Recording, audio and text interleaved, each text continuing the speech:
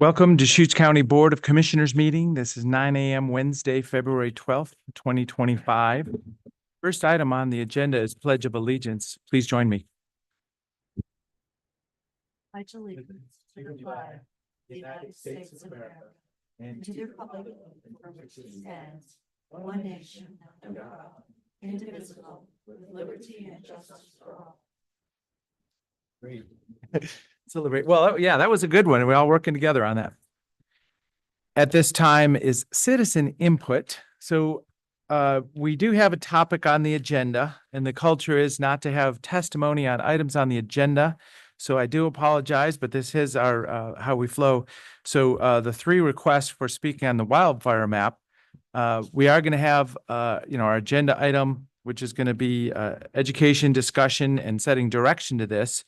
And it is not a public hearing on the matter. So I do apologize, but let's all pay attention to that as it comes around. So with that, Mr. Greg Bryant.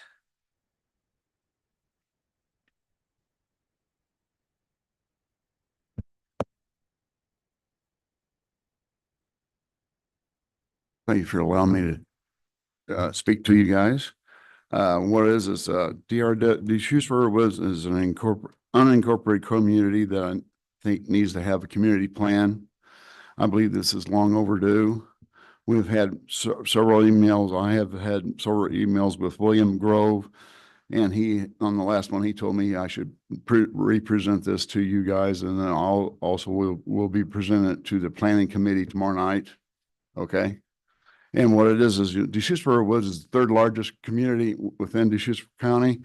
And per the interpretation of 660-022-0020, which gives you the designation, it says counties may amend these designations as circumstances change over time.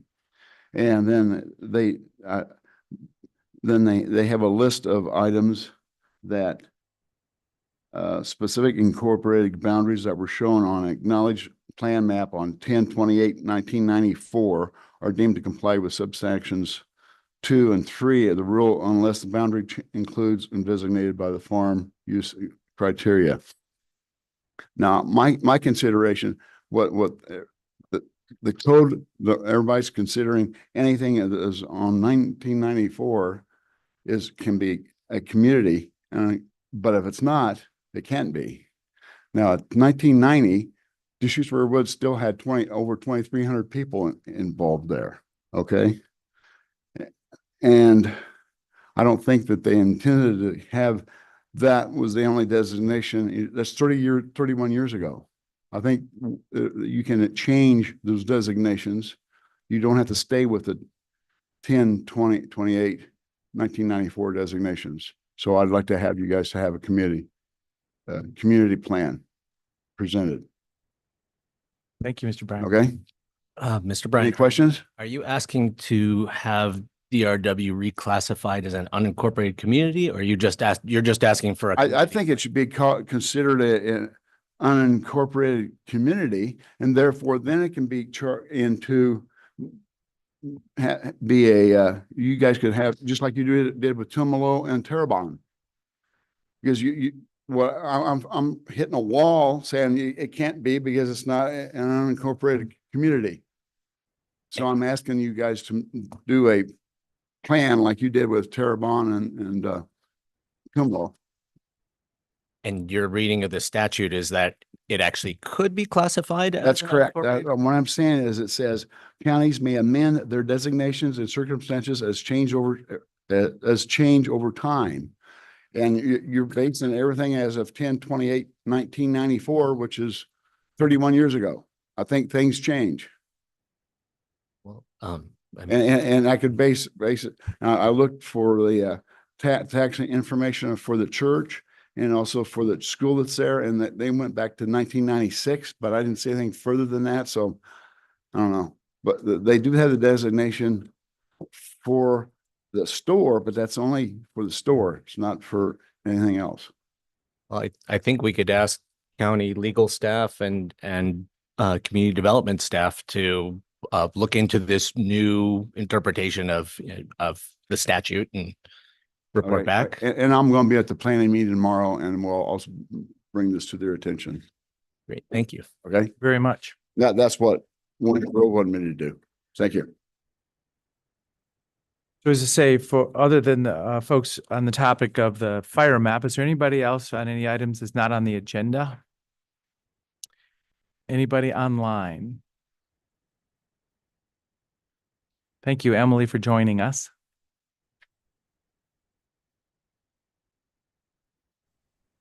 Hi, thank you. I just prepared a statement about the decision to disband the DEI committee last week or last meeting. Can you hear me? Yes, if you could speak up just a little clearer though, but we can hear you in the room. Okay, I'm just going to read my written statement. During a time of precarity for civil rights, disbanding the DEI committee has indicated to many that you are indifferent to your constituents who are already underrepresented and underserved. A member of that committee is a social worker. So, like me, who is a nurse, they've worked on the ground in our communities and seen firsthand how health, social, and racial disparities impact all of us. If they think that this committee was worthwhile, I trust their judgment. As a justification, you cited complying in advance to a presidential order. That order is unconstitutional. It's likely illegal. And furthermore, it was not directed at your office. The motion appeared opportunistic and rushed. All of this undermines people's trust in civic establishments. So my ask to you is that you describe how you plan to address the disparities. These were researched and documented by both the committee and the county's own internal auditors. And when can we expect to see you follow up on the results? Thank you. Thank you very much for joining us. Any comments? I wasn't the one who voted to disband the committee, so I'll let you all respond on, how you will address the disparities identified in the work of the committee. Great. Well, yeah, I mean, I'll make a little bit of a statement here. So areas of retention were something that popped out that we know we want to do. Let's look for that opportunity. We already work under an equal employment opportunity plan. And if, as I say, for myself, if we're the governing body and we're the policy-making authority here, let's work together on this. My words have always been, we're here, me personally, love all, serve all. It's easy. We're here to serve everybody. And let's advocate for the culture of the organization. So obviously this is a lightning rod issue for some folks, but let's all work together. Big picture. Any statement? Yes, it is the big picture, and we've had lots of laws in existence for decades about keeping government fair. And I do believe that Deschutes County really cares about its employees, and our culture is, from what I hear, most of the time, I would say, excellent. We offer, I believe, a good place, a really good place to work in Oregon, in Deschutes County. So I feel like we can proceed ahead. Great. Thank you very much. Okay, well, I guess I will say that we've had the Civil Rights Act, we've had the Equal Employment Opportunity Act for many years, and yet we identified certain disparities in the way that the county is providing services to all its residents, and we identified deficiencies in the way that the community is represented within the county, despite the fact that we have all those laws. That's why this committee was formed in the first place. And I didn't hear either of you give any specific explanation of how we are going to address the disparities that the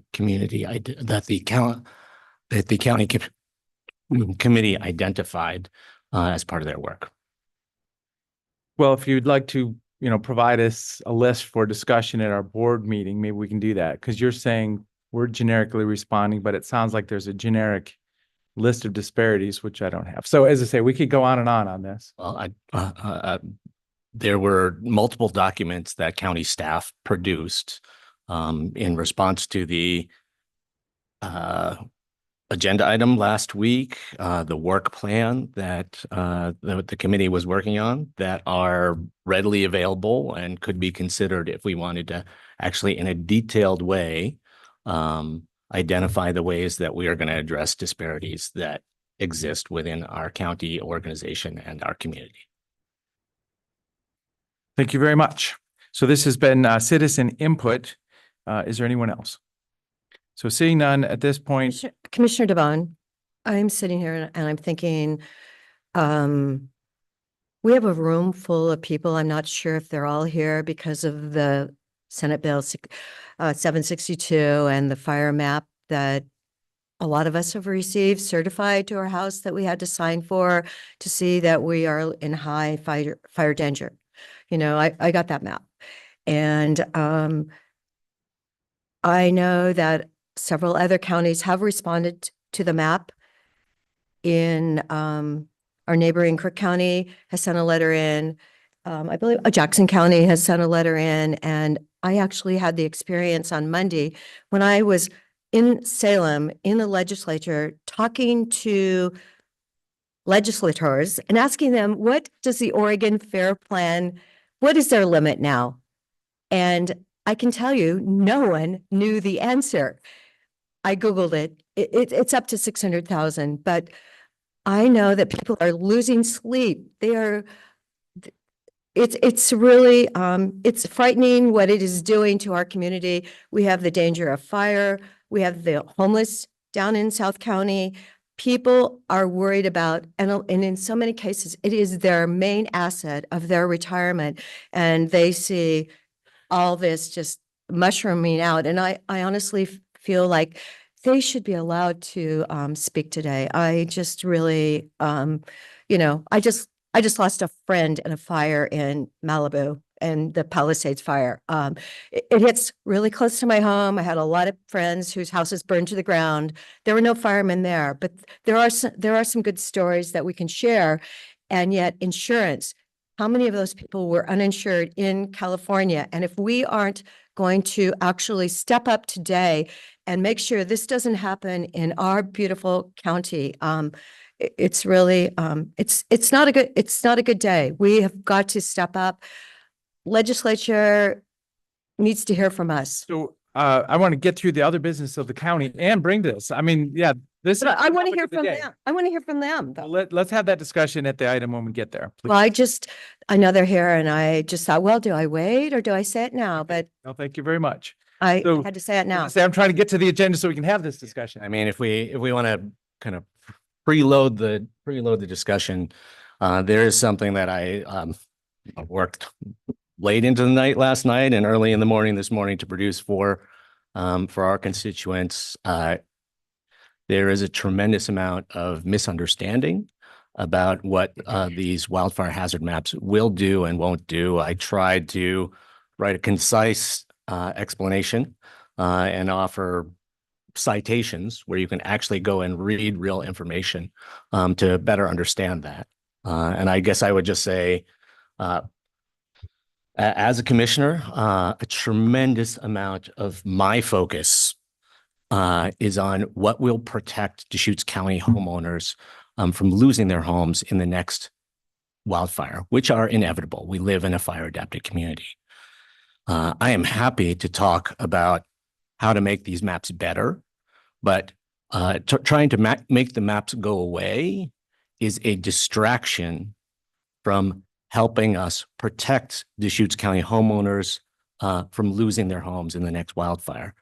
What actually does help us protect Deschutes County homeowners from losing their homes in the next wildfire is federal lands fuels treatments, adequate firefighting funding, support for home hardening work. And trying to argue about these maps does nothing to address those real needs that I would much rather be spending my energy fighting for.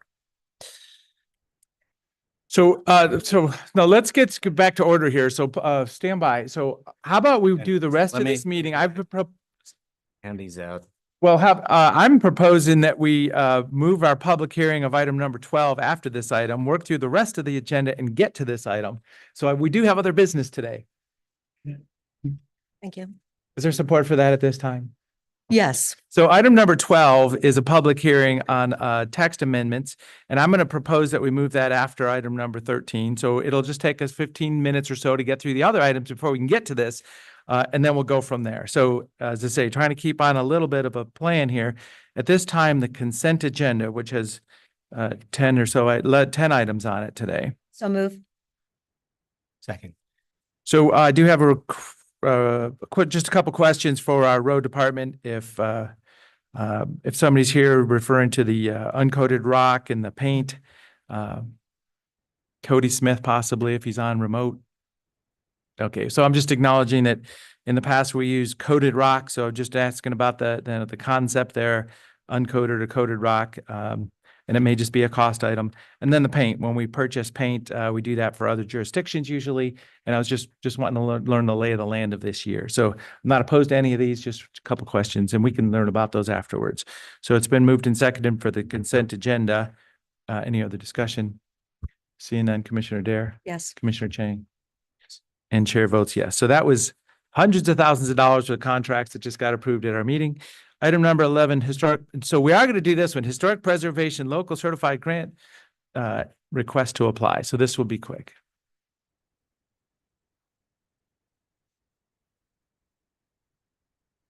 Good morning, Commissioners. My name is Tanya Saltzman, Senior Planner with Community Development. This is quick. So I'm here to request permission from the board to apply for a certified local government grant. This is a grant that relates to historic preservation in the county. This is a grant that primarily is utilized by the county's Historic Landmarks Commission, as well as the City of Sisters, which is kind of folded into our HLC and our certified local government. These grants exist on a roughly 1.5-year cycle. We've done them every year. Or every cycle, excuse me. They're non-competitive, which means that as long as you submit a sound application, you are awarded this funding. The funding ultimately comes from the department, from the federal side, from the Department of the Interior and the National Park Service, and is a pass-through grant through the Oregon State Office of Historic Preservation, otherwise known as SHPO.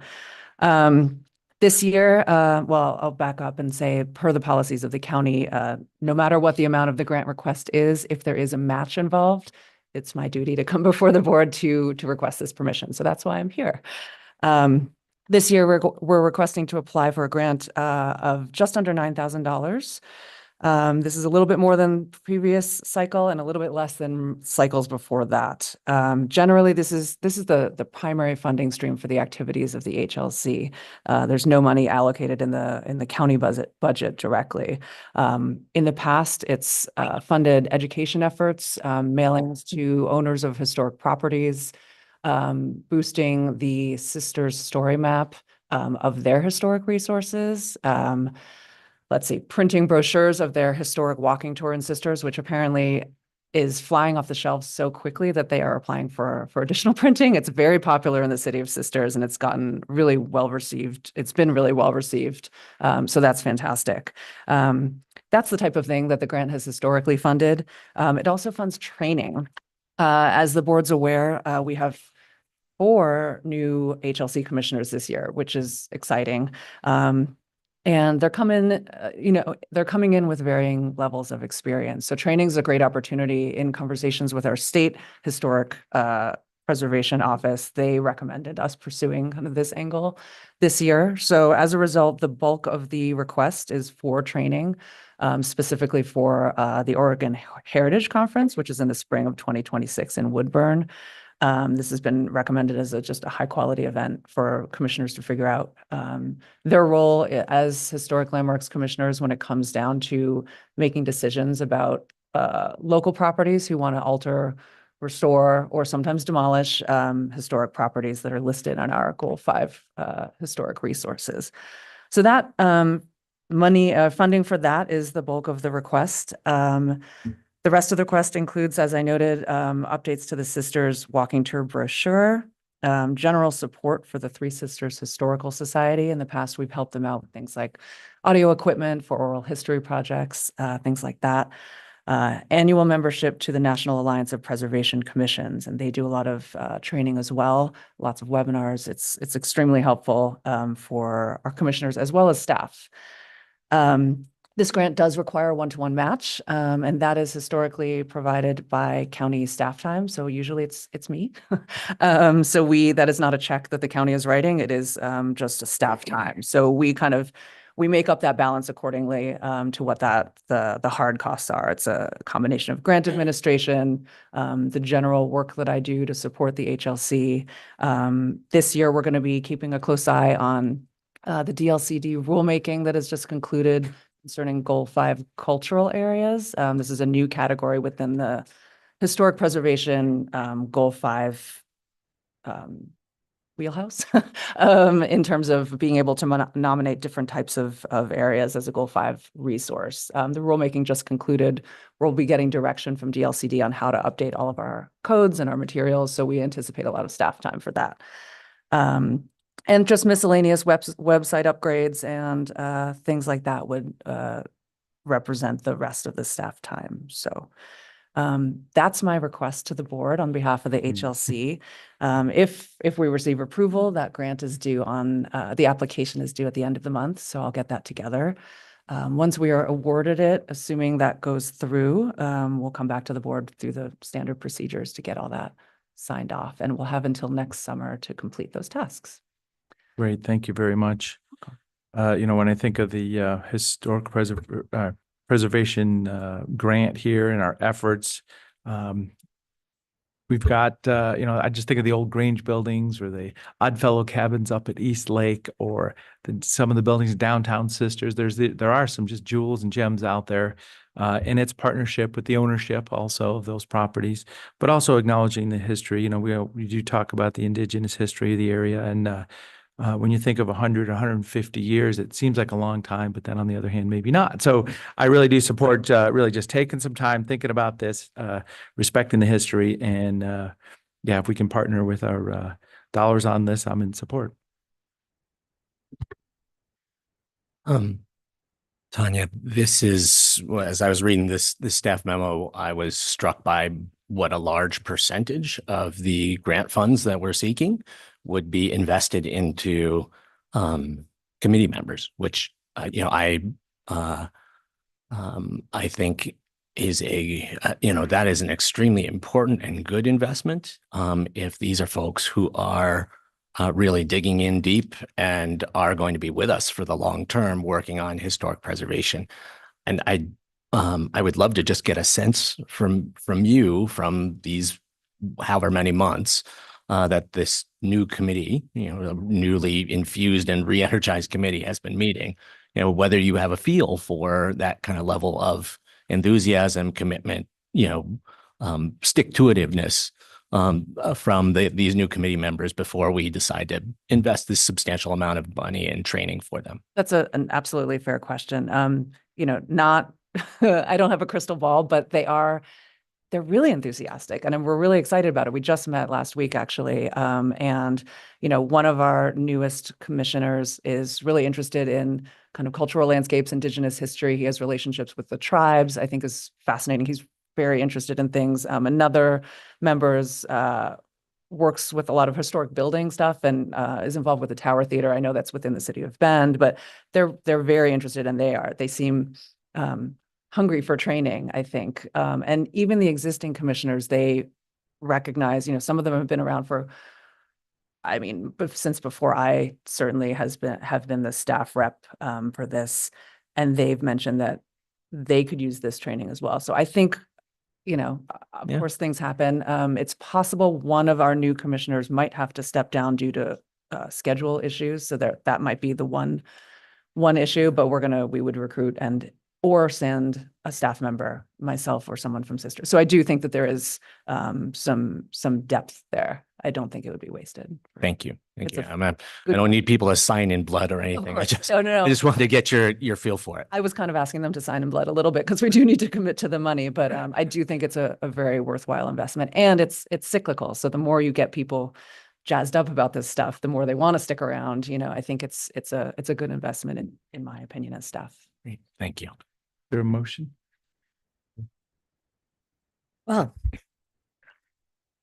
I move that we authorize the application for the 2025-2026 Historic Preservation Certified Local Government Grant. Second. And the amount is $8,946. Second. Any other discussion? Seeing none, Commissioner Dare, Yes. Commissioner Chang, Yes. the chair will vote yes. I appreciate your support. Tanya, how long have you been with Deschutes County? Almost 7 years. 7 years. Okay, great. Here's history right there. Yeah, no, thank you so much. Thank you for the, anyway, no, Quick note that also the concept of historic is changing. You know, now it's, you know, technically it's usually 50 years is considered historic and in various, you know, scenarios. So we're looking at the 70s at this point. So it's possible there mhm. are, you know, some of us might be considered historic, but there's some resources now that might be in the county that are Mm. now kind of newly eligible and we can have discussions about those type of things. So we'll be looking into that as well. 1974 manufactured home. Right? I mean, Oh, boy. avocado carpets. and- yes, and I have that rock guard at my house. So anyway, that's really old. So as I say, we are switching items 12 and 13 at this time. Thanks for standing by for public hearing on clear and objective housing text amendments. At this time, item number 13, Senate Bill 762, statewide wildfire hazard map information and discussion. So Kyle, I think, yeah, we're switching. We're not going to go to you right now. I think I'm a part of this item as well. Are you good? Okay. You're on both of these. He's a lucky person. Okay, so let's just acknowledge. So the end of the last meeting, you said, let's do a resolution opposing. That was how this got started. And Right. as I say, I know I can see it bubbling up out there also. The agenda item was put on here. My thought process as the chair was to have a public hearing on the matter is, wanting to hear from folks, but let's get some information on the table for us first. Is there support for going down the path of something to tell the legislature or ask the governor or, where are we going to go? So education. And I do want to hear, from Commissioner Chang, sounds like you're very passionate on the subject to support the map. Not necessarily supporting the map. I'm just saying that trying to make the map go away is not helpful and is a distraction from the things that we should be doing to protect our residents from wildfire. Okay, so following up with my legislative efforts on Monday, I was in Salem also. In the midday, I was able to meet with the governor with some Eastern Oregon commissioners, and I sat down with the governor specifically. And I said, this wildfire map is a hot topic. She said, in the next few days, we're going to have to do something about it. So I couldn't get her to say any more, but she understands. She's already getting this. I also was able to talk to Senator Golden that afternoon in person, and he put out a letter that got published that says, Ashland lawmaker wants the map to designate the risk level of broad areas rather than naming the risk of individual properties. So he was the advocate of that bill to get started and the previous bill. And this was just published the other day. So at this time, as I say, we got land use and Project Wildfire now in front of us. And is there support for kind of just setting the table? Definitely, we need to set the table. Yeah, I heard a week ago, the governor knew she had a problem with that map. And honestly, what we've done to fellow citizens in the challenges of today's life is really, it's really incredibly unfortunate. A lot of people have done a lot of things that they know they need to do in order to keep their place safe. And yet the conversation yesterday morning from someone from ODF and W that was speaking to the Eastern Oregon group said, well, it doesn't really matter. Well, it does really matter. If you're trying to sell your house and you have to disclose that your rating on the map, and the word is out that properties are individually analyzed for their fire capacity, that could be really detrimental to a lot of people. So we need to do something. Yeah, okay. Kevin, yeah, do you have a way to step into this, or do you want us to just ask you questions, or are you ready for? Yeah, for the record, County Forester Kevin Moriarty. I'm just here to answer questions or clarify things, folks. Oh, you guys didn't prepare a presentation of any kind? No presentation. For the record, also Kyle Collins, associate planner with the Community Development Department. No presentation. I mean, I'm happy to give a general overview of Senate Bill 762 specifically as it relates to development, new development primarily. Moving forward, that's one of the big portions of the bill. I know Kevin is a lot more familiar with some of the other portions of Senate Bill 762 that aren't directly related to development. There's things around So yeah, space treatments. we'll acknowledge. So R327 standards, building requirements and codes being adopted, state building codes that would be implemented is because of this. So that's the concept you could provide. And then for Project Wildfire, the history of Central Oregon, Deschutes County proper, putting Project Wildfire in our Deschutes County code, having a long history of neighborhood advocacy, working together, understanding what reducing fuels and defensible space is. So I'm just getting the scope here. But my thought is, Commissioner, yeah, if you want to. I think we should ask staff to start with from the top discussion of all the things that Senate Bill 762 did, and then focus in on these maps. Sure. You want me to start, Kevin? Yeah, sure. Yeah, so Senate Bill 762 obviously was passed in 2021. It's been amended a few times since then. But one of Senate Bill 80. Correct. It is currently technically Senate Bill 80 is the overarching framework right now. But a portion of those bills, one of the main portions that we're talking about today, is this wildfire, what was originally called risk map. It's subsequently been changed to the hazard map. It serves a few different purposes. At least in my realm of land use and planning, it serves a purpose for future development on properties based on what their hazard classification would be. So the general idea as posed in the bill is every property throughout the entire state of Oregon is provided a hazard classification as well as a designation of whether or not it falls within what's called the wildland urban interface, or the WUI. I think that's a term most people probably are familiar with at this point, but generally it just describes an area where wildland vegetation interacts with built structures in some capacity or another. That's a pretty open-ended definition, and it's been drilled down a little bit more by Oregon Department of Forestry and others in the creation of this map. So there's some specific parameters that show that WUI boundary as well as these hazard designations on the map. For properties that fall within a high hazard classification, as well as within the WUI. So you have to hit both of those thresholds for any new future regulations, which again, I want to say that they're future proposed. These are things that are not in place on the ground, but they are expected, assuming that the bill remains in place. They have to meet new standards for fire hardening of residential structures and residential accessory structures. So those are kind of the general things I think most people are aware of at this point, what your roof is constructed out of, what the siding materials are constructed out of, screening of vents, soffit materials, really all of the built components of your house that can be fire hardened in some way. Those are intended to be brought forward for new development or big replacements of existing structures. So you can imagine if you had to replace your roof, for example, and this map is in place. Again, you hit both of those thresholds, high hazard and within a WUI, you might be required to bring a previous roof that was maybe like a wooden shake roof up to a more fire hardened version. The other big piece of this. Kevin, how long ago were shake roofs disallowed in Deschutes County? I mean, my house was built in 2007 and I have the R327 hardy boards because I was hammering on it. It didn't work. So haven't they been disallowed forever? I mean, forever, I'm talking about a couple of decades. I can answer that question. So Deschutes County actually already has a wildfire hazard map adopted in place, our local map. The specific reason for that map when it was adopted back in 1990 was essentially just to prohibit wooden shake roofs. There are some additional things that come along with that, but that really is the primary thing. So we're going on 30 plus years at this point of disallowing wooden shake roofs and From 1990?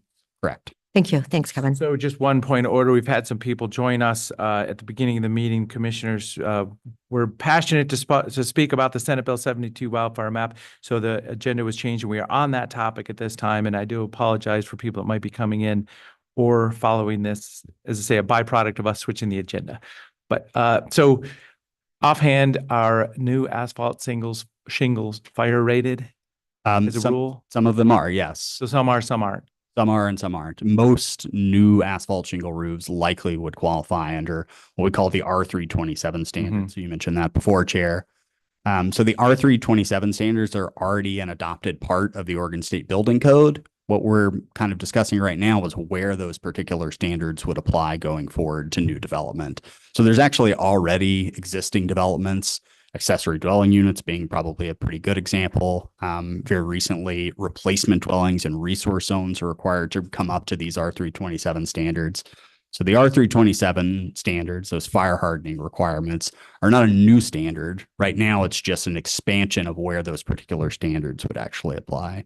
And yes, roofs are usually kind of the kind of preeminent example that people talk about, but it's not limited to just roofs. It's everything from glazing of windows and siding materials, soffit materials, venting, all those things are kind of captured within that. If I could just point out that, so these R327 specialty codes would apply in high hazard areas identified in the state wildfire hazard map for new development or major redevelopment of your property. No one would be required to go back and retrofit their existing homes, although might be a good idea if your home is not currently built of the most wildfire resilient building materials, but there would be no requirements. And what's really important to emphasize about these requirements is that these are readily available, commonly used building materials already. Huge number, huge percentage of newly constructed homes right now are using cement siding. You can go to Home Depot, get yourself a little ribbon of finer mesh to retrofit the mesh on the vents on the side of your house, and in so doing, dramatically improve the likelihood that your house will not suck embers onto the inside that will burn your house to the ground from the inside out. So these are there's been a lot of questions about how adoption of these R327 specialty codes will affect the cost of construction of new homes. And I just want to say, double pane windows, those are already required in the state of Oregon, or glazed windows. That level of window is already required for home energy efficiency. So these are not radical new building materials that are being forced upon people. These are things that are in everyday use, which some people just may not choose to use. Yeah, I obviously I don't have specific numbers. I think it would depend on the individual construction project, but broadly, yes, these are not. As I said, these building standards have been in place for quite a while. The R327 standards, it's just a matter of where they might apply. And again, there are some overlap between things that are actually already required under the building code for residential development that would be pulled into this R327 standard. But to respond to your question, yes, it's not intended to be a retroactive standard. So it's not we're tearing down every house in the state and then requiring people to rebuild to this new standard. The general idea is new development is kind of the primary objective here. And then slowly, as old development is redeveloped over time in a major way, then it's intended to be brought up to those standards. I think the goal from the Oregon Department of Forestry, who is ultimately the one that's kind of guiding a lot of this, is that there'll be a gradual bleeding into more and more houses throughout the state coming up to these fire hardened standards. Can you speak to and to add to what you may be speaking about, but the wildfire risk map exercise we went through a few years ago over Deschutes County proper? I can. I don't know if you would like me to talk about the other set of standards. No, please do. As I said, let's add that to it. So the fire hardening standards are probably one of the biggest things. They're also one of the easiest things to point to. The other portion that deals specifically with development is the state fire map is intended to guide a set of what are going to be called defensible space standards that the Oregon State Fire Marshal is in the process of producing. They haven't released a final version of those yet, so unfortunately I can't tell you exactly what that is likely to be. What we have heard kind of behind the scenes and in public meetings with some of the officials there is it's largely going to correspond with, I think, what most people, particularly in, I think, Central Oregon, understand as kind of some common sense practices. So we're talking about that like 5-foot range out from your structure. What should you do there? Up to 30 feet. What should you do with vegetation out to there? And then outward to 100 feet and beyond. What types of vegetation management you can engage with. My understanding from the Oregon the Oregon State Fire Marshal is, I think especially at the beginning, this is intended to be largely kind of an education component rather than a mandatory thing. I think the idea is once somebody received a hazard designation as high, and again, they're in this WUI area, they would receive some type of, basically a pamphlet and potentially even an inspection from somebody at the state level that would say like, hey, you could do these things and you should do these things if you want to improve the fire protection for your property. What those specific sets of standards are, though, at this point, we don't know. That's kind of one of the pieces of rulemaking that is yet to occur at the state level. But those are the two big components dealing with development specifically that the fire map is intended to direct, that fire hardening component and the defensible space component. To answer your question, Chair, we in Deschutes County did go through a very similar exercise about 5 years ago now to produce our own, essentially to reevaluate our local wildfire hazard map and to see if it warranted updating with, we have better, technology, as Commissioner Dare questioned earlier. This was originally adopted in 1990, so we're at the 30 plus year mark. And so it was brought up that maybe it was time to see if we should reevaluate what our local wildfire hazard map was in place. And then there was the discussion that possibly that might actually come along with new development standards. We never actually got to that point because the state bill was passed shortly thereafter. But ultimately, we did produce a series of maps under a very similar methodology to what Oregon State University put together in producing this current version of the statewide map. It is different in the sense that it's not a property by property designation. It was largely one of the big things that it broke it down to is regions of the county itself. And so we're looking at things like topography, we're looking at long-term climate trends, we're looking at weather possibilities, the actual vegetation component on the ground for individual portions of the county. And then all of that gets compiled together in essentially an assessment of what is the long-term possibility of a fire occurring on this particular segment of land and spreading out from that particular segment of land. And then based on that, we ascribed a series of what you would call hazard ratings effectively to different sub-regions across the county.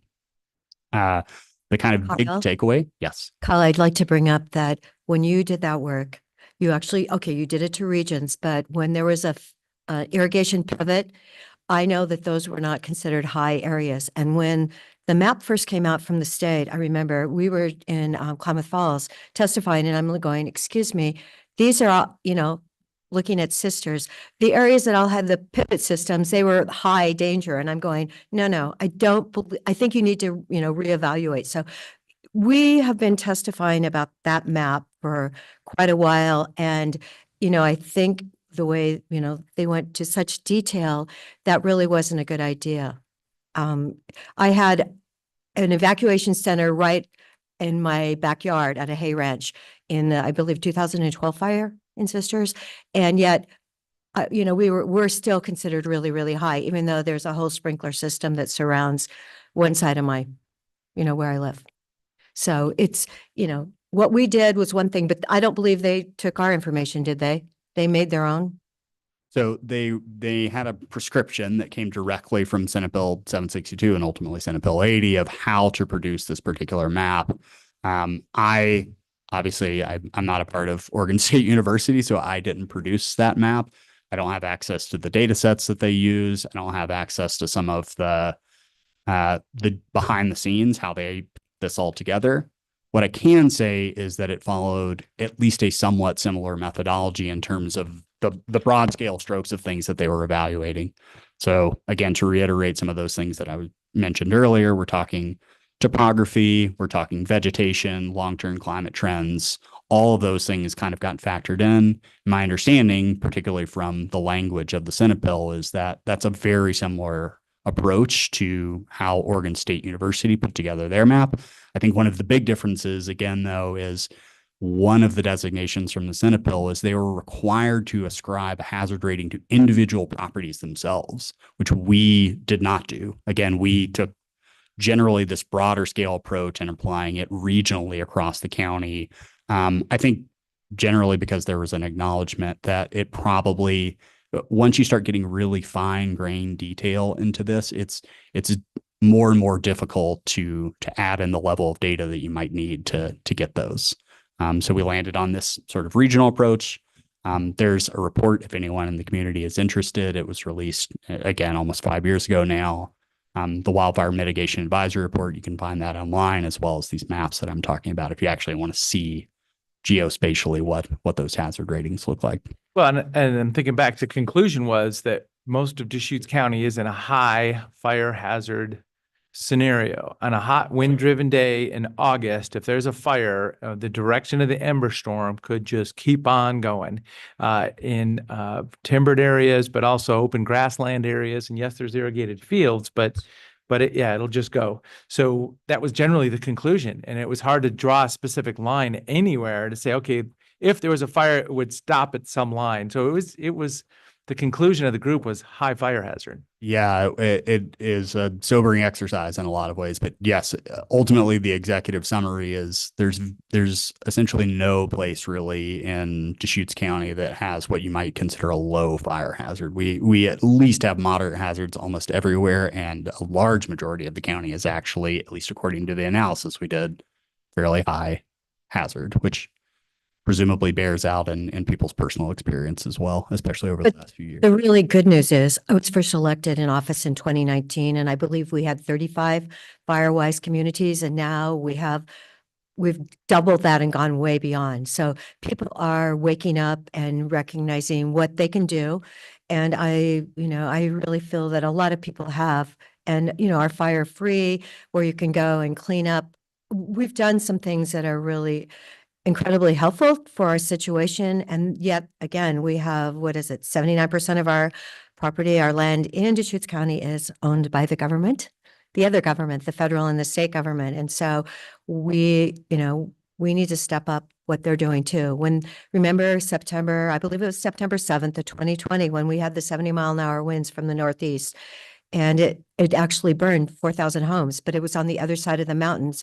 The fire at Warm Spring was taken over the mountain and joined another fire in Detroit and took out that lovely community.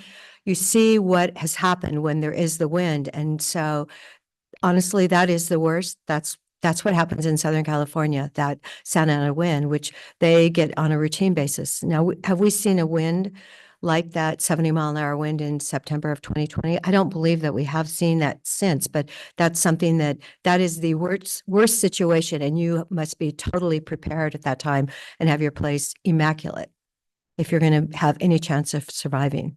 This is why we should be spending a substantial amount of our energy focused on how to promote hazardous fuels reduction on public lands, instead of spending a lot of energy and focus on these maps. But since my fellow commissioners asked to have this on the agenda for this week, and we are talking about these maps, I would like to just say a couple things about the 2019 effort. First off, I would like us to put in the record a link to the advisory committee's work from 2019, so that anyone in the community can find the information easily and go and take a look at the hazard maps from that exercise. Our county, our county completed hazard maps, they were area level, not property by property specific, but individual properties do fall within areas on the map. Those maps identified many more properties and many more areas as high hazard than this state hazard mapping effort has identified. So the takeaway for me from that is we have been pretending that there's less hazard for many residents in Deschutes County than there is. We do not make people safer by pretending that their property is not high hazard when it is. So, but there's reasons for why politically this has played out this way. Why the state map doesn't identify enough properties as high hazard. And I do think, a lot of the concern I hear from property owners is, what's the deal? My neighbor's is classified as medium and mine is identified as high, and there's really very little difference. The problem is that whenever you do an exercise like this, there's going to be a boundary between high and medium, and the people on the medium side of the line, if they don't want to be included, they're going to be happy. The people on the high side of the line, if they don't want to be included, they're going to be unhappy. And so they argue. And that is why between the first wildfire risk map that the state attempted under Senate Bill 762 and this current map, thousands of properties have been dropped down. That's not fair to the people who are still classified as high hazard, and who probably are genuinely high hazard because their neighbors should be classified as high hazard too. Because we really do want everybody to implement defensible space around their homes if they're at real wildfire risk. We want everyone to be building new buildings with the most wildfire resilient building materials. And that's extremely important because the most likely thing to catch your house on fire in a wildfire is your neighbor's house. So we want everybody who is at high hazard to be doing what is needed to reduce the risk for all of us. So that's just a little bit about the maps. The difference between our county exercise, the state exercise. County exercise shows more areas at high hazard than the states. And my take on why we're fighting about this so much, because there's a boundary, and because if you're on one side of the boundary or you're the other side of the boundary, you want to fight about it. Or you feel like it's unfair, and it is. It's where you draw that boundary line is really arbitrary. But again, in my opinion, I don't think pretending that people aren't high hazard helps anybody. So early 90s, Project Wildfire was put into Deschutes County Code, advocacy, education, neighborhoods working together, fuel reduction, best practices. Take it away, Kevin. So yeah, just an introduction to what you do. Yeah. So again, I'm the county forester, and I manage the Project Wildfire program. I am the chair of Project Wildfire. We're a mitigation and education program that's been successful throughout the years through my predecessors, and we're continuing with that success. We hold monthly meetings. We discuss these topics quite regularly. We provide presentations from folks in the industry that have expertise in things we're talking about. And we also started a subcommittee just recently as well, a neighborhood coalition subcommittee, really giving the power to the neighborhoods to discuss these things as well. And that's been very successful. We heavily rely on grant programs, which was a big piece of Senate Bill 762 with the Oregon State Fire Marshal. We've been able to implement those grant programs pretty well. As currently we have a bin rental program open for application to help with defensible space during fire free. Bin rental. So a yard, 30 yards, 20 yards, whatever it is. Yep. Bin rentals or dumpsters, as Yep. people like to call them. So, Hey, I know you have great news story. I heard it on KBND yesterday. You might want to repeat it for this community just so that they can know. Does it have to go to a FireWise community or can it go to any private citizen in the county? The only major criteria is that it's a community-based program. So we're really looking more at the neighborhood scale for these grant applications. So they're not necessarily for individuals, but definitely for communities. And like we have talked previously, this work really needs to be done at a community level because that's really how you become fire adapted. Right now, we have $75,000 in funding, and we intend to award roughly 30 communities with the services of providing these bins or dumpsters. We had this program last year as a pilot program. It was pretty successful. We had 18 communities participate. And it does also alleviate some of the workload on the landfills as well by allowing these bins to be in the neighborhoods instead of people taking their trailers to the landfills and transfer stations. So that application is open right now. You don't have to be a FireWise community, but it is prioritized for neighborhoods. Another reminder that we learned is please look into buying some compost at not landfill too, because it'll get all backed up. You know, we have so much biomass that comes in from the transfer stations and it ends up at not landfill that it gets all backed up. The big rows that are composting, the branches and leaves themselves end up being used as alternative daily cover sometimes also. So as I say, there's an opportunity to help that economy turn around there too. So I think this is going to boil down to being inconsistently rated and having maybe, so I'm kind of speaking to everybody now, the skepticism and distrust of what's the state doing to us. And I do worry that we're going to have a map and then all of a sudden, and if there's already bills, and I haven't done my homework on this, but I think some Senate bill, well, if you're in this map, we're going to put some special rules for you. And it sets up the state, this statewide land use system for a little bit more command and control on rural across the whole state. So, I mean, I really have some heartburn about that. It's already been done.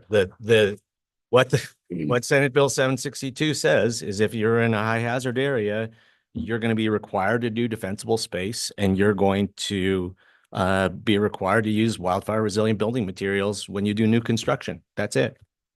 That's the purpose. Opening ourselves up for the next step though, too, that, you know, and we do have a, legislature that seems to be locked in on this state land use system. That's like, yeah, well, hey, this is a good idea. How about we do that for everybody across the state? So as I say, that's where I fall right off of, because I absolutely support defensible space and being resilient and cleaning out the gutters and trimming up the trees. But just that command and control thing. So as I say, that's very political. I don't see it. And you don't see it, you just said. No, I don't Okay. I don't see it happening. I know that, one of your primary policy goals is to call the state land use planning system into question. And that's fine. But I mean, what we should be talking about here is how to protect people's homes from burning to the ground. Well, I believe we should actually be worried about people that live here that are personally worried about their home and their insurance and can they sell their property. I've seen that already. I mean, I believe we are in a really precarious situation when you consider that 12,600 homes burned in Southern California. That is a message to Deschutes County that we have to do as much as we can, but we also need the regional approach and not the individual property approach. And, I heard from a lot of people, and it was fascinating that some of these emails were all going into spam. And I'm going, I get some really crazy regular emails, but why were these going into spam? I don't know. Apparently we're going to get that fixed. But hearing from people that have really done everything they can possibly do, and yet they're going, oh my gosh, I got this terrible designation. We've got the homeless out here and we've had all these fires. And so it's now, let's not get into the culture of cheering for one comment or another here. We are just having the people's business discussion. okay. Anyway, I believe if we could send a message to Salem that they need to do something about this map, they know they have a problem. They have, they've really put a lot of pressure on a lot of people that have done all that they can. And let's think of a better way to regionalize the map instead of individualize the map. I just feel that that's a much more positive way. And yes, we know we live here. It is a high desert. We only get 11 inches of rain a year. We only there 33 inches of snow.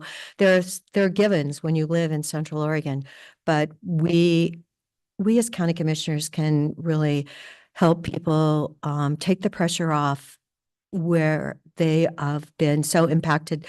Speaking with Tammy Taylor this morning, the insurance agent from Sisters, and she really had some excellent comments to make about what is happening. There are companies out there that are still writing policies, and yet I'm hearing about a lot of cancellations. And then where do you go next? And what do you do? And so many times it depends on the underwriter if your house is approved or not. So we really need to be as helpful as we possibly can in the decisions we make today. Let's be clear about the connection between these maps and insurance coverage and premium decisions. You can ask the state insurance commissioner, you can ask I believe any local insurance agent, including Andy Musin, who came and testified for Project Wildfire on February 20th, 2024, if anyone wants to look that video presentation up. And they will explain to you that the insurance industry has their own maps and their own models. And this is an industry that in the Labor Day 2020 fires lost hundreds of millions of dollars. They took it in the shorts. And so the coverage contractions and the premium increases that we have seen in the last 3 to 4 years have primarily been driven by that data point. These maps this map is not affecting the decision-making of the insurance industry. The insurance industry, again, took it in the shorts in 2020, and they are trying to protect themselves from experiencing that again. They have spent way more money than the state has spent on their maps and models. And they are going to trust those for making financial decisions that mean hundreds of millions of dollars to them, more than they're going to trust the state map. So let's be super clear about that. Again, you can ask anyone in the insurance industry if they are using the state wildfire hazard map, draft map, earlier versions, whatever, for insurance determination, and they will tell you no. But the question I know that people, it's very unsatisfying for people, because what people want, they want the insurance industry to recognize the work that they're doing. And I want I want the insurance industry to recognize the work that they're doing.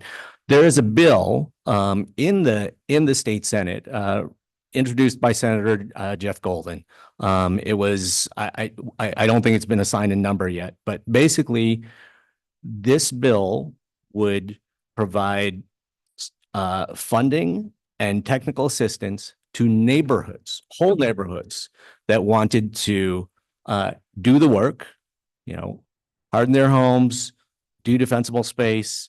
Sounds like a Firewise community, right? But the difference is that these neighborhood cooperatives would get a certification from the state, the thumbs up that, as a whole neighborhood, they had done the work.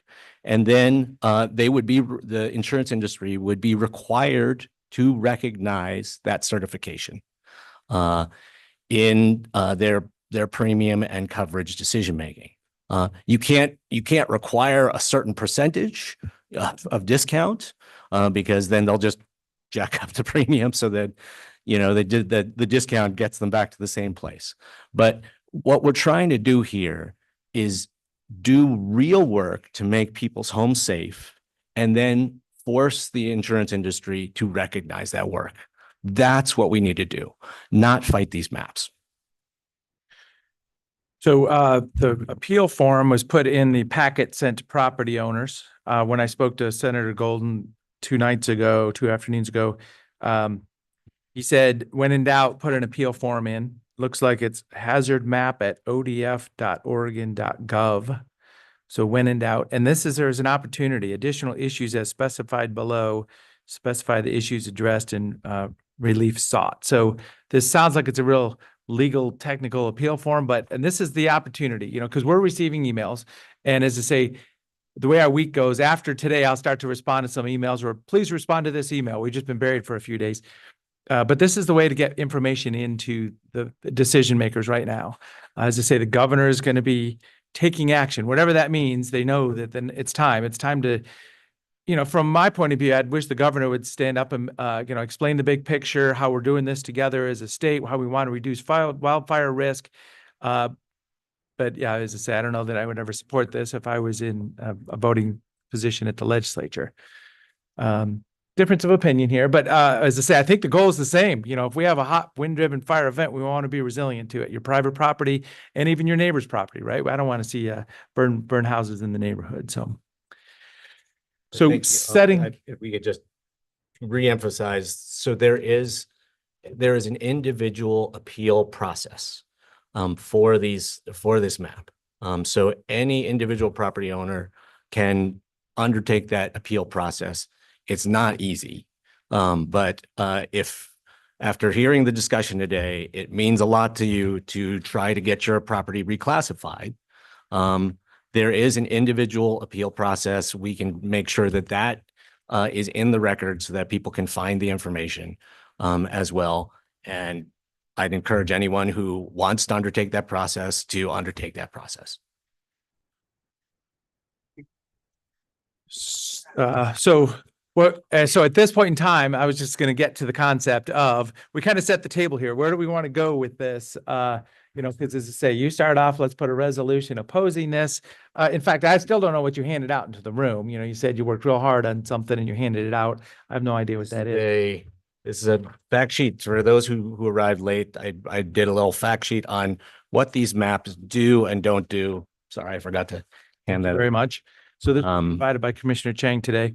And as I say, for the folks that came in, we did start this topic early today because of the passion in the issue, and it just started to organically happen. So I do apologize for folks that are just walking in or tuning in online. I just want to respond. For those of you who are contemplating whether you should appeal or not, here's that. This is the reason I wrote that. I put that fact sheet together. This map will not affect your insurance coverage or premiums. This map. Yeah. Oh, please. It won't. It won't. Ask your insurance agent. No, ask your insurance agent whether your company used these state hazard maps to make that determination. So Isn't that amazing? That was also the time when the insurance industry was reeling from the Labor Day 2020 losses. They are making their decisions with their own data. Most of the people in this room. Well, The claimant lost data from the Labor Day 2020 fires is what was driving those decisions. we get that. The problem is that if you are one of those homeowners that feels impelled that you have to disclose this when you're selling your property, what is that going to do to the value of your home? And hearing from some of you who've worked so hard, and I know that feeling, worked really hard on my personal home, and we're going the wrong way now. And what is it we can do to help those people? That it is your home and it is your main asset. And here we are. I'm in the woolly and I'm in the high danger, and the list goes on and on and on.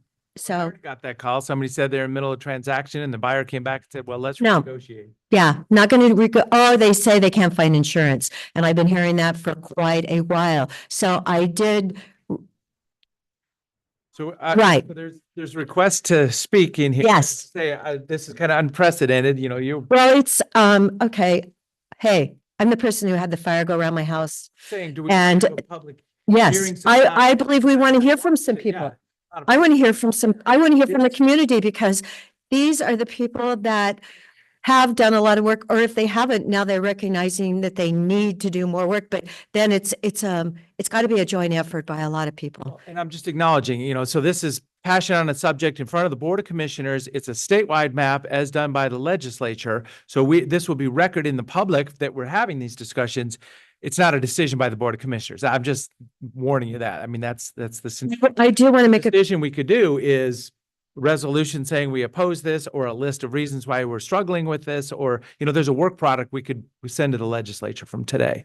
okay, And so I would ask legal counsel, can you help us with this situation where Dave, we're requesting for public hearing on a matter not published per se? I mean, you have the discretion as chair to yeah. obviously allow public comment. Okay. So as I say, I'm just sensitive to what we've been through over the years But, here now. but if you want to do a public hearing, we would have to notice it. I mean, the chair can Yeah, allow people to speak outside of public comment rules. That's correct. I mean, a public hearing should be noticed, but I think you just open up the public comment and it would serve the same purpose. So yeah, as I say, we're not going to be way out of bounds if we do that today. No, you have the discretion to allow public comment. So as I say, okay, well, so are you supportive of that, Commissioner yes, and Commissioner? That's fine. I mean, I will reserve the right to respond to people, and people have heard some of my points. I was interrupted before I Yeah, as I was say, able to let's- provide my list of what this map will do and not do, but I'll sprinkle it in. And let's have discussions. Let's not go cheering or booing back and forth too. So it is 10:10. We're doing good for time. So this was scheduled for 10:20. It just started organically earlier. We do have one other agenda item that might slip to this afternoon, so we'll see how that goes. But I'm not opposed to taking testimony at this time on this matter.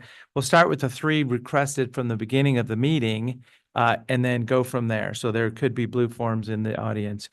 Please hand them to Brenda and she'll get them to me. Chair, do you want to just take maybe perhaps just a 5-minute break to let people get the form? That's fine. Yep. fill out the Let's forms, get fill out the organized. forms. What we will also do is we'll open up the back wall Okay. because more people may be continuing to come in thinking it's starting a few minutes late. And then that'll Yeah, so help. we're gonna reorganize. But to get organized. Thank you very much. So we're going to take a 5-minute break, get reorganized for public testimony on the matter.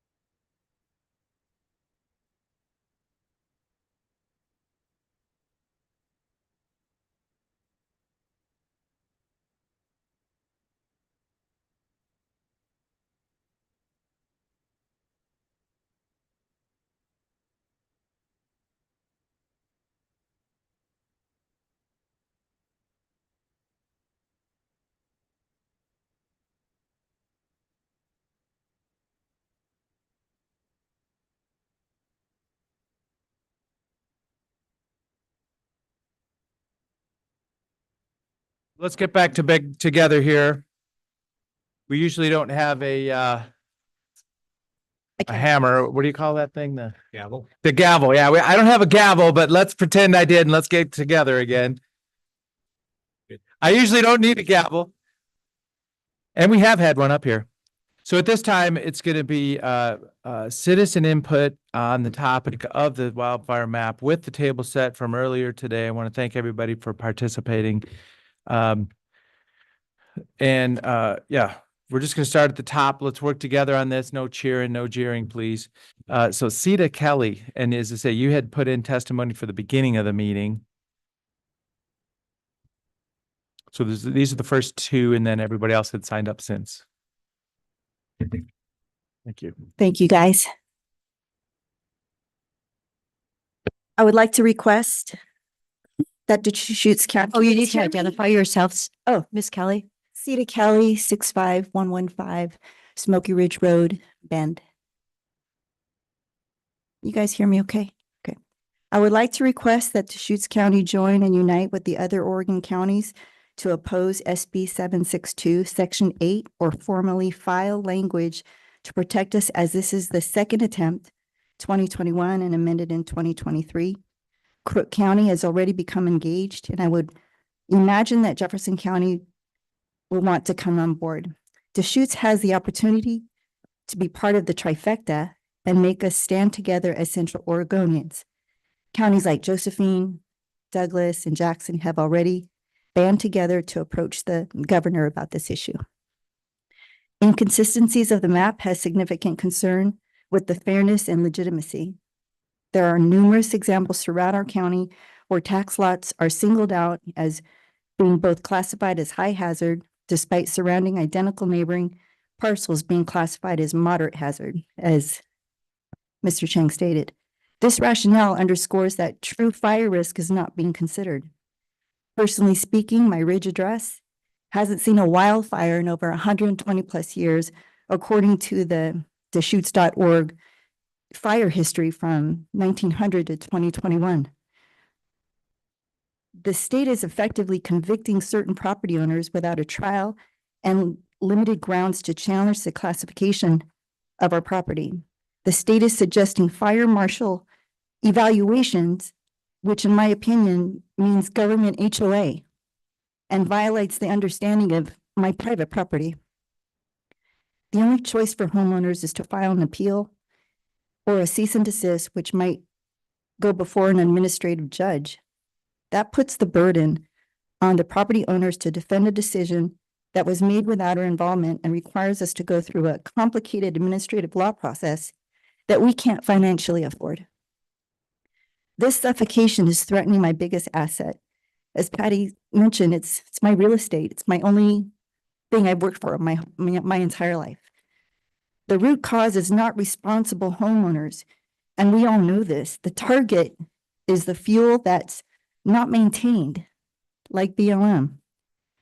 The domino effect that possibly got overlooked is costly expense for defensible space with no guarantee of zone reform. Unfairly penalize certain property owners with decreased property value and the likelihood of extinct resale value. The coincidental, non-renewed cancellation of property fire insurance is a separate issue. But you can't help but wonder the irony of the OSU and ODF mapping. How could this be acceptable to any homeowner who has received this letter? I understand the legislation is from the state and not a Deschutes County project, but as you can see, our pleas cannot go unheard, and I hope you are able to recognize we need your help to this pushback. Thank you and I appreciate the time. 3 minutes. Great job. Thank you so much. So yeah, the 3-minute testimony today, and you were prepared before we even had the table setting exercise. Mr. Keith Brockow is next. Oh, please. A lot of things to respond to. The one thing I'll say right now is at the Association of Oregon Counties, meeting of all 36 counties yesterday, Monday, Natural Resources Steering Committee, the majority of the counties declined to contest the state wildfire hazard map. So there are a couple of outliers, Crook, Josephine, Jackson, Douglas, but the majority of counties chose not to challenge the state wildfire hazard map. Because the request was for us to join other counties, but our peer counties are choosing not to do that. Thank you very much. So Keith Racco and then Deborah Fink following.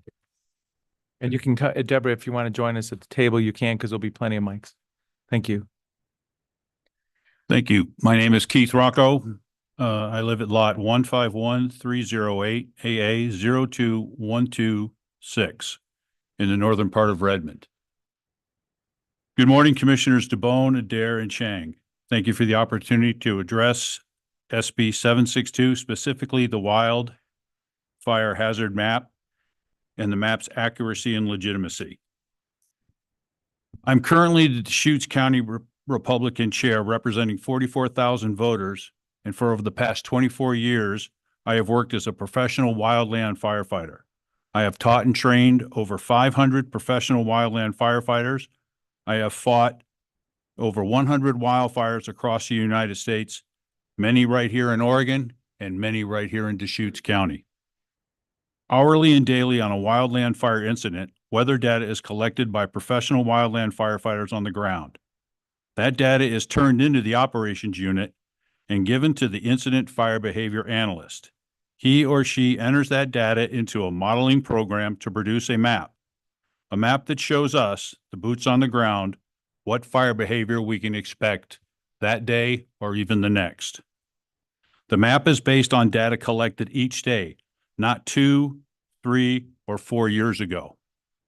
The map, combined with the incident meteorologist weather data, allows the fire behavior analyst and the meteorologist to predict with remarkable accuracy what kind of firefighting day we will have. We use this information to plan our attack and keep ourselves safe. We are using information that is current and not old.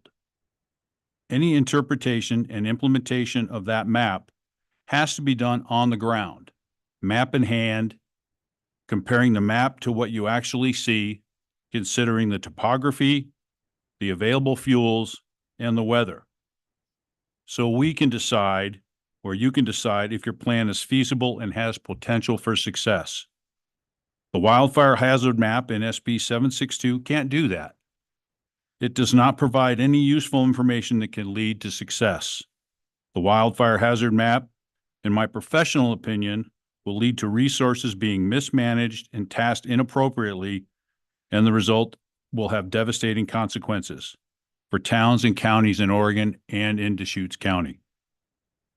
Josephine, Douglas, and Jackson County have already banded together to oppose this issue. Crook County is taking action. Soon Jefferson County will too. I would like to request that the Deschutes County take a stand with other Oregon counties and oppose Senate Bill 762, Section 8. Thank you. And if you have any questions. Thank you. I guess I would just say, with today's weather data, how can you predict the probability of fire ignition for any given site on any given day? To do that, you absolutely need to use historic data. So the hazard classification is built on a set of variables that indicate what the fire occurrence probability is and the fire behavior, the burn severity is going to be.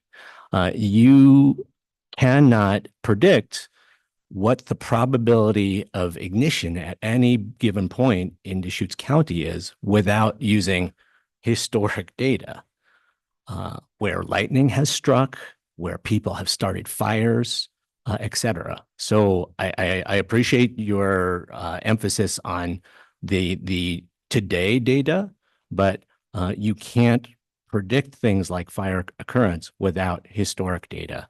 And that is what they used to develop these hazard maps. Thank you. May I ask you a question, Commissioner? I think your 3 minutes is up. Yeah, so Oh, please. Sure, go ahead. Um, the accuracy of technology today allows companies like mine to position resources with what we expect to see when the incoming storms go through. We all agree that lightning doesn't strike in the same place twice. Oh. And that we take into account when we're planning today and tomorrow for wildland fire responses. But something else I did want to say before I forget, I do want to commend you on your comment that the biggest risk to residential area homes is your neighbor's house catching on fire. The radiant heat from a structure fire, regardless of the material used to build the house, will damage it. And all you need to do is get it one ember to go through the soffit or an ember to bounce on the ground and roll into your vents below the ground, and your house begins to burn. It's like we build ourselves little stoves to protect us from the environment, to keep us warm, but they don't realize that in the wrong conditions, we can find ourselves homeless because it's burned to the ground. Which Thank is the reason why we need to have requirements for defensible space and building with wildfire resilient building materials to reduce the likelihood that your neighbor's house is going to catch yours on fire. I agree. So yeah, I would let's just, acknowledge. I would also just say, you know, we want to talk more about data. Things like topography don't change.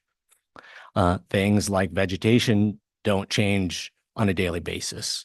And these maps are built on vegetation models that are pretty current. So I appreciate again the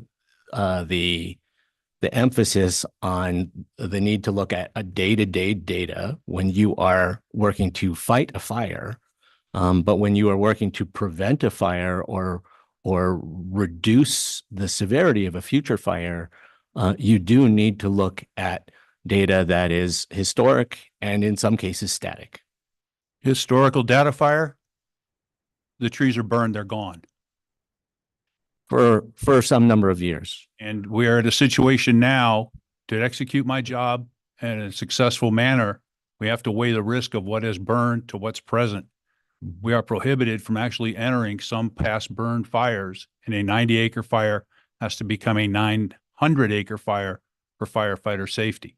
Yeah. We need to look at what it is. We're not talking about fire suppression tactics right now.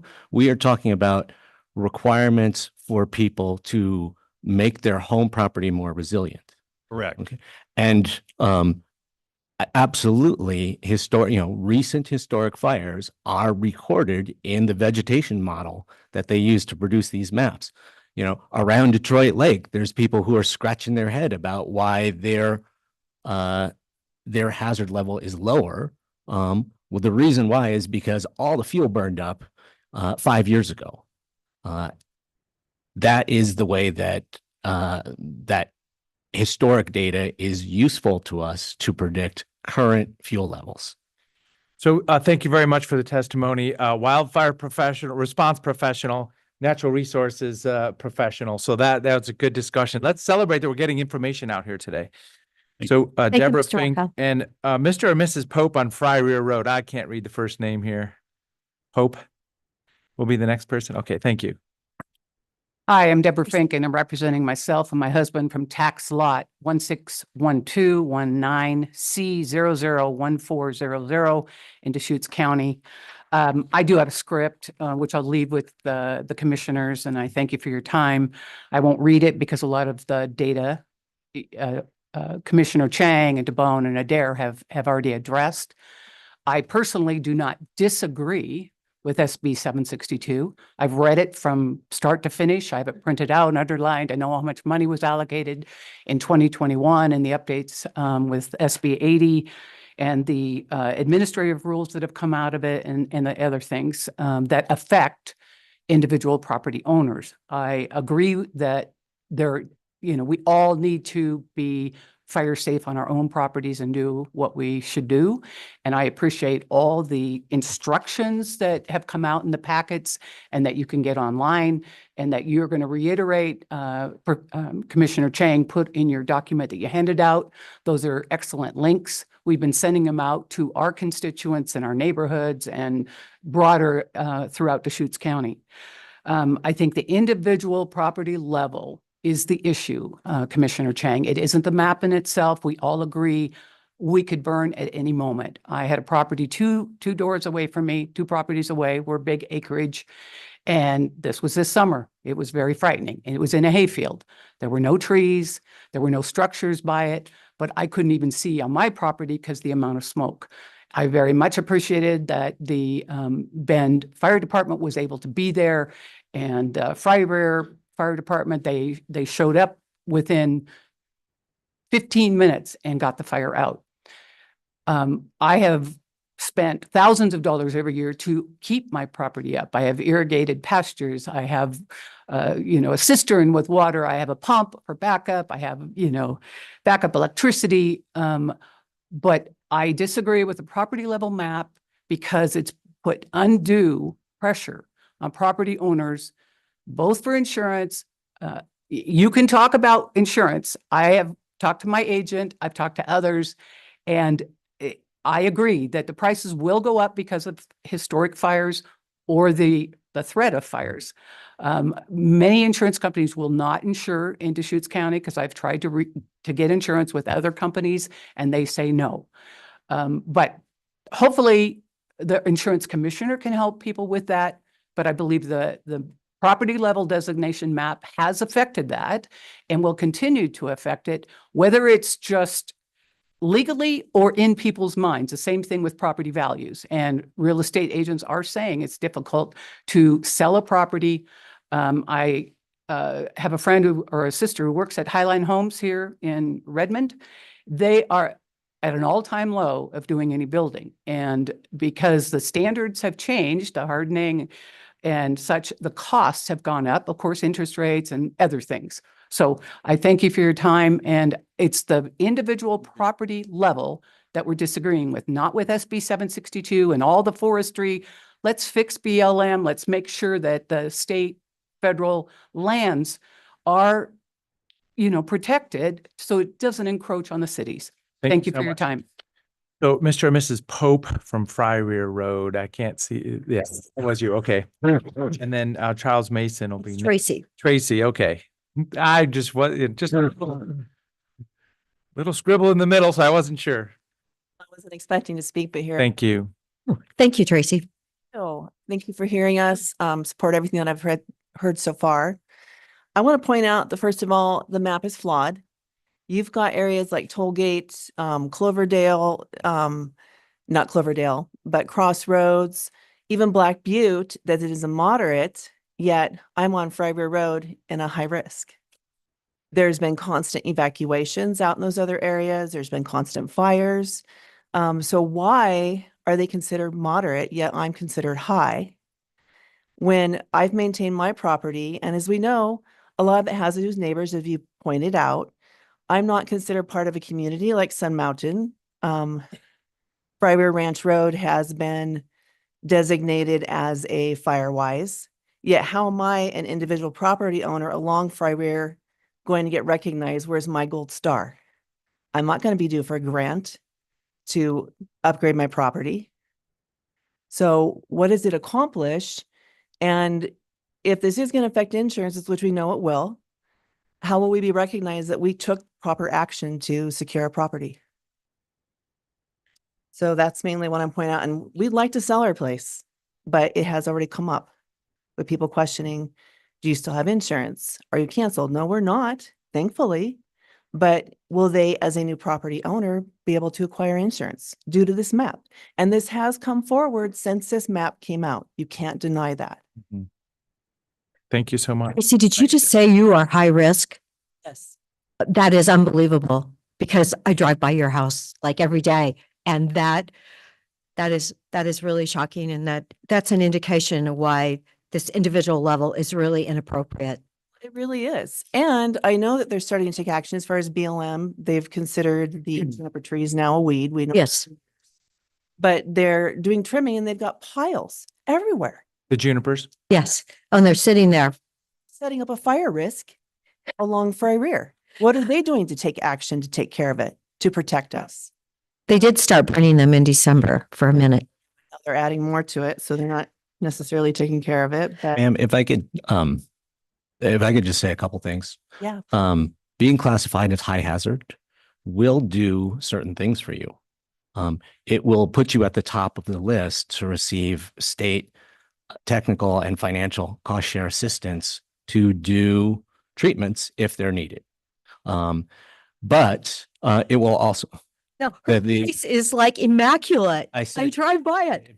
if you would please let me finish. But it, I said, if they are needed. The other thing it will do, being classified as high hazard, will get a representative from the state fire marshal's office out to your property. They already did. If you have done the work, what they're going to do is give you a pat on the back and a thumbs up. Then my insurance is affected. Uh-huh. I can't sell my property. So then it goes back to the question of whether this affects your insurance or not, which again, the primary drivers for the insurers who operate in the state of Oregon is not taking losses like they did in the Labor Day 2020 fires. They have their own maps and models. These are business people. They're not going to gamble hundreds of millions of dollars on a state map when they have spent far more than the state of Oregon has to produce their own models. That's People just- here respond to the fact that they've already been canceled by insurance. yes, people are experiencing premium increases. They are experiencing coverage contractions. And that is because of the Labor Day 2020 fires and the proprietary maps and models I did ask, I don't think any of you are going to want to sit through this today.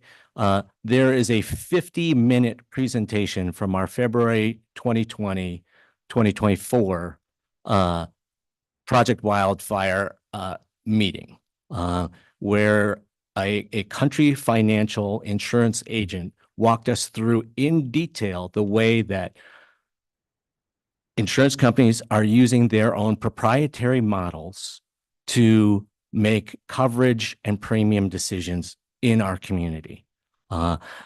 Somewhere in the 50-minute presentation, and I'll ask that a link to that presentation be put in the public record for this meeting. Somewhere in there, I specifically asked this agent about the state wildfire hazard maps. He said, no, we have our own proprietary maps and models. And this is an insurance agent who was fighting very hard to get local folks cover, a policy and a reasonable policy, and who was doing battle with his underwriters who were telling them, no, our proprietary maps and models tell me X.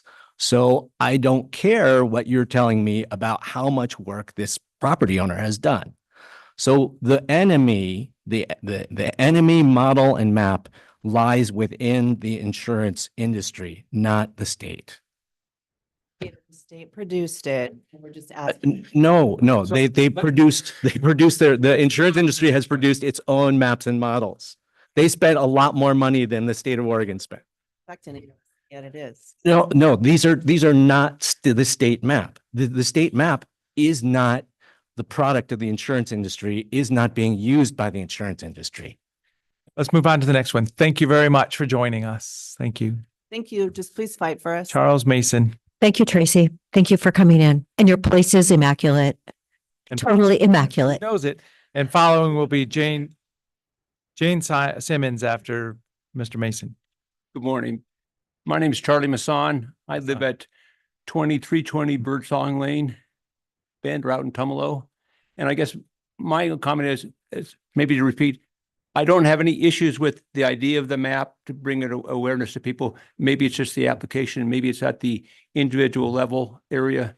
again, because I have 10 acres of ground. I'm zoned exclusive agriculture. I have 9 acres of irrigation. The two irrigation wheels run 24 hours a day, during the entire, from April to the end of October. Okay. There's part of it's in hay and part of it is just dirt. Literally tilled dirt.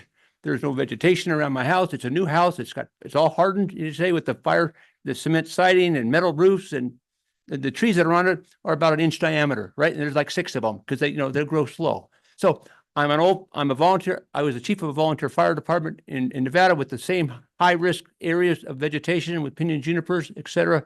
And the challenge is that I'm zoned high risk. My neighbor, same next door to me, is moderate risk. Maybe it's just the inconsistency of like. So I have gone to I've called to the state, to the hotline, and asked them information, and they said, well, on the appeal process, you need to use a lawyer. If you don't, we'll throw your appeal in the trash can. Literally, that's what they said. We will throw it away because we think it's of no value. It's a frivolous appeal. So that's going to cost me a couple $1,000s to use a lawyer to do this. And then the other thing I've requested in writing several times, can I have the raw data? I'm a professional engineer by training. Let me see the data. I understand these massive, things we're using. No data is forthcoming. So it's hard to argue the case. It's like, why is this property high risk and low risk if I don't see the underlying data on individual pixels that they've used, et cetera, et cetera, et cetera. So it's just the frustration. That's the only reason we're here to say, I understand the things about the insurance. My insurance says it's not going to, they're not using this map, et cetera. I understand that.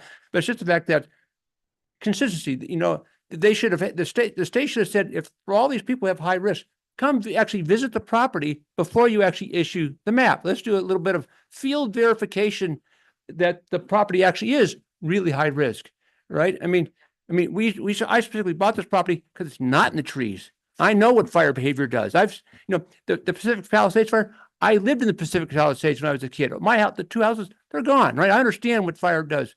My nearest neighbor is 700 feet away from me, right? In any direction. So I don't have so I think my house is hardened. I don't know what else to do besides pave the property over. So Yeah. the issue, And we need the hay, so don't do that. the issue is just take my money and probably move and go to a state that's got more logic going than this one. But but anyway, I'm done. I just thank you very much. Thank you for sharing that. And please keep your hay growing. Mr. Masson, I don't know about getting you the raw data, but there are, basically the map is a constituent map. It has, topography, vegetation, all that. Those layers, I'm pretty sure you can see. Can't actually. I've tried to say, show me the layers, and you need to go to this site, and they never tell you how to get to that site to get to the layers. But again, the comment is, on all my blocks, there's 10 parcels right there. There's hundreds. The whole area is flat. Same vegetation. Same topography, same climate, same weather. My property has no vegetation or grass that's about this high, right? And the neighbors have trees around. 2 of them have trees around their house. I'm a higher fire risk than them. And even though they have trees on their property, lots of trees. I'm like going, so my appeal to the state's going to say, come and look at the data because somebody has made a mistake or your algorithm has misinterpreted vegetation. There's a technical issue going behind the scenes. Somebody has tweaked something so that, again, if people are fighting with, my individual thing, like something's wrong in Toontown here. Doesn't make any sense. And, several of the neighbors are all the same way. Like irrigated farmland. Be honest, if there's a big fire, I'll be happy in my house because the rest of this town's going to burn up because there's, I should be in a low fire risk and Ben should be in a massive high fire risk. Let's move on. Thank you so much. Thank you. Thank you, Mr. Mason. Jane Simonson, then Judy Trigo following. Right. Jane Simmons. I live off Cascade Estates between Sisters and Bend. And first of all, I'd like to say thank you, commissioners, for listening to us today. And I am proposing that we talk to the legislatures and get rid of SB 762 and get rid of SB 678 and get rid of the map that apparently is not working for anyone. Let me give an example. Mr. Chang, you talk about history and wildfires. Well, back in the 50s and the 60s, we had no catastrophic wildfires like we have experienced in the last 10 to 15 years. You talked that the vegetation has been the same. No, it's not. We used to have a Forest Service and Oregon Fire Service. They would go in and clear, and they would log, and they would take care of our forests so they were healthy. They were better for the animals, better for humans. And so my position here is that we need to get rid of all three of those things. Also, you have mentioned, Mr. Chang, 2020. What a historic year that was. It was an election year, and all of those fires, with the very few exceptions, were arson. And only one person was charged with arson for that whole summer. And look at all the fires and all the damage that has happened. We are also responsible just a minute. We are responsible human beings, and we have hardened our own properties. We don't need to be told by the state that we need to harden our properties anymore. Most of us have limbed our trees, put metal roofs on, have vegetation that's away from our house. We don't need the state coming in to saying, oh, that's not good enough. We don't need to hire lawyers. If we have it in a trust, there's many, many options here that we have that we don't need on SB 762 and 678 and the wildfire map. So the historic data from the 50s and 60s had no huge fires. Building materials, yes, that I've just talked about that. And our state, the Forest Service and things like that, they have issued, I think last year, 90,000 acres of forest land over in the valley somewhere, I don't know the name of it, that will not be logged for 75 years. It cannot be touched for 75 years, and they consider it carbon credits instead of utilizing that timber and making it a safe place for animals and for humans. I'm pretty disgusted that we even have to have this discussion, but there it is. Get rid of all of them and treat us like adults, which is what we are. Thank you. I would just like to say, there are a lot of parts of Senate Bill 762 besides these maps and the requirements associated with them, including massive amounts of funding to do fuels reduction in our community. You did, the state. Mr. Chang, state tax. you don't want the state's help. It's my turn to talk now. So I'll give an example. One of the programs within Senate Bill 762 is the landscape resiliency program. The year after Senate Bill 762 was passed, Deschutes County secured over $6 million for large private landowners, including industrial timber landowners, to do fuels reduction on their properties. They were able to ask for so much money because they offered up the match as match for those dollars, the work that was being done on federal lands. And I have worked for over 20 years in this community to advance that hazardous fuels reduction work on federal lands, over probably over 140,000 acres of federal fuels reduction work. I have some fingerprints on the Deschutes National Forest and on the Prineville BLM. These are the treatments that helped stop the Millie Fire from burning into Sisters area subdivisions, that helped stop the Roslyn Road Fire from burning into Lapine area subdivisions, that helped stop the Darlene 3 Fire from burning into Lapine area subdivisions, that helped stop the Lava Lake Fire, the Little Lava Lake Fire Bachelor Complex from burning into Sun River. So I agree with you that we very much need to do public lands treatments. I have been very focused on that. And arguing about these maps is distracting me from that work. My turn. Can we move on? It's gonna be a long day. Okay. Thank you, Commissioners. Thank you so much. Thank you, Judy. Judy Trigo, and then following will be Greg Bryant. Thank Getting you, your Chair second DeBonne and County Commissioners, for opening this up to public testimony. I appreciate it. I work with low-income people in Sisters Country, and I had a phone call from a Habitat for Humanity owner saying her insurance was increased so much that she probably couldn't keep her Habitat home. And so my suggestion and request of the county commissioners is if indeed the insurance companies are not using this map to determine rates, I would ask that the Board of County Commissioners request a bill and Senator or Representative Levy and Senator Broadman to make it against the law to use any and all state maps in any way, shape, or form to determine insurance rates in order to reduce the impacts on rural residential residents. There is precedent for doing this. We do it with utilities. We do it with other insurance companies.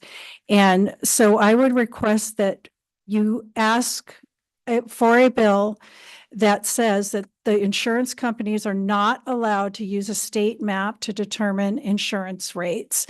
And that may help some of the rural residential people who are very concerned about this. And when we have low income people not being able to keep their habitat home because of their insurance rates, we're in a world of hurt. And you have all of these folks back here who own properties, and you know, they might have a lot of land, but they don't have a lot of money. So people really cannot afford these insurance rate hikes. So I appreciate your consideration of that.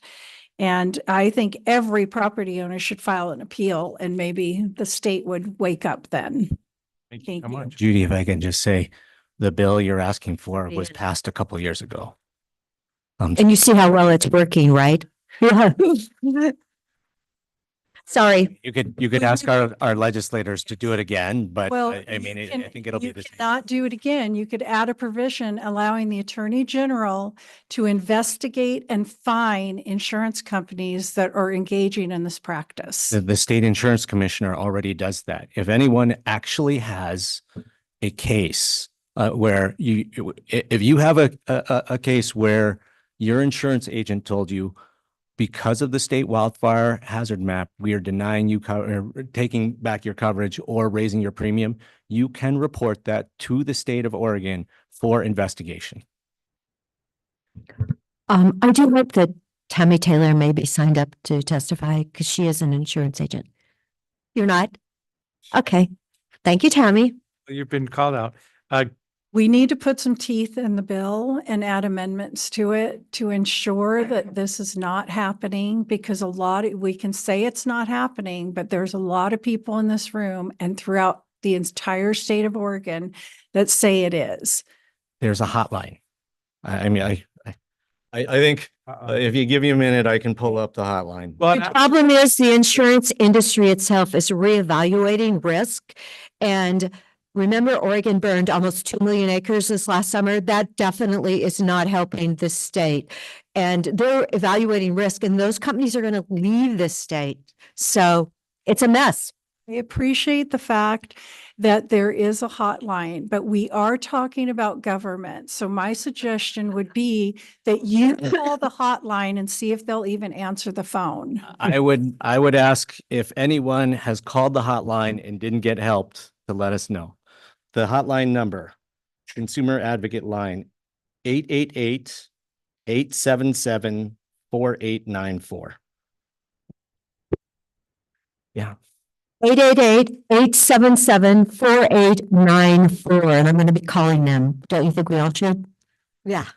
Let's see if they answer. And I would ask that only people who have been told that they were denied coverage or had their premium raised because of the state wildfire hazard maps call the line. So let's work through this public testimony. Greg Bryant next, and then following will be Rich Harp. And you can both come up because there's plenty of mics. Greg Bryant, yeah, this is your second chance today.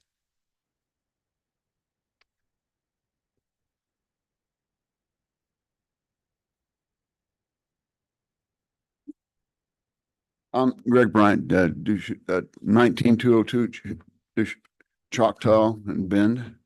And I got a short thing here.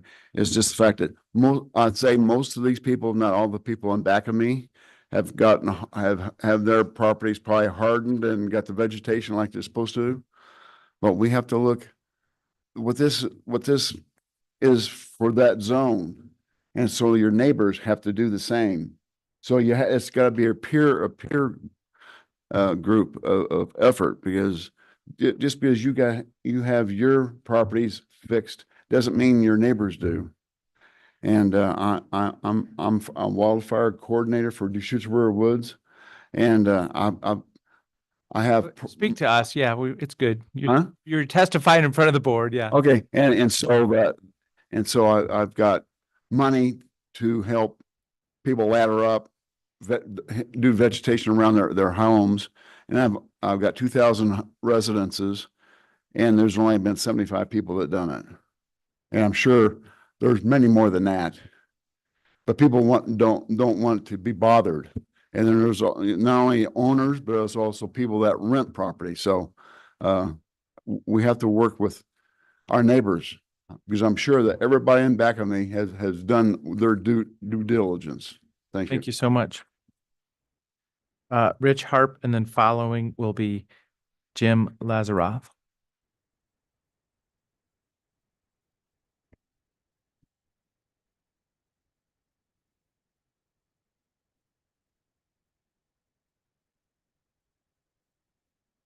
My name is Rich Harp. I live at 1981 Campfire Drive in Lapine. And before I actually get to my written part, what I want to really highlight is no one has mentioned the use of the map towards what I think is the real problem. In other words, we're looking at homeowners and we're saying, if you have this designation of high, these are all the things you're going to have to do. Why in the world aren't we going after the Forest Service? Why aren't we going after the utilities and say, if your land is designated as high hazard, here's now your responsibilities. There's technology out there. There's the concept that Paradise, California is doing, which is a buffer zone. I look at Lapine and say, wouldn't it be great if we could clear cut a half mile around the city of Lapine? I guarantee you that our risk level, and I can show you the charts from the various insurance companies, it is all data, there is great information on this. We look at you guys to actually be our representative to find these solutions and to work with the Forest Service. We don't have any clout. You have the clout. So I think there are things that we can do to harden the areas outside of our cities. That's where the priority should be. I still want us, we still need to harden our homes. I agree with it. I think that is a wonderful thing to force our neighbors to have to harden their homes. I love it. But the most important people that need to harden their land are the Forest Service and the utility companies. Okay, so I just said that. Hopefully I have more time. Minute 23. Okay, so now here's the written portion. I'm here as a citizen to let you know how important your efforts are to the city of Lapine. We are the only city in Deschutes County that has a high risk rating, and I'm talking about the entire city. I live in a traditional housing subdivision with one little maple tree in front, and so do all my neighbors. Yet somehow I'm high. I can go to Sisters, and I'll tell you right now, Sisters is a higher risk than where I live. But I don't want to get into the details of the map. Let's put it this way, no details in the map, because every model has flaws. And I will say this one definitely does. I was in data analytics, just so you know, Mr. Chang. All right. The insurance companies and the reinsurance companies have assured us they use their own processes to determine rates. I tend to believe them. Reinsurance companies, they handle all these real high risk things and, catastrophe type things. So I get it. However, this high rating sends a clear message. If you are considering moving to Lapine or starting a business in Lapine, you know what? You're not coming to Lapine. You see this map, you know it. It's just too risky for any of those groups to agree to move to Lapine. We can lower our risk rating with your help. Please work with the federal and state agencies to reduce ignition risk in the homeless camps. And I will tell you in Lapine, that's a big deal. And forests surrounding our community. We will do our part. We will harden our homes. And we will be with you every step of the way to support your efforts. All I can say, guys, please, I beg of you, please help our city. Thank you. So I want to jump in real quick on this one and we'll go back and forth. But yeah, Midstate Electric, you and I are co-op members, Southern Deschutes County co-op. It's owned by the members. The annual meeting, they talk about their fire reduction along the different line paths and everything. So it's serious business there too. So as I say, making the high level statement and blaming somebody is tricky because just like two neighbors side by side, you know, where is the real problem? So I think there's a lot of fuel reduction going down by Good. I'm glad to hear that. utility. No, let's just stay organized here. We're on mics too.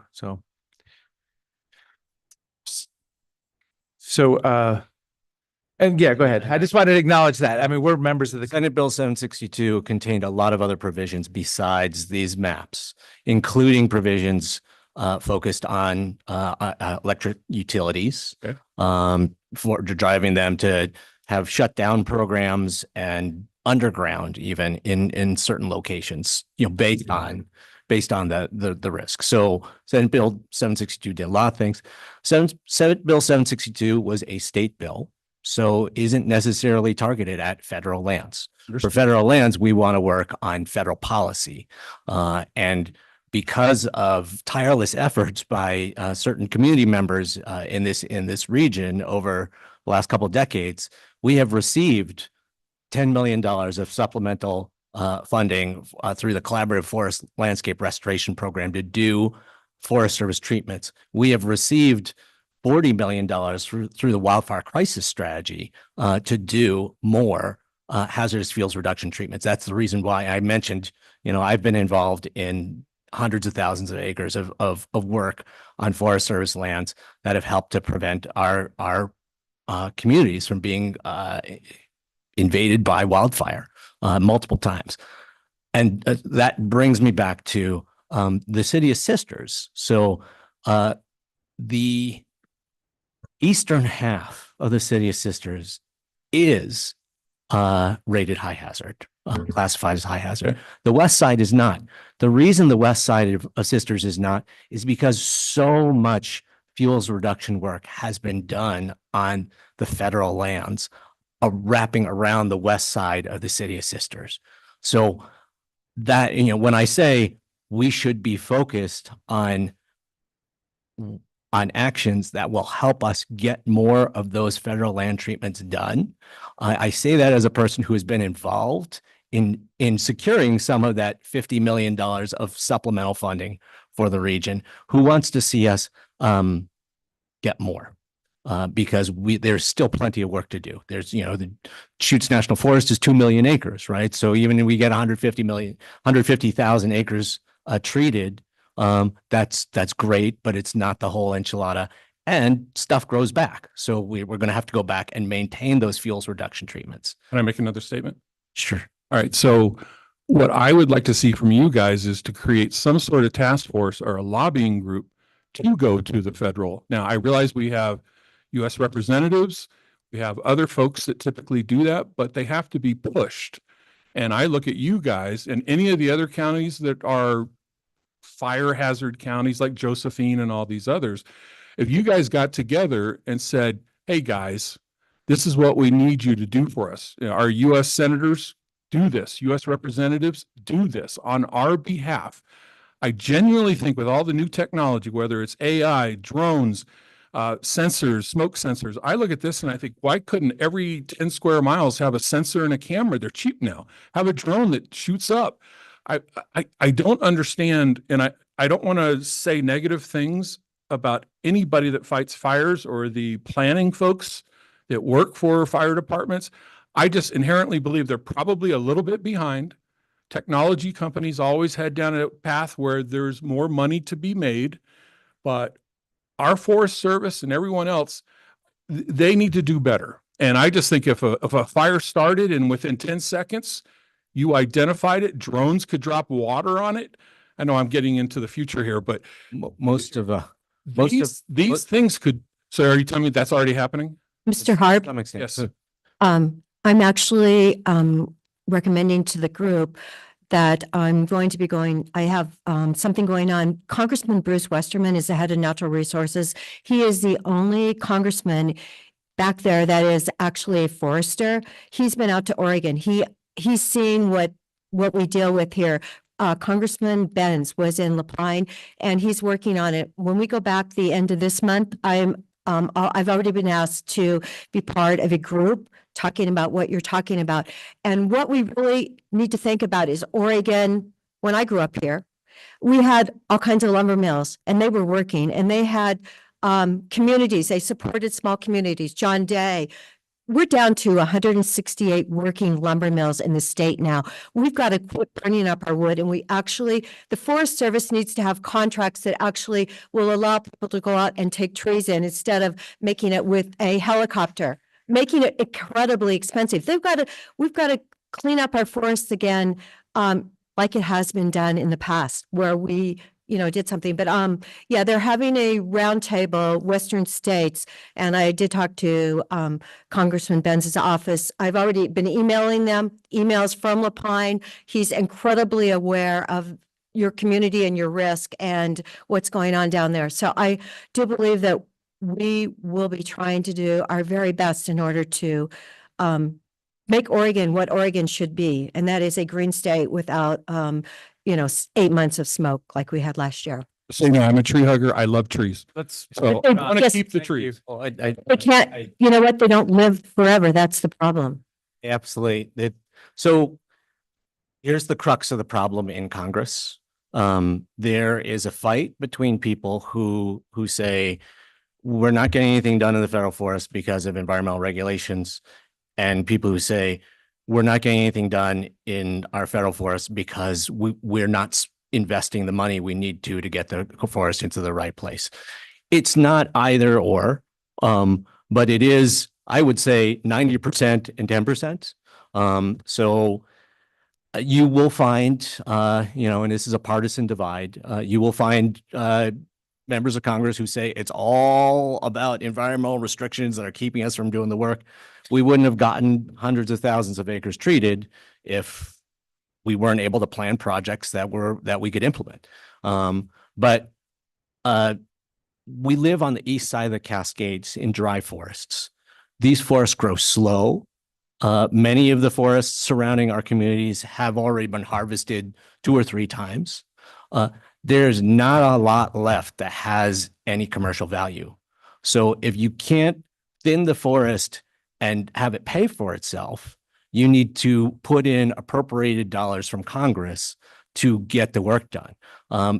In your community in La Pine, Quicksilver Contracting is one of the most innovative, brilliant, efficient contractors, forestry contractors that we have in our community. They go out, they treat acres where there's just a bunch of teeny little trees, and they get what value they can out of that wood for pulp logs. There's an occasional saw log that they can pull out and send to Gilchrist, but the value of that material does not pay for the cost of treating the forest. So that's where we go back to this fight in Congress, right? And if the people who are saying we actually need to invest in our forests to make them fire resilient and to actually grow big trees again that can produce a little bit of revenue, if those people are not getting any traction, we're not going to get any work done in a forest. And one thing, the idea of thinning, I understand that with smaller trees, it's not commercially feasible. Clear cutting is. And that was all I was proposing. That's an innovative, it's Paradise, California. That's what they're working on. So this idea of creating, let me just throw this out there. Clear cutting's not, it costs money to run machines out there. Right. But so if I clear cut around there, it creates a green space, a park. I can have pathways. I can have cross-country skiing trails.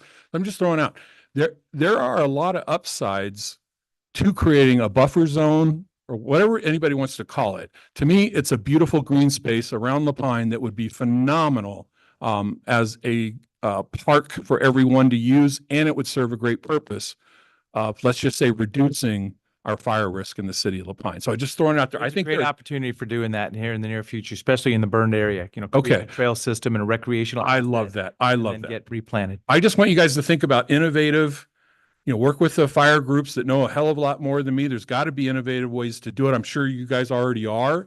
Figure out a way to get more money to us from the feds. If the whole region, the Western region from Colorado to California, the state of Washington got together, we would have lobbying power. And it won't be so much just one party versus another party. I think there's an opportunity. So I don't want to take so much time. I know you guys got more. We got 8 more. It's not too bad. Only 11. Thank you, guys. So Mr. Lazaroff, and then following will be Mitch Elliston. Yeah, County Commissioners, thanks for the opportunity to make some comments. My name is Jim Lanzarata. I live at 69025 Holmes Road, Sisters. Patty's not too far away from me, neighbor.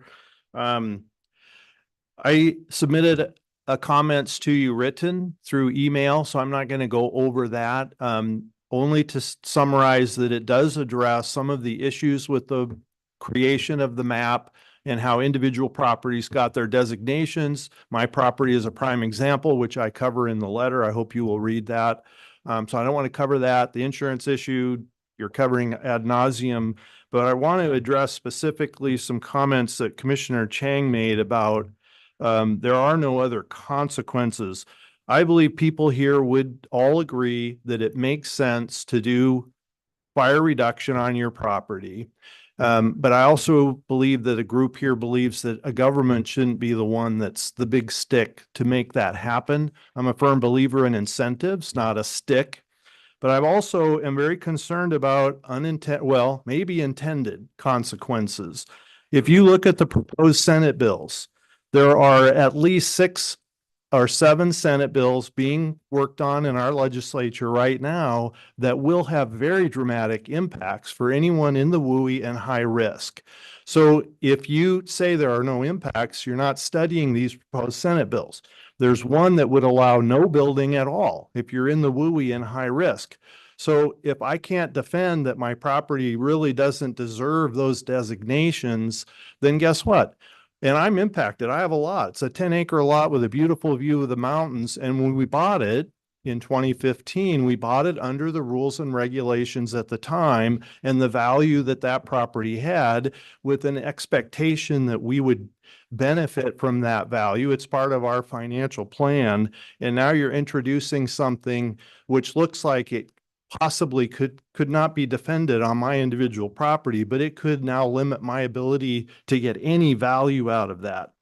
There's also a Senate bill that will restrict, if a fire were to happen and someone needed to rebuild, what they can do. How big of a replacement dwelling can they put? Right now, we're not limited. If we want to add on to our house, well, now guess what? We won't be able to do that. There's a bill being proposed that will address accessory dwelling units on a property.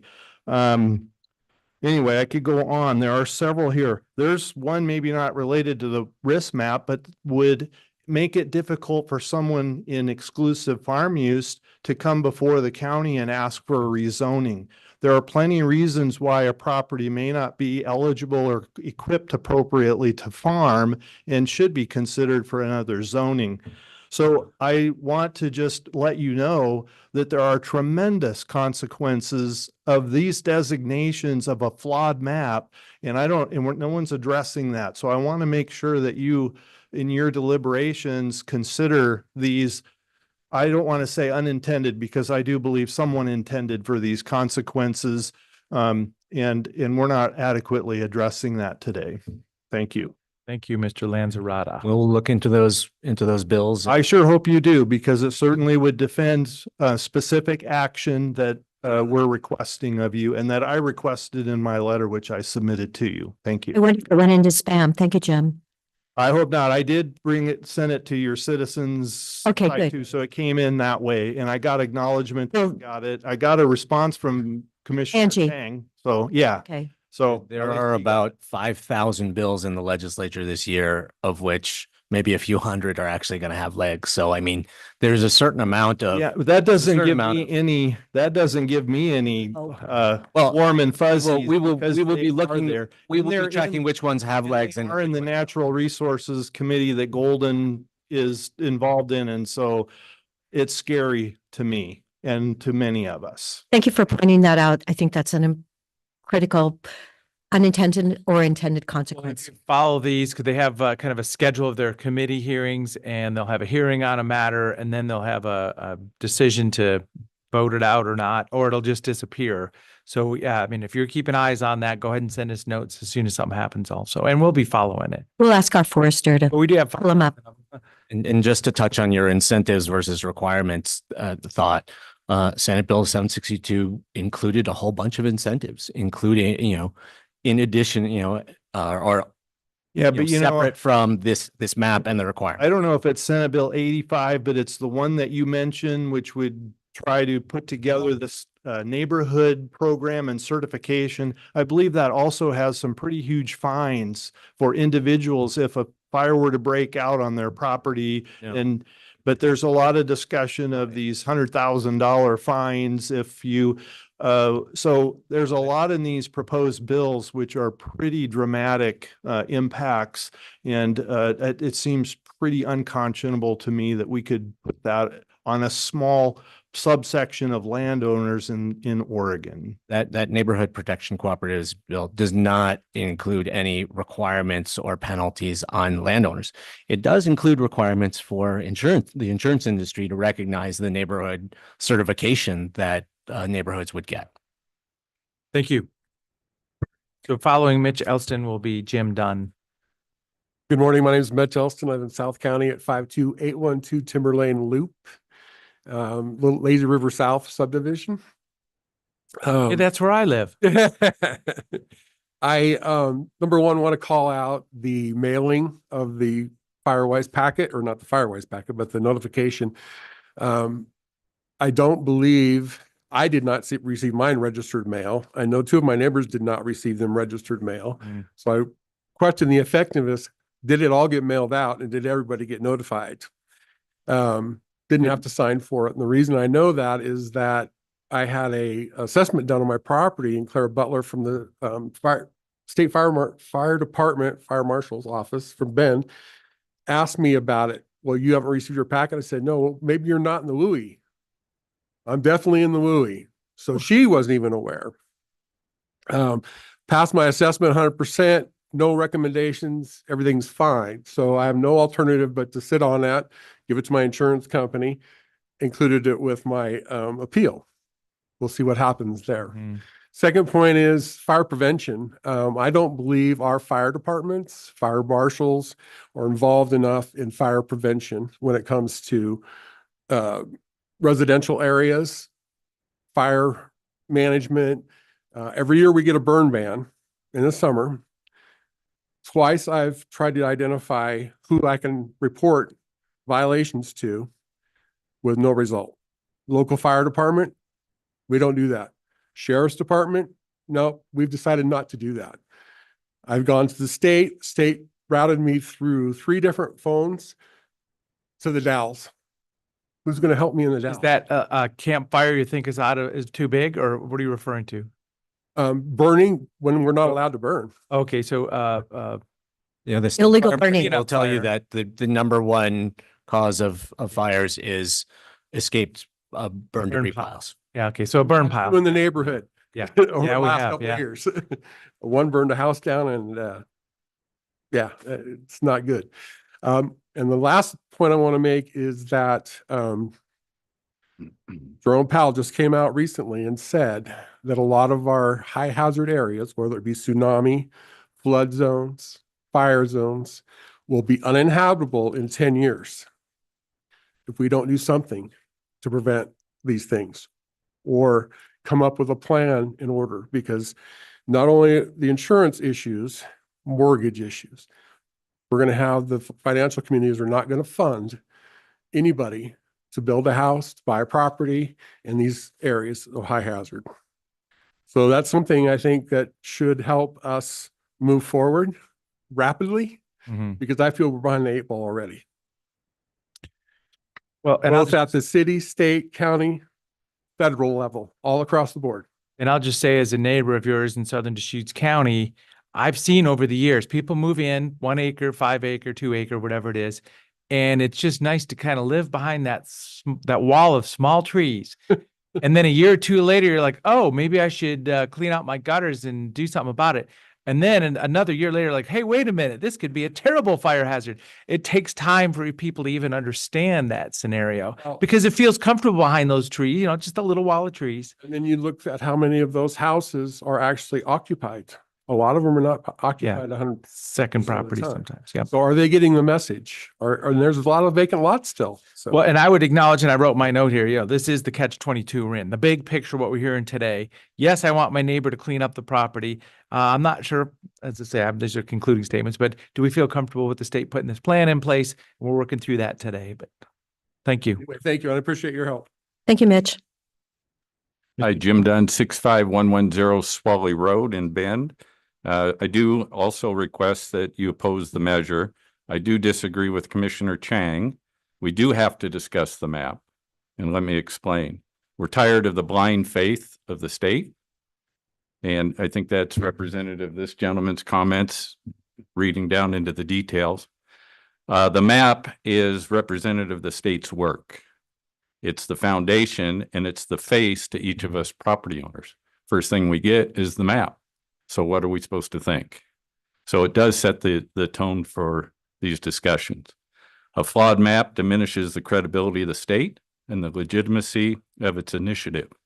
And as I said, you lose confidence in all of us. I sent you photos of my property. I have 0 trees, 0 plants, 0 mulch, 5 acres, irrigated, 500 feet from all property owners, and I'm high risk. Does that make sense? At the time when affordable housing is one of our #1 concerns in Oregon, this initiative is just another cost increase. We have investment properties, and my insurance costs have gone up, went up 22% after the first Oregon State map, went up 36% this last year. Those costs are passed on to the renters, and we're worried about affordable housing. Cement siding is 3 times that of LP siding, lap siding, and the labor to install that siding is 30% more because of the cement and cutting it, et cetera. Just want to share some hypocrisies here. The county's concern is CO2 reduction. Fire risk says no trees.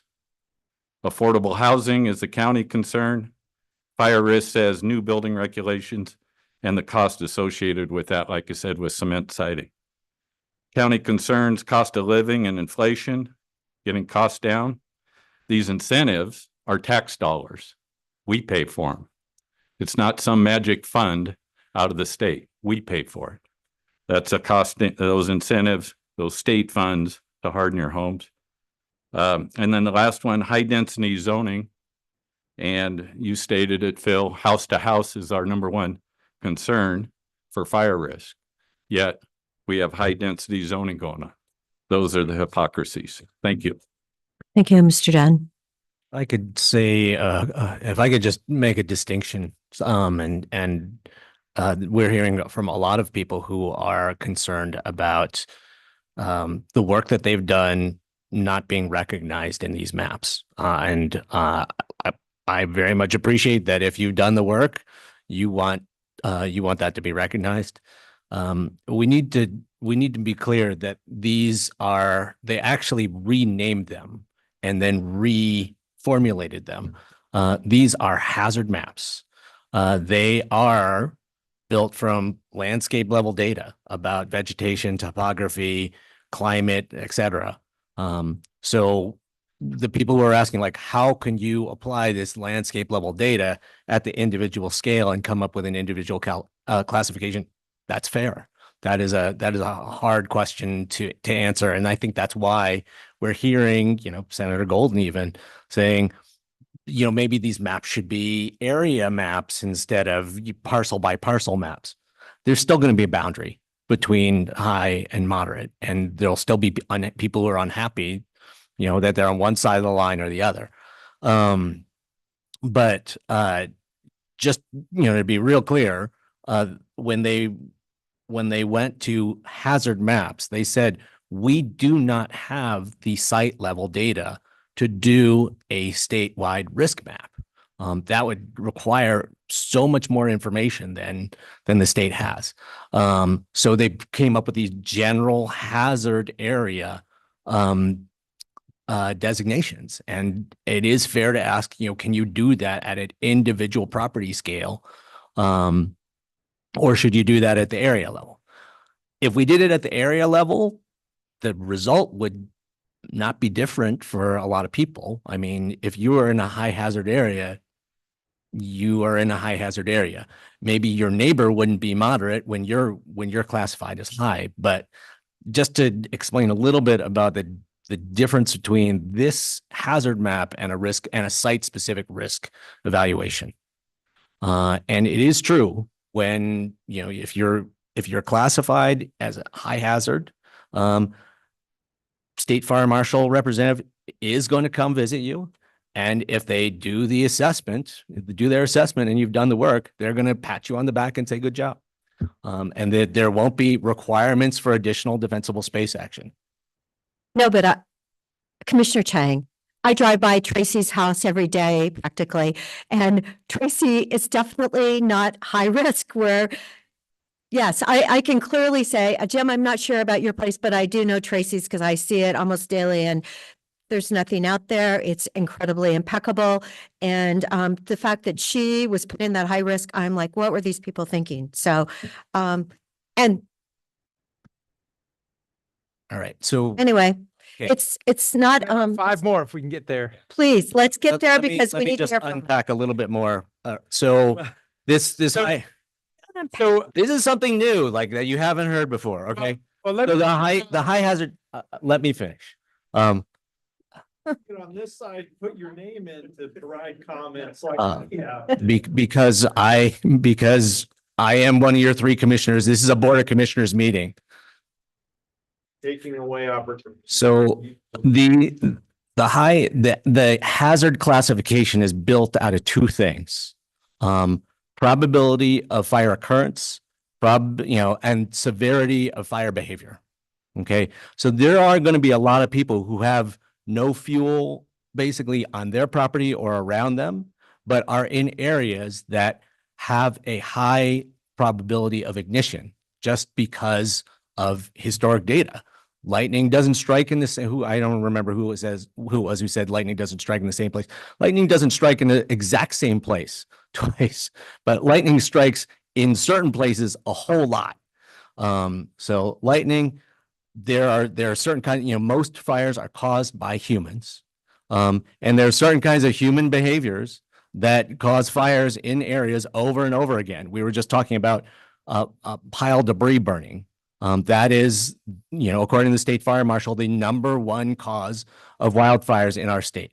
So we do know things about fire occurrence, and it is possible for people to be in an area where the fuels are low and the fire behavior is going to be pretty mellow, but the ignition risk is very high. And that is why a lot of people got stuck in the high hazard category that are scratching their heads about why they're in the high hazard category. I do want to give some good information. It's just a second. One of my dear friends in Malibu actually saved his house. He had owned a roofing business, did some investigating. He had a fire hydrant put out in front of his house. That's not what saved his house. So he actually used a product on the wood that was at his house. It's supposed to be put on every 6 to 7 years, and it's called Universal Fire Shield Fire Coat #100. He sent me pictures of the wood and how it actually stopped burning. He didn't know at the time, but his research said, oh my gosh, in the development where he lived, there were 88 homes.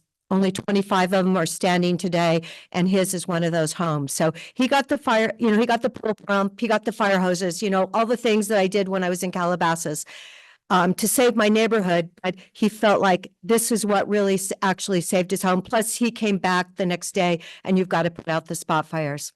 So anyway, just remember that if you do have some wood, and we all see that the wood fencing is really dangerous if it goes up to your home, because that will burn and then it goes to your home, and then who knows where it's going to go from there. But this is an amazing product. So just wanted to share it with the community.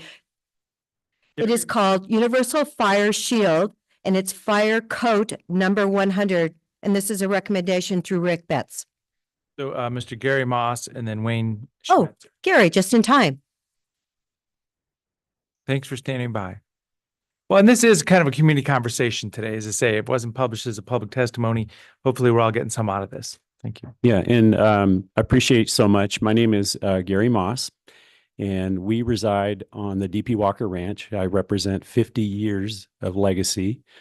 We're located on Highway 20, 65885 West Highway 20 would be the address. And thank you for the opportunity to share this morning. It is, you know, I don't have to reiterate anything that was said. I think the thing that stands out for me is we have over 500 acres that we manage on a day-to-day basis with different tax laws. Some of those are zoned F1, which is just juniper trees. We're not even allowed to build on it. There's not much to manage. We have several overlays. So some of the tax lots are EFU. Our house was taken out of EFU. We have a smaller lot that's on the corner of Tweed and Highway 20 that we built our current residence. So we deal with different zonings on our property as well as overlays. We're in the view corridor. So uniquely, our house is pretty close to Highway 20, but you can't see it. And there's a reason, because Deschutes County asked us to leave those trees along the highway so you can't see our house. And then we have like our wildlife overlays. So basically in the big picture, we have different overlays that limit our use. And then at the same time, we're obligated to irrigate. So we have 200 acres under irrigation. If we didn't irrigate, we'd lose it in 5 years. That's part of the agreement with the Tumalo Irrigation. And by the way, besides the city of Bend, we are the largest water user. So we have quite a resource to take care of.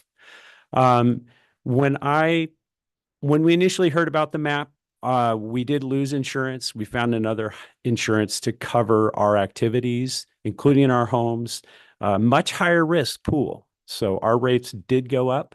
I think that's been discussed at full length today. So it's not even an issue for me. It's just a real fact that people are dealing with. So to have another designation, high hazard, in the WUI, is just a segue of what I've seen where historical patterns predict the future. And with my experience, this historical pattern of land use managed at the state level, coupled with their ability to, or really, in my opinion, underperform and execute as a government, it's just not a good deal. Usually we have Senate bills, we have discussions in committees, and most of those are finding ways to address the private landowner because they're the low-hanging fruit. It's easy for the government to tell the private landowner what to do. But the big picture is we have BLM, we have the national forest that through different ideologies is not managed well. We basically have a scarred landscape because, in my opinion, mismanagement. And that's the biggest resource. That's the most biomass is in those spaces. At the same time, we're super responsible. We have over 100 acres that we cleared through tax credits, thank goodness. It looks like a park, you know, where most of our areas where we have juniper trees. We have 3 homes that we need to take care of. Some of those homes may be built out of wood. But anyways, that's my point. I don't want more land use telling me what to do. Thank you very much. Thank you, Mr. Moss. Wayne Schmetzer and then Casey Larson. Maybe Wayne's not with us okay, in the back. Here we go. And Casey Larson can join us too. We got multiple mics. Automatic cleanup. I had most of my questions presented already, so I won't reiterate them, but And you. Could you identify yourself? Larson? Oh, I'm sorry. Wayne Schmonzer. Oh, Schmonzer, sorry, yep, okay. 17470 Cascade Estates Drive. And I'm good neighbor Jane's friend. So, Mr. Chang, I think that you mentioned that there's a number of counties that weren't, gung ho about 762. And I would just like to, point out that the three counties that are most affected by 762 are Jackson, Jefferson, and Deschutes. So I wouldn't expect a lot of interest necessarily, except, regarding those that are affected. And then I guess I'm concerned about the data. I think the data is wrong, and I think we need to make the data better. And what I'm hearing from you is that, yeah, this state land, overland interface, assumption of fire risk, it's not perfect.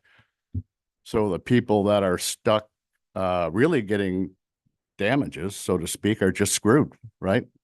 And I'd expect that, with their property owners and that interface and that wildland interface, these small farms, in this high risk area, interspersed with irrigated pastures and farms and a lot of open areas, we are gonna risk some real damages as citizens of Deschutes County. And I'm just surprised that you'd rather stand up for a state map than stand up for the citizens in this county that are being damaged. That doesn't make any sense.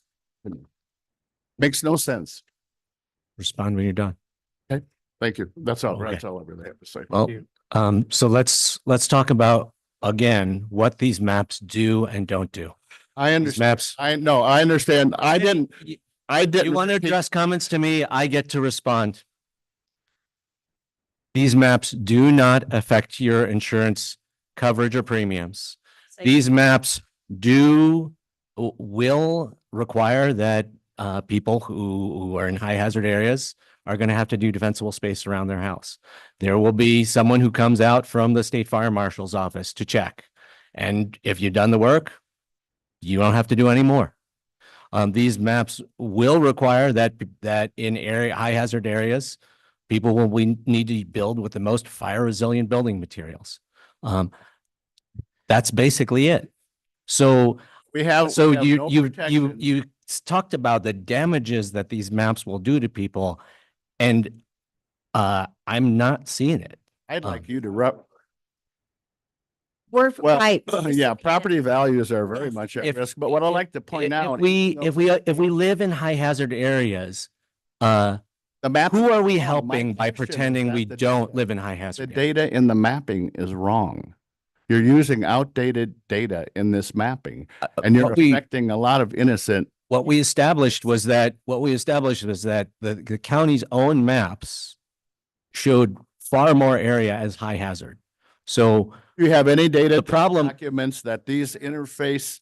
So let's go. There's just three more to get finished. For here fire. today. So the problem I think we're hearing is that the state maps underclassify high hazard areas in our county. And because there's a whole bunch of boundary between moderate and high, people who are on the high side are upset. That's fair. But, that to me suggests that the right thing to do would actually be to up-classify a bunch of other properties. So, because all that they do is community discussion today is help people protect their homes from being burned to the ground. Just a few more and we can get completed here. Thank you. Yes, thank you. Thank you, Wayne. That's Cassie Larson, probably, right? Hi, yes, my name is Cassie Larson. I live at 118800 North West 43rd Street, Terrebonne, and I am in Deschutes County. Sitting here, and I am very much involved in politics, very much. I research for I write, I do a lot of things. A lot of history. We all have history. We all have history. I lived on a homestead with Clyde Ramsey, which worked with Neil Goldschmidt. I worked that farm with him. So he taught us kids what we need to know about our forestry. And we are going all about it wrong. And this is the reason why. In the 70s, which is history, labor intensive forestry, that's what we had. Labor intensive forestry. We went into our forestry and we cleaned it, we cleared it, and we fixed it. Logging is very, very crucial. Throughout the years, we took that away. Absolutely took it away.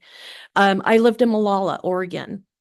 So we took the owl over humans. And look what happened to Malala. I lived it. So that's history. 2020, we went to habitat restoration. The frog, whatever you want to put there, that's what we did. Okay.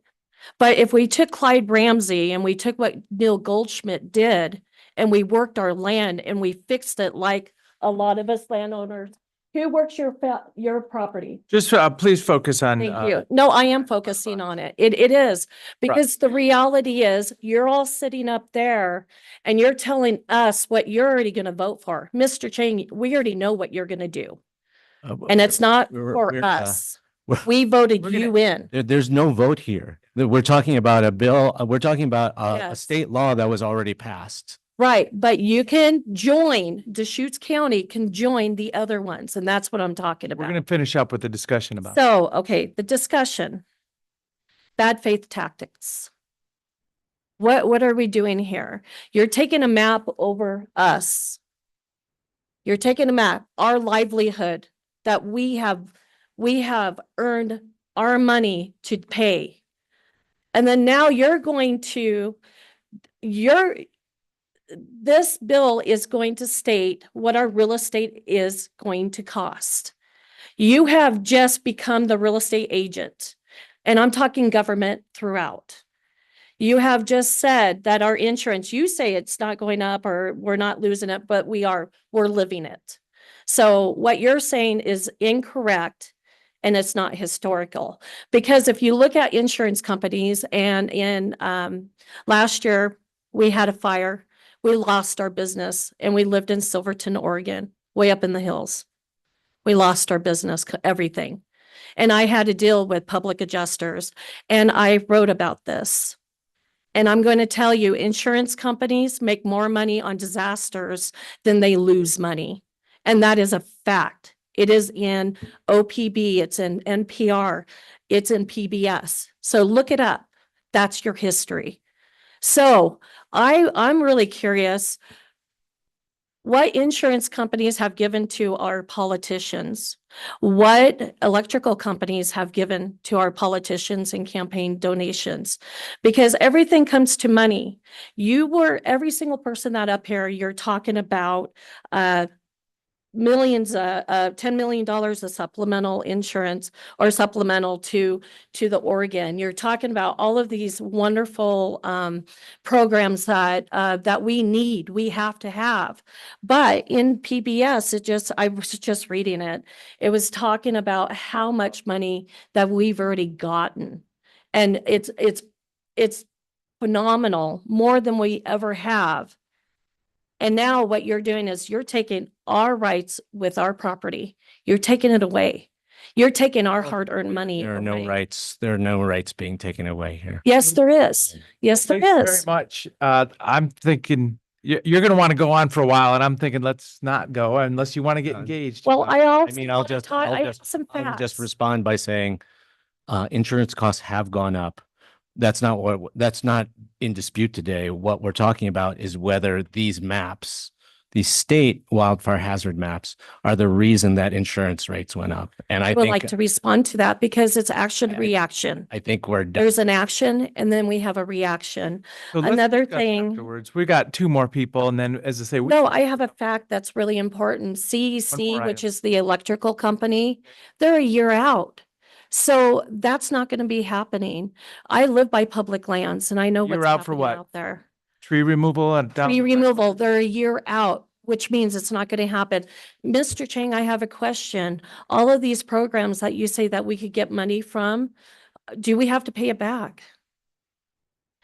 Do we have to pay it back? Because to me, that's meaning that we have to pay back probably more interest rate or a higher interest rate or something to that to the government for us to get money to clean our, Is a fuel reduction in the federal lands? yes. Getting clear on that. So Or are you talking about the incentives in Senate Bill 762? Correct. Which are state funded. The state doesn't run, the state doesn't run debt and pay a debt financing. The state So they're spends what grants. it has. They're grants, right? Correct? Which is our money, correct? Yes. Okay. So we are paying that. We're paying for us to clean up our own property and probably at a higher rate. let's move on to the next two. And then as I said, I'll be available to talk afterward, Chair. But why do I? A 3-minute testimony, unless you want to keep going. I'm just trying to move us along here today. Okay. So it just looks like you're ready to go for a while. And I mean, let us get to a position of advocacy or whatever we're going to do here. Okay. But So there thank was you. a lot of people out here that they are experts at what they do. They know. And all I hear is a map that was done by data analytics, which I do data analytics. And what you're talking about is someone inputting their information into the computer system. It's happened many times.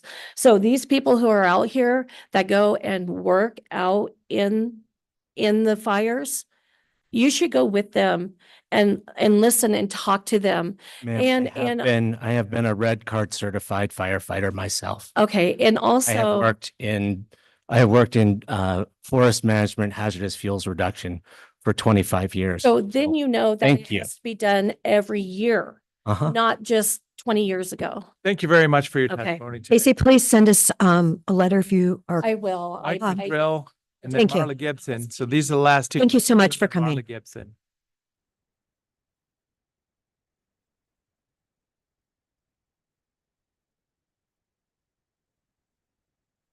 Thanks. I'll be brief as I can. I'm Mitchell. Mitchell, and sorry. I live over on 74th Street, Crestridge Estates, which is west of Redmond. And I'm the vice president of the Homeowners Association. Although I'm not representing the HOA today, I'm speaking as an individual. I would say many of the property owners agree with me. And really, a lot of the points have already been covered, and we all agree that there's reasonable fire standards that need to be met for hardening our properties. But the request I have is that based on the facts, some of the facts have already been mentioned for the county commissioners, is that you stand in opposition to 762 as a resolution. This was a unilateral zoning overlay. It's a legal package that was sent. It only gave people 60 days to appeal. Many people didn't even receive it for 2 or 3 weeks, and some, to my knowledge, have never received it, even though they're in that zone. So I know it's a state thing we're dealing with, okay? But the county can stand and say, hey, there's a lot of reasons why we should stand against this. The map doesn't make sense. We have 72 properties in our subdivision, 5-acre parcels. There's one of them right in there that is in the moderate. So the data and the map does not make sense. The other things that my personal concerns is the county, state, what are we focused on? Okay, are we focused on private property where the majority of wildfires don't start? Or are we going to focus on the state's responsibility to clear land? The federal governments, we've already talked all about that. And I guess in conclusion, my main concern is this is a foot in the door for the state, yet another foot in the door for private property rights. Okay, so where's that balance? I'm not an anarchist. No one is here in the room that I believe, but at the same time, there needs to be a balance between private property rights and what the state is doing. So for those reasons, I'm asking that the county speak up and say, look, 762 is flawed.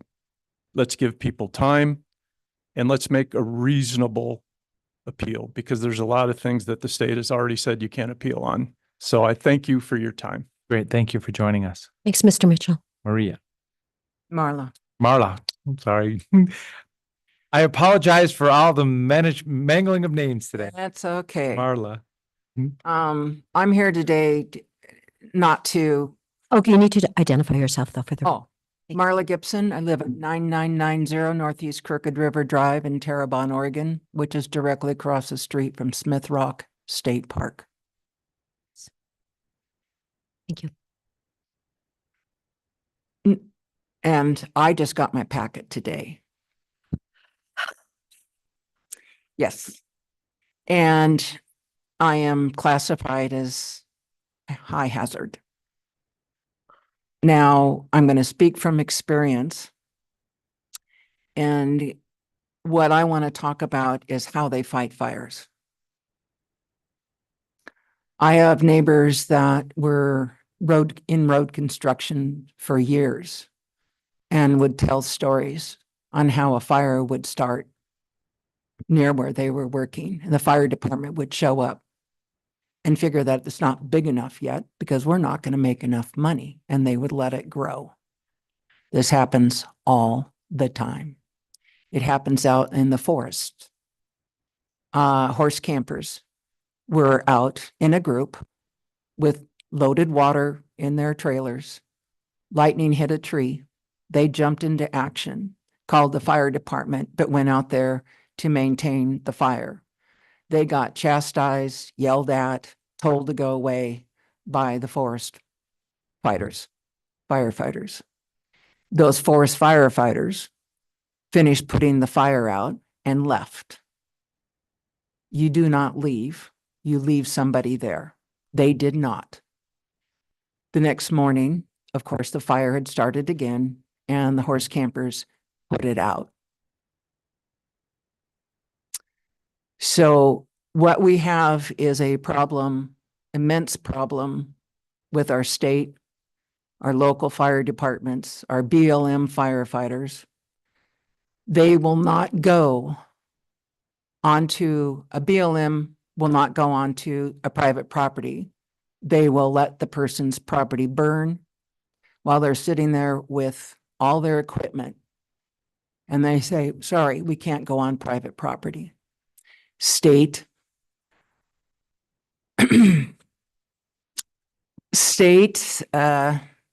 well, let me just back up here. Smith Rock State Fire, which happened in 1996, was started by a park employee because the state claimed they didn't have $500 to fix the fee box, and they wanted their parking fees. Park ranger went out there with an oxyacetylene torch in 100-degree weather, tall, dead, dry grass, by himself without proper firefighting equipment with him, and set the park on fire. The local fire departments showed up, but were not allowed to touch the fire, try to put it out, or anything because it was on state property. So they parked themselves around the corner down the road by the ice cream store and sat there. They were told they had to wait for someone from the state to show up. Thank you. Time on this. Are there any specific points? Yeah. The point is, when 20 fire trucks are sitting there and they let the fire jump the road because no one can decide, they were not allowed to touch the fire. They could have prevented the fire from jumping the road. They did not. But I can tell you, I mean, there's serious business in the fire agencies and they do support each other. And I think that may be the history on this, but I don't know that that's the future. We've got partnerships all over the place. They're with still not allowed to all go hands on and all a lands. district that's not theirs. Well, There's, Okay. I mean, under modern, current modern day mutual aid agreements, we have far better cooperation between local, state, and federal firefighters than we have in the past. And when did that start?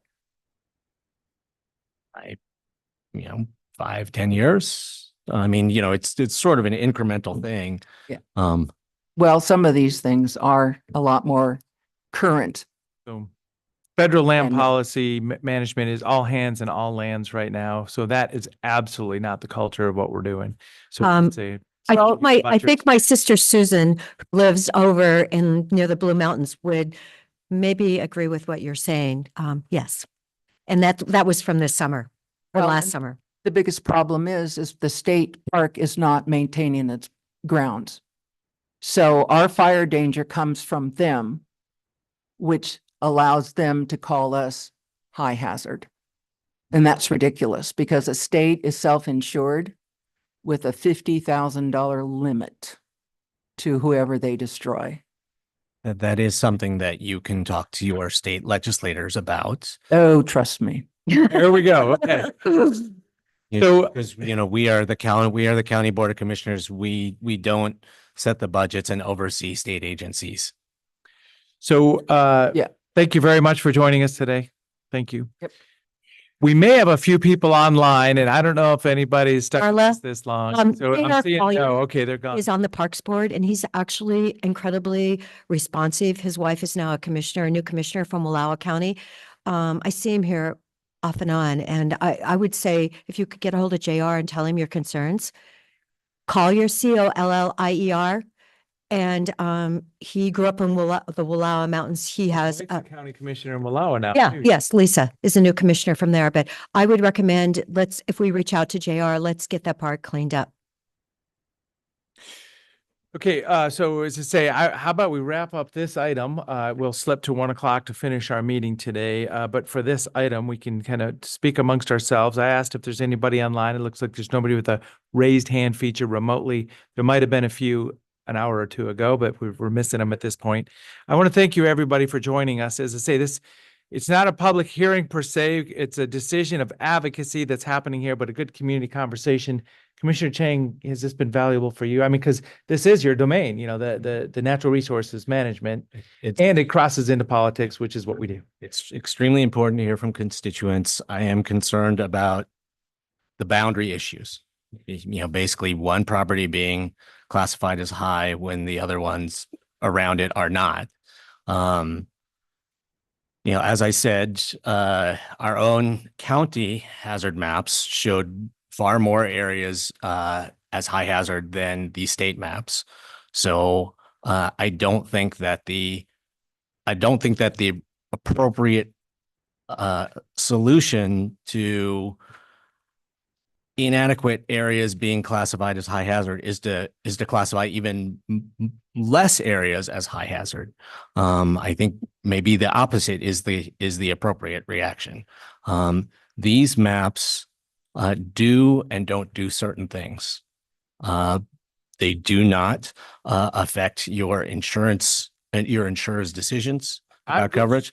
These figuring out what we might want to do for state advocacy at this point. Yeah, no, I mean, it's important to state what my thought process is. Okay. So these,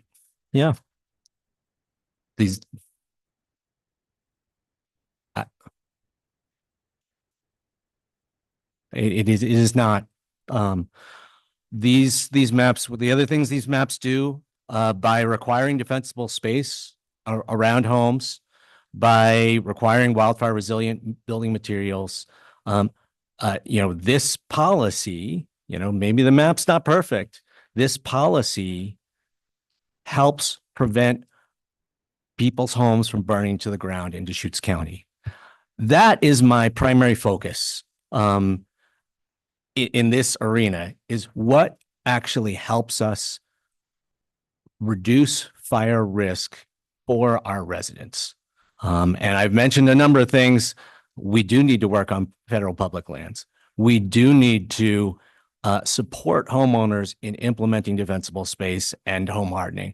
We do need to, you want to talk about something that we need to fight for at the state level right now. We need to fight for adequate state wildfire funding so that at the end of the next legislative session, we don't have to spend $218 million to pay for the last wildfire season.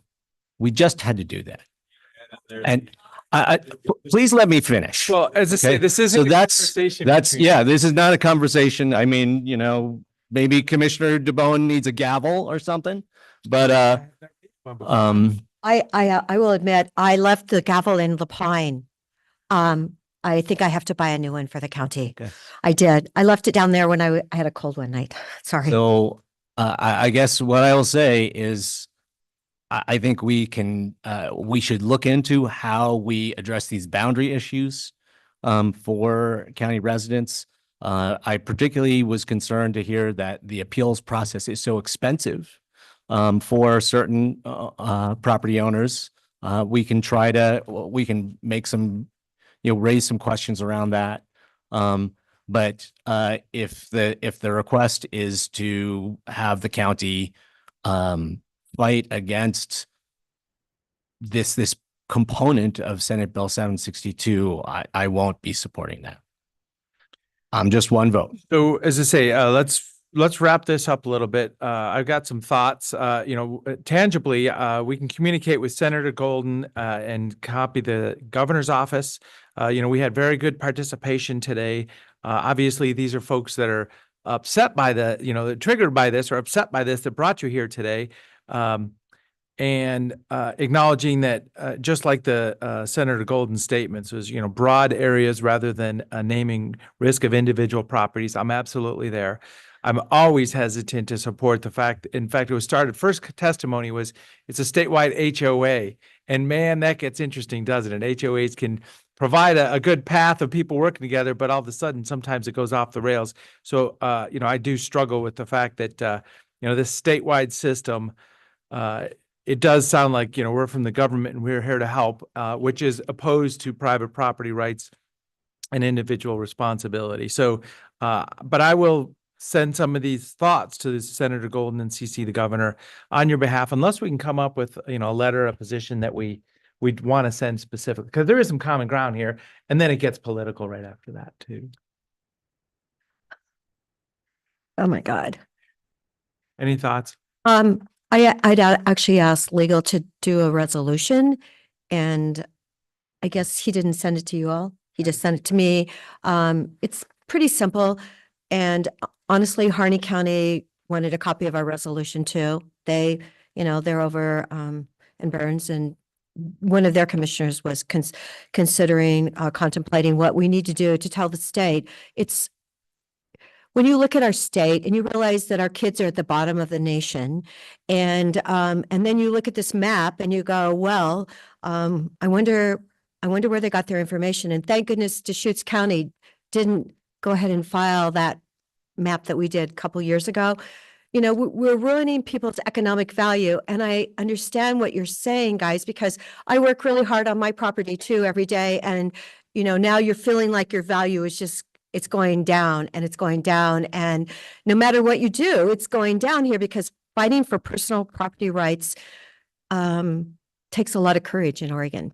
It seems to be, that's what's usually gets, low-hanging fruit. I believe that was mentioned earlier in the conversation. That's why I feel like I was told by Senator Bonham that Senator Golden had told him that he realized the map was a problem, and would Senator Bonham please be at the table. I want you to know that Senator Bonham had endorsed legislation. It was called Bill 678, and that was actually to repeal 762.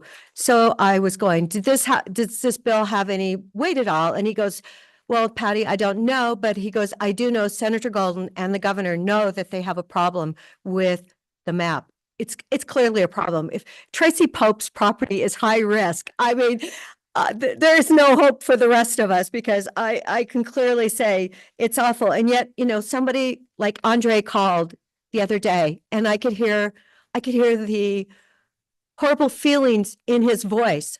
His property was being attacked, diminished, and if you're trying to sell, yeah, you're devalued. It's touching a lot of people that I really care about. And there are things that we can do. You don't just clean up your property one day. You have to actually keep cleaning up. You clean it up all the time. You've got your 8-foot, your 6-foot. Please take as many juniper trees out as you can. They're Roman candles. Well, we need to find you someone else. So anyway, Deborah, we need to find you somebody else. But I feel like we need to do something as county commissioners, because the people that love Deschutes County and we love living here are paying an enormous burden for something that it's out of our control. We need to send a message back. So the body of the resolution proposed, do you want to read that so we can explain? Sure. Well, Just this a is little- from just- Dave. I ran into him in the hallway and I go, okay, Dave. The bottom of, Just to ask is what that. okay, where, do you mean, do I have to read all the whereases? No, just the request. Okay, be it resolved that the Board of County Commissioners of Deschutes County as follows, Section 1 requests that the governor and legislature delay implementation of the maps to allow for integration with private and public insurance company. And that's stated whenever, if we could pass that. That's kind of a. That's the request. Delay the implementation of the maps that apparently not everyone has even received their map yet. So the appeal period to extending the appeal period request was very tangible. And I asked the governor specifically Monday afternoon about that. She said, as to say, in the next couple days, we're going to have to do something. As I couldn't get any more information on that, but something's going to happen at the state. So Well, that's what they said a week ago. today is to get something out. And I don't Yes. know that that's going to be ready for prime time. And Yeah, that's a little bit too broad for me. I would be willing to sign on to a resolution that asked for changes to the appeal process to make it easier for people whose properties are under trust. What about broad areas rather than naming private individual parcels? It's not going to make a difference. I mean, you can designate broad areas and there will still be property. I mean, if it's not going to make a difference. If you're in a high hazard area, even if your property hasn't been specifically called out, the requirement is going to apply to your property. So it just doesn't. Well, we've got I mean, it deals with some of the boundary issue a little bit, but there's still going to be people on the high side and there's still going to be people on the moderate side, and there are going to be people who are mad about it. Mad isn't the right word, guys. This is in your heart. This is in your pocketbook. It's clearly in your pocketbook. And we live here for a reason because it is magnificent. It is beautiful, but we can afford to live here. Yeah. Yes, we've worked for this. And yeah, so I want this map I want it to go away. I know the insurance companies have their own fabulous maps, but the state doesn't need to do a map too. This map does things. This map will and won't do certain things. I think that there's a lot of misinformation and people are overestimating the impact of these maps. What about taking a break till 1 o'clock, coming back, reconvening, doing our other agenda item and finishing up the day with what we might put on paper? As I say, because it's time, it's time for the senator and the governor to hear from us too. Okay. Yeah, I sent her a text last week. Don't worry. Finish our board meeting with something today. And at this time, we're gonna take a recess for lunch and reconvene at 1 o'clock. And we can stand up.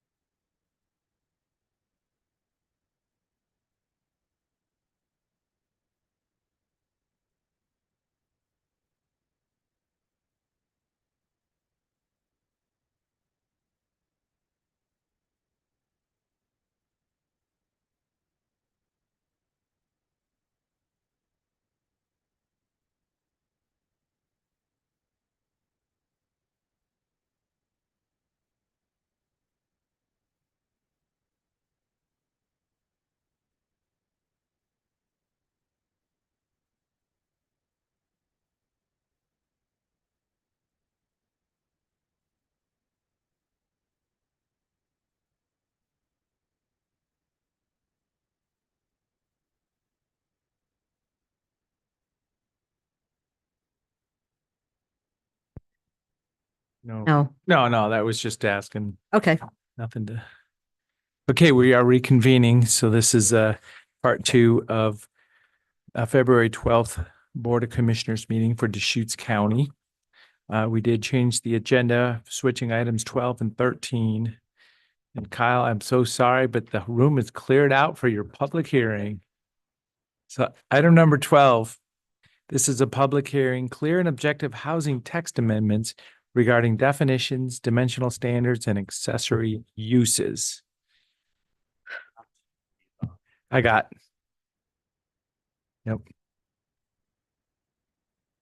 So this is the time and place set for hearing on file number 247-24705 TA concerning amendments establishing clear and objective housing development standards as mandated by the House Bill 3197. Staff will outline the hearing procedure that will be followed. Thank you, Commissioners. For the record again, I am Kyle Collins, Associate Planner with the Community Development Department. As the chair pointed out, we're here today to discuss what are described as clear and objective housing development standards pursuant to a recent House bill that passed. All of the record materials can be seen at the project website, which is up here on the screen. You can find this in the materials for the meeting today as well for anybody listening at home. So today, the Board of County Commissioners will take testimony and receive written evidence concerning the proposed text amendments. The hearing is also being recorded, and the hearing will be conducted in the following order. Staff, as the applicant, will first provide a brief presentation. Agencies, if any are present, will provide testimony, and then interested persons can provide testimony if they wish. And then following the testimony, the commissioners can request staff to answer any additional questions. Please note that this is a hybrid public hearing with both in-person and remote participation.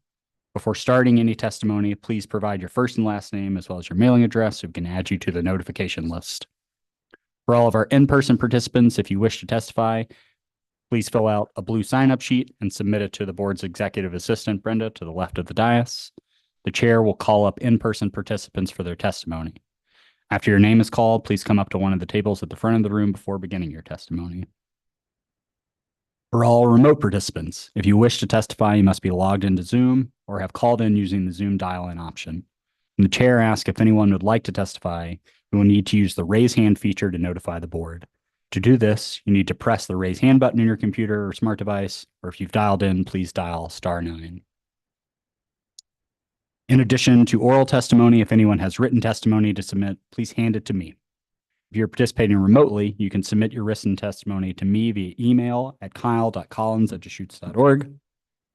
The chair and staff are responsible for conducting an orderly hearing, and any testimony or behavior which is inappropriate will be addressed and may result in that member of the public being removed from the hearing.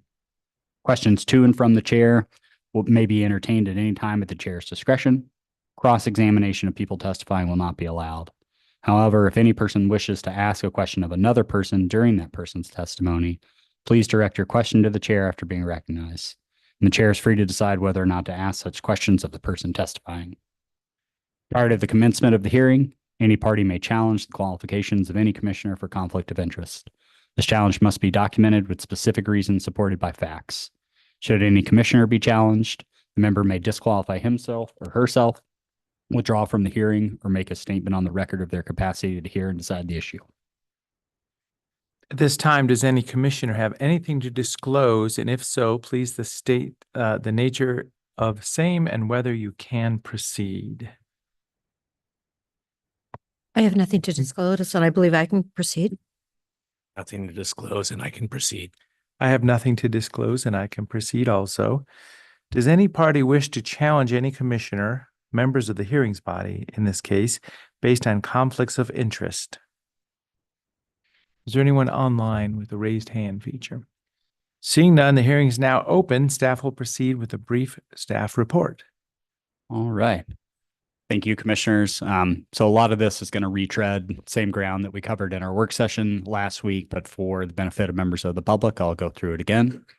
First, I'll start with some background of why we're here today. So starting in approximately 2017, the Oregon State Legislature passed a series of bills primarily to encourage the development of housing statewide.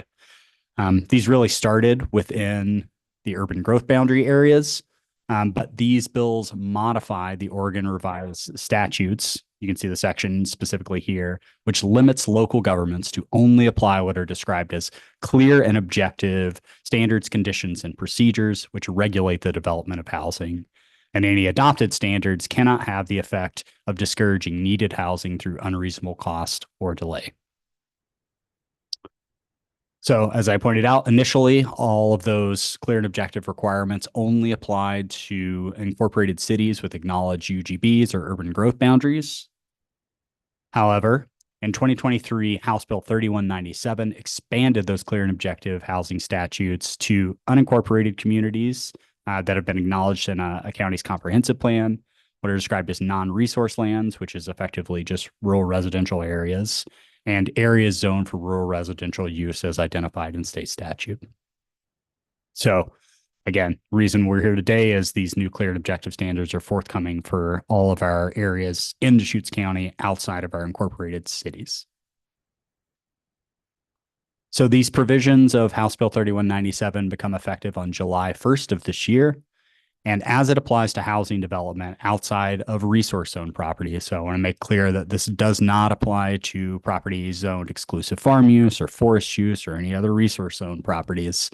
Any discretionary language that's still included in our code after that July 1st, 2025 date can be challenged by applicants and ultimately disregarded, specifically as it relates to the development of housing. So now I'll just give a general overview of what do we mean by clear and objective standards. So these are standards that use either terms or definitions or measurements that provide for a consistent interpretation regardless of whichever party is looking at the particular development. There's no need to read into the standards or apply discretion in any way.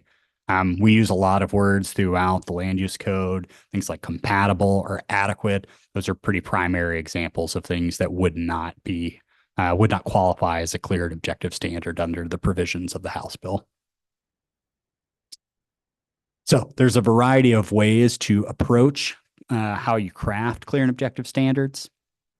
You can do things like true-false statements. True-false statements are truly, it's a yes or no answer to whatever the provision is. Is a property in a particular zone or is it not?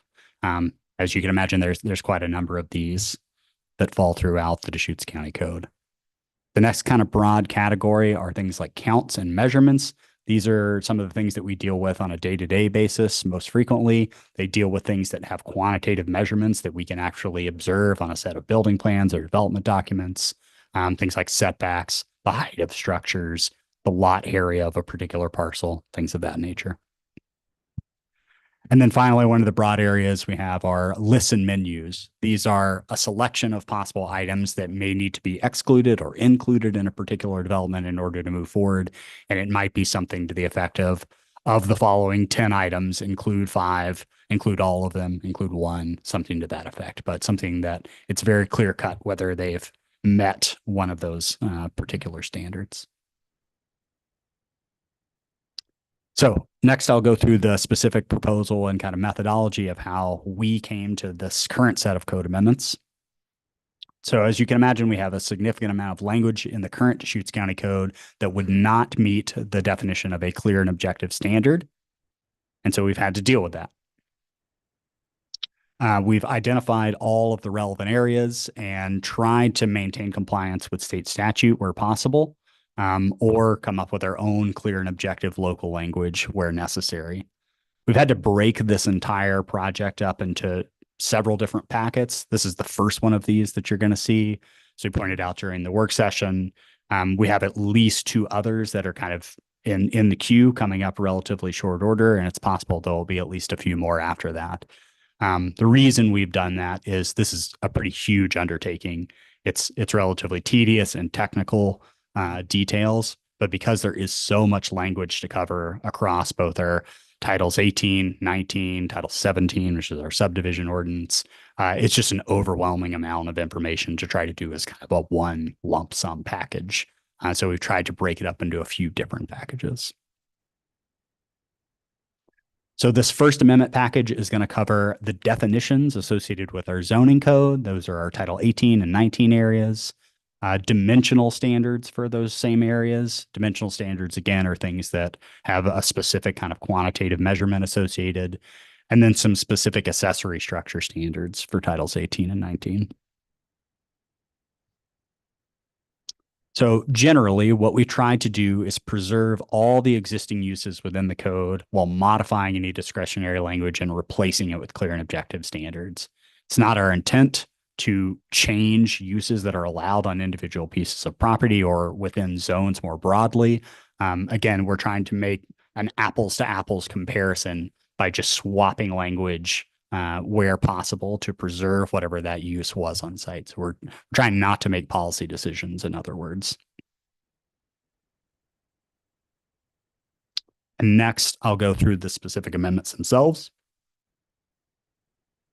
So the first thing I'll talk about are the definitions in those Title 18, 19 areas. Definitions really are the bedrock of our zoning code. Oftentimes we do just rely on things like Merriam-Webster, but obviously when we use terminology in the land use code, we have to define what those terms mean. Unfortunately, numerous terms that we already have in the zoning code do not likely meet the strict definition of a clear and objective standard. We've had to modify those. So we've gone through all of the definitions in both of those chapters, and we've tried to use a generalized methodology to cover all instances where we needed to change terms. The first of those is if we have an existing term that has a matching definition within the Oregon revised statutes or Oregon administrative rules. So if the state itself defines a term, then we've adopted that either by reference or just a verbatim repeating the exact same language. The reasoning behind that is we have an understanding in consultation with our legal department that regardless of if a specific state definition may have some discretionary language included, that state language supersedes the requirements for clear and objective standards broadly across all jurisdictions. So as long as we use the state definitions, then we believe that we have some safe harbor there. The second item is if we have some subjective language, again, things like adequate or designed for, where we could replace those with some actual quantitative measurements, then we've attempted to do that as much as possible. So provide some specific numbers of what we might have meant by adequate. That's not always possible, but where it was, we attempted to do that. The next is if we have a criteria that had multiple different interpretations or possible multiple interpretations, then we've given some explicit directions on what we mean as Deschutes County in interpreting the term. Either within the definition itself, we've spelled out this is exactly what we mean, or in certain cases, it refers to other areas of the code where we've then spelled out definitions for this is exactly what we mean by a kitchen, for example, and when that would and would not apply in certain development proposals. Occasionally, we've had to add new definitions that didn't exist into the code just to clarify some of those interdefinition relationships as well. Next, if we had two or more terms in the code that had conflicting interpretations, but a very similar use case, probably the most prominent example of that is we use the term setback and yard almost interchangeably. Then we've tried to simplify those into a single term, mostly for convenience purposes, but also obviously to reduce unintentional conflicts that cropped up over time as the code was developed. And then finally, if we have an existing term which was previously deemed unconstitutional or unlawful for some reason, the most prominent example of this is the term single family dwelling is no longer an appropriate use case for a variety of reasons. Then we've adopted a new term, single unit dwelling, which captures essentially the same use case on an individual piece of property, but removes that single family dwelling point. So certain terms within the code have been subject to interpretive decisions, both by the Board of County Commissioners as well as our Deschutes County hearings officers over the years. One of the most prominent examples is what types of development constitute structures versus not structures. And where we have those interpretive examples, we've tried to incorporate those into these new terms and definitions wherever possible, based on direction from the board where that was appropriate. So again, if we already had some previous direction, we've just codified that into explicit language in the code rather than referring back to the decisions themselves. Because our definitions propagate throughout all of our code, we've effectively had to line by line every single use case of each of those terms throughout the code to make sure that once we change this language, it actually produced the same result in every individual chapter. Of course, sometimes this is relatively clear cut. It is a true just fine replace, but occasionally that wasn't the case. And we've had to come up with some kind of verbal gymnastics to make sure that, again, the use on the ground remains the same, even though the terminology has changed. Next thing that I'll talk about are our dimensional standards that we've modified. This has a lot of overlap with definition, but it's worth talking about as kind of a separate subject. So dimensional standards, as I pointed out earlier, are categorized really as any criteria which have a specific kind of quantitative measurement attached. Setbacks, the height of a structure, lot coverage for a particular property. But we do have certain use cases where we could have used quantitative measurements for dimensional standards, but it's left open whether or not those would have been clear and objective. There's some kind of squishy language around the edges. So we tried to correct that. And to provide an example, this is, again, the same example I provided during the work session, is how should the height of a structure be calculated?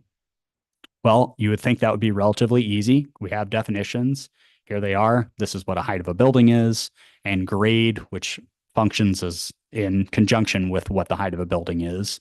And grade is kind of the big thing that we're going to focus on here, which is the average of the finished ground elevations of walls of a building. That's essentially all it is.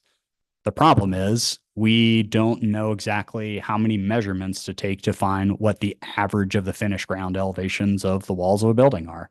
There's no direction either within the definition or really anywhere else in the code to clarify this. You can imagine this very simplified example is like, are 3 measurements appropriate on this hypothetical to get what the average elevation of a ground is? Do you need 10 measurements? Do you need 100 measurements? It's not totally clear, and it's not explained in the definitions, and thus probably not a clear and objective definition or standard. So we've proposed some changes, again, within the definitions, changing how height is defined. We're clarifying that height is now just going to apply to all structures and how we're evaluating that. And it's going to be the vertical distance from the average grade to the highest point of a structure. An average grade now is, again, specifically for the purposes of calculating structural height, is just the average of 2 points, which is the lowest finished grade abutting a structure and the highest finished grade abutting a structure. So you take lowest abutting, highest abutting point, you average those two together, that will provide you an average grade, and then you take that measurement to the highest point of the structure, and that is the highest point.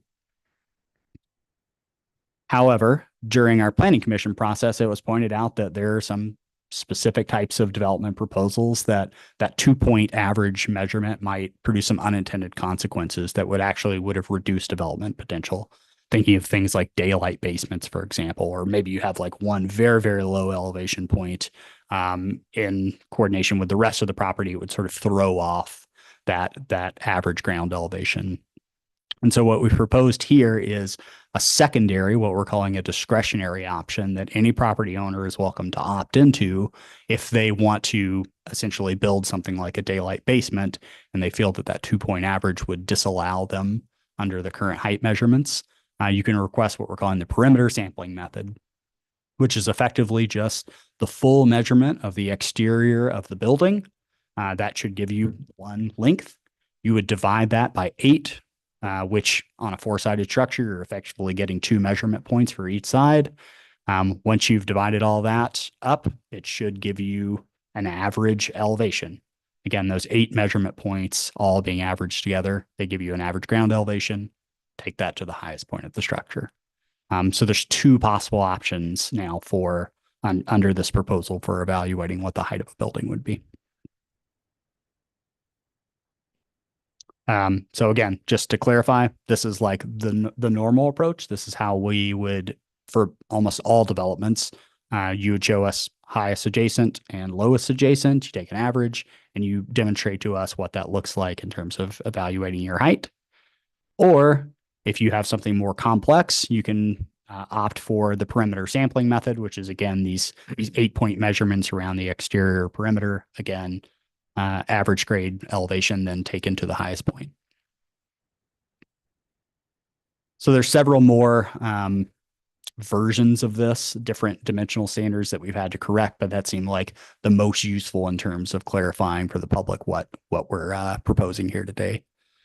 In addition to all those changes that I just talked about, we're adding additional definitions for things like the finished grade of a building, because obviously there might be a difference between the natural grade of a building or the existing grade of a building and what the finished grade is. And then we have some specific call outs for the landscape management combining zone, because there are different height standards in the LM combining zone versus no overlay zone areas. It is worth noting at this point, even though it's not included as a part of this package, that there likely are some modifications under this clear and objective larger project for places like the landscape management combining zone, but those haven't been addressed, at least as a part of this package. So the last thing that I'll talk about are changes to our accessory use standards. So clear and objective standards, as we pointed out at the very beginning, these have to apply to all housing development or development of what's described as needed housing, which to Commissioner Chang's point during our work session, needed housing is a term that it is defined in state statute, but it effectively just means all housing. It really has no, there's no limit to what needed housing would be for the purposes of Deschutes County. Needed housing is a specific call out term that was included to help bridge the gap for clear and objective standards within the cities themselves, but it doesn't really apply to us as Deschutes County. But because these new sets of standards are going to apply to all housing effectively, we have to identify what constitutes housing and what constitutes something else. There's a real break there. And particularly when we're talking about accessory uses. Lots of people have accessory uses on their property. These are things like detached shop buildings or garage buildings, something to that effect. And we run into a fair amount of issues when we're trying to distinguish the use cases between these two on a day-to-day basis. So this is one of the most prominent areas where we actually would hit a clear and objective use case standard, where we need some more clarity both for us as staff members as well as for members of the public. So most zones in Deschutes County only allow the establishment of a single dwelling unit on site. That doesn't include things like accessory dwelling units and some other kind of one-off use cases. But by and large, if you're looking at a piece of rural property in Deschutes County and really statewide in Oregon, you're looking at the establishment of one single family dwelling, or excuse me, one single unit dwelling where that is allowed. It's pretty challenging to implement that in some cases because we often receive applications from community members where they're proposing a structure that falls in what you might think of as a definitional kind of a gray area, a transitional area between something that looks an awful lot like a dwelling unit, but they're claiming they're not going to use it as a dwelling unit. So you can imagine if I have a detached shop building and I want a full bathroom in it, and I want a hot plate and laundry facilities, et cetera, it starts being very difficult for us as staff to determine, well, why isn't that just a dwelling unit? Applicants pretty commonly propose these things for a lot of very valid reasons. Maybe you have a farm property and you need laundry facilities in your barn or something like that. That's perfectly reasonable. However, one of the main issues that we run into is if a property owner were to build something like that and then sell it at some point in the future, it's difficult for that future owner to know that that structure wasn't actually approved as a dwelling unit and wasn't reviewed as such and can't be utilized. And so there do wind up being certain legal issues that crop up. You can think of things, particularly when you start looking at things like wet bars, kind of half kitchen setups. Full bathrooms is another big one that pops up. And then again, we've already talked about laundry facilities. So in the past, we've attempted to limit those uses when they have come up in development proposals by having current property owners sign what we describe as restrictive covenant documents. These are basically just legal agreements that are they're signed by the property owner. They're ultimately recorded against the property. So if anyone were to pull a title report on the property, they see this document that says, you built X structure on site. You acknowledge that it was built as an accessory structure. It's not a dwelling unit. And unless you go through a formal land use process to allow it as a dwelling unit, you agree that you won't utilize that in the future. Again, it's not even so much for the purposes of the current property owner as much as a future property owner if the property is sold, so that when, again, they're going through their due diligence, they pull a title report, they see this document and they note, oh, that thing that I thought may have been a second dwelling unit actually is not. And yet we're short of housing. No, I mean, really, isn't this, it's fascinating. We say we're short of housing, and yet we have all these rules about someone putting in something that could be used by the next person. Yeah. Illegally, of course. Yeah, a lot of this, again, is compliance with our state land use system. But to provide a little bit more clarity, both for ourselves as staff trying to get away from some of these conflicts that we've had with property owners, as well as to provide a lot more clarity for the property owners themselves, we've proposed a series of amendments to explicitly clarify what is a dwelling unit and what is an accessory use, so that anyone can come forward with specific proposals, and we can kind of easily bucket them into a checklist. So the first is we proposed a series of components that when you put them together constitute a dwelling unit. These are specifically a kitchen, full baths, and internal accessibility amongst all components of the structure itself. So you have to be able to basically get between all areas of a dwelling unit internally in order for it to qualify. You get one kitchen in most cases, barring some specific land use cases. And then full baths, obviously, is just they're full baths. Each of those individual components we've further defined now where they didn't previously have definitions, kitchens being probably the biggest component of this, where we've actually included a new definition of what constitutes a kitchen. The second big piece of this is we've outlined all the components which are allowed within accessory structures. So rather than checking these as kind of a one-off basis, a case-by-case basis, we've established a very formal process where we can assure that accessory structures are not unlawfully converted to dwelling units where that use is not allowed. And that falls into two broad buckets. So restrictive covenant developments and land use decision developments. Restrictive covenant developments are things that you are allowed to include within accessory structures. You don't have to do any type of land use review or approval, but you do have to sign this legal agreement that says you're tiptoeing very close to something that looks like a dwelling unit, but you acknowledge that you're not going to use it as such. And as long as you do that, away you go. You can continue with that particular proposal. The second are decisions that maybe go outside of the bounds of that. So you can include even more elements that tiptoe you closer to a dwelling unit. And you're allowed to do those as well, but you do have to go through a formal land use process where we would issue an administrative decision in most cases where we say, this is what you're telling us you're using that structure for. We've captured all the conditions that might be associated with it, and it's recorded against the property itself.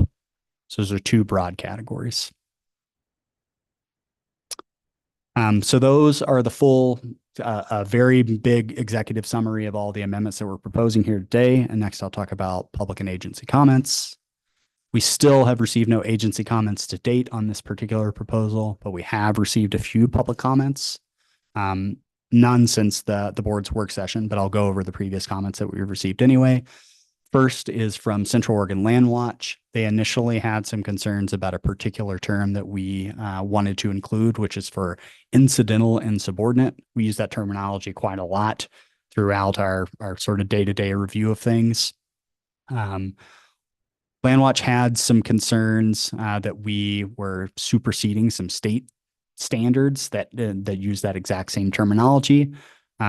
Our proposed definition essentially just said that it's minor, secondary, or dependent in relation to another use, activity, or structure. So you can think of this as the tail not wagging the dog. A good example is if you have a home business or home occupation on a particular property, it can't supersede the use of that property primarily as a residential use on site. So you can still operate those things, but once one starts to supersede the other, then it's no longer incidental and subordinate. However, state statute does use that exact same terminology in some very specific use cases, primarily when we're talking about farm uses and uses that are allowed in relation to farm uses. And they had some concerns that by including this local definition that we were somehow overriding the state standards. It's a reasonable concern, and we actually thought that it might crop up not just in this particular case. Oops, excuse me. And so what we've decided to do is actually include sort of a preamble statement to both of our definition sections in Title 18 and 19 in the zoning code that essentially says if there's a state statute that's not cited in our local code, that overrules basically our local standards where applicable. That would include something like incidental and subordinate in those particular use cases where it crops up, again, related to something like farm use. But there's the state statutes obviously have a fair amount of definitions themselves. So this is really just a big disclaimer that if there's a state statute, statutory definition, then that is the overarching definition that we use. And if there's not one, then we revert back to our local code. The next public comment that we received was from Planning Commissioner Matt Cyrus. He specifically requested a revision to our grade definitions that we talked a little bit about earlier. I kind of went through how we sort of corrected this after we received Commissioner Cyrus's comments, but generally he expressed some concern that the average grade definition that we have proposed might limit some structures that had previously been allowed. Things like daylight basements again, or walkout basements where there's some below ground elevation. And in order to correct for this, because obviously that was an unintentional thing that we didn't realize could have happened, we added in that perimeter sampling method to capture both possible options. Last set of comments we received were from Nunzi Gould. Ms. Gould submitted a number of different comments. I'm just going to try to summarize them here. She wanted us to consider the necessity of balancing various values throughout the county, including things like housing affordability as we're going through these legislative amendments, and a desire to evaluate the entire suite of the amendments together. Again, I spoke to this a little bit earlier. We obviously chose to break this into packages to try to make this whole project a little more digestible. And then finally, just a general desire that most housing should be located inside of our urban growth boundaries wherever possible.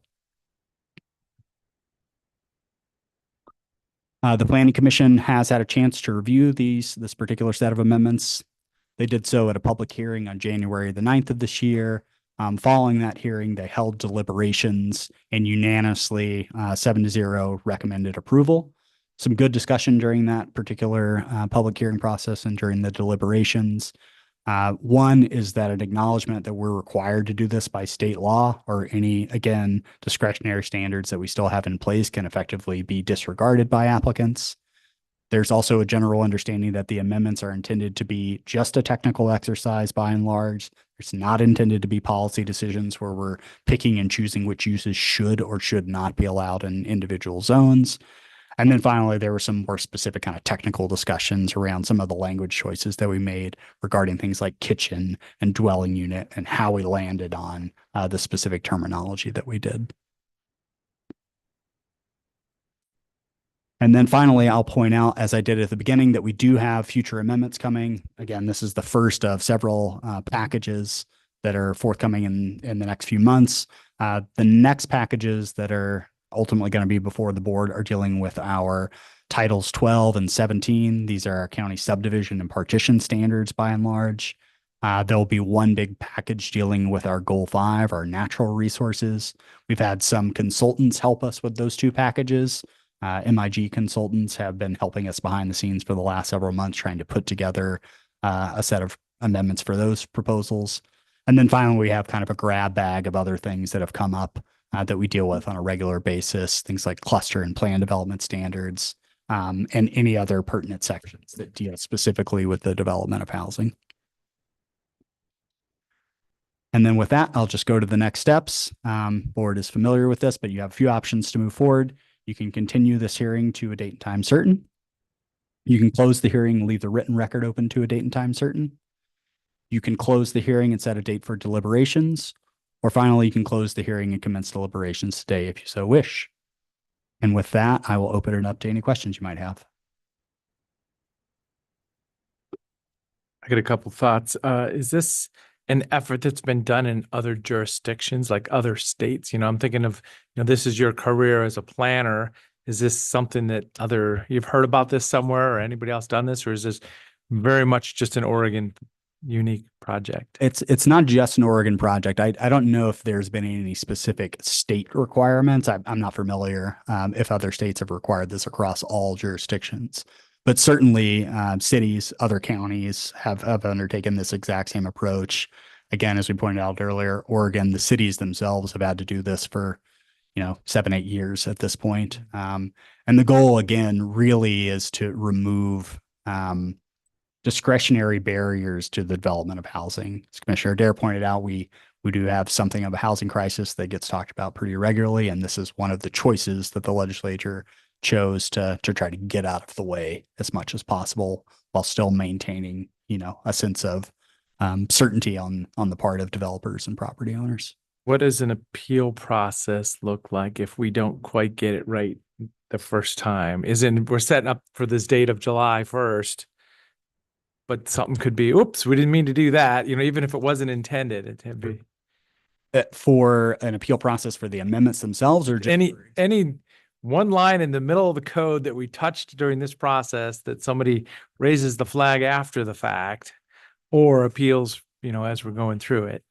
That's a great question. I think, as with any legislative amendments, if there are unintended consequences, we obviously will have the opportunity to revisit this through a very similar, you can think of it as basically a housekeeping process at that point. It's not quite housekeeping because there is still a little bit of policy choice squared in there. And I think at this point, fully anticipate that we're probably going to be back in 6 months this is a huge undertaking. I don't know that we've really ever had to effectively rewrite the entire code in some appreciable manner. At least touch the whole package. Yeah.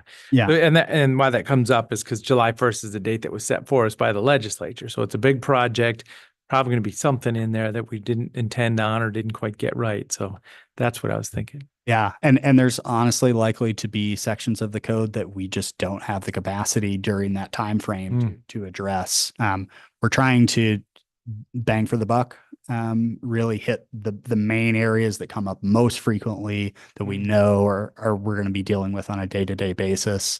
And I think the idea is, as more projects become available, more capacity on staff's part, then we'll try to correct more areas of the code as they come up. But even during the discussions with the Planning Commission, a very similar question arose, which is, what if we get it wrong this time? And I think the understanding is that that's certainly possible. We're doing our best for that not to be the case, but if it is, then we'll come back to it and correct it as those issues arise. Sun will come up tomorrow and we'll deal with it then too. Okay, so this is a public hearing on the matter. Thank you very much for the great introduction. First package of many, not intended to be policy changes, but clear and objective standards. Is there anyone in the room to testify on this matter? And is there anyone online? So we see none. So different subject. We had a lot of energy this morning on a different subject, and now this one. Okay, well, with that, we will close the public hearing on this matter for this first section, dimensional standards and accessory uses. Is there any discussion, any willingness to close the record, proceed to deliberations? Just one more question I have is, so reading about this accessory uses component here, in the last couple of years, we have done things like made ADUs allowable. We're working on a policy to allow RVs as rental dwellings. do these, do changes such as those help with making the rest of our code more clear and objective? I don't know that they address that specific concern. That the clear and objective concern is a broader question of, if I were to pick up a code, I'm a lay person on the street, I should be able to look at whatever a particular standard is and understand exactly what it is. I could hand it to anybody and I get that exact same result. I think what you're talking about is more a question of the housing capacity in the county broadly, which is related. Again, that's essentially why this clear and objective proposal was brought forward by the legislature at all, is to try to produce more housing when and where possible. So it's addressing the same issue, but in a different way is what I would say. Thank you.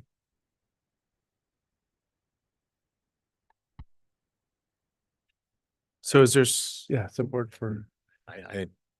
I would be very comfortable closing the oral and written record and moving to deliberations on this bundle of clear and objective standard. In front of us today, okay. Are you supportive of that, Commissioner Dare? I am. So I just have a question. Changing the terminology from single family dwelling to single unit dwelling, that's coming from the state? No, that's actually a federal requirement at this point. It's federal. Okay. And it has to do with essentially the fact that no governmental jurisdiction is allowed to qualify what constitutes a dwelling based on familial relationships. So you'll notice that the replacement definition that we propose is essentially just one or more persons living together. That's it. We make no discussion of, are they related to each other? What's their relationship really at all? It's just one or more persons. Thank you for that.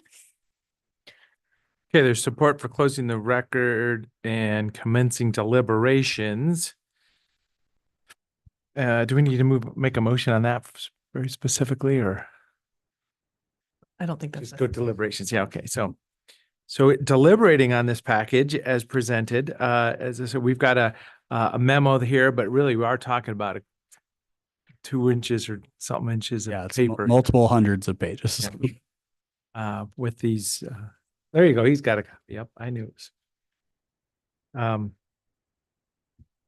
Yeah, anything else to say about it? Now that you've shown the whole stack, yeah.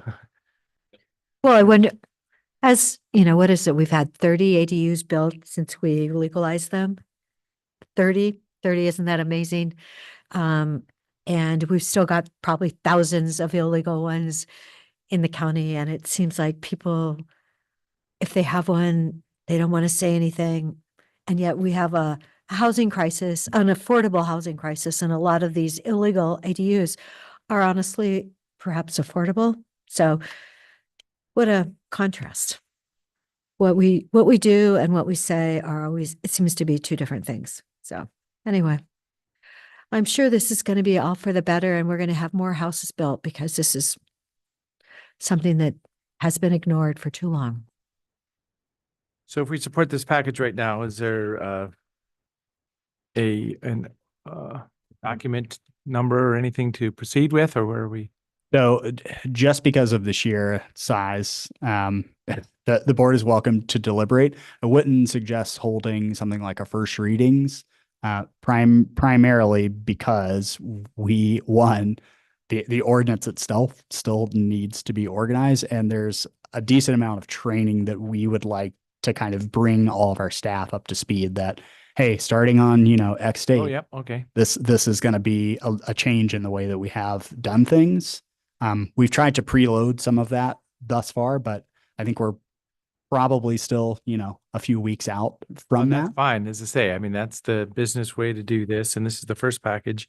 We'll get in the groove of doing this. So I would, if staff could make a recommendation, I think if you were to deliberate, I think we could then set a date, maybe a few weeks into the future, 2 weeks into the future or something for a first reading at the very least. 2 weeks is enough? That should be plenty. Yeah. Sounds good. I support that also. So deliberations, it looks like it's a thumbs up consensus today with that information setting up for a future ordinance for a first reading. Yes. Do we need a motion for that? I would do a motion to conclude deliberations. I move that we conclude deliberations on this set of clear and objective housing text amendments and direct staff to prepare the appropriate documents for 2 weeks from now. I'll second it. Any other discussion? So I would assume that's not a hard date. It's just about 2 weeks from now. Whatever, Just thinking whatever of- makes yeah. sense. It'll be 2 weeks. Okay, that's good. So with that acknowledgement, calling for the vote, Commissioner Chang. Yes. Commissioner Dare. Yes. And Chair votes yes. Thank you very Thank you, much. Commissioners. Okay, so that was our published agenda items and following up from our item 13 or going to other items right now. Any thoughts? Are we going back to? Yeah, Right, let's lucky let's item do that. Let's 13? acknowledge that. Yeah, so item 13, following up from our community discussion this morning. Thank you very much for working together on that. Hopefully that was valuable for all parties. As I say, Okay, so looking at what Dave had done yesterday for the actual resolved, I personally, I want to add the word permanently delay the implementation of the map. So I just want us to send a really strong message that some of the people that had extreme danger, oh my gosh, yeah, that map is a mess. And we all know we have to work harder on a lot of other things in the document, but clearly the map missed it. so I would go a different way. Probably I would support some statements saying that I'd rather see a broad area map. And one of the reasons is, I mean, it hurts people's heads. Like there's this S on the west side of Day Road when you look at the lot patterns on the state published map. And it's probably a function of wildland urban interface distance and, you know, maybe the topology and the fuel loads or whatever. But if you drive up and down the road, it does not look different at all.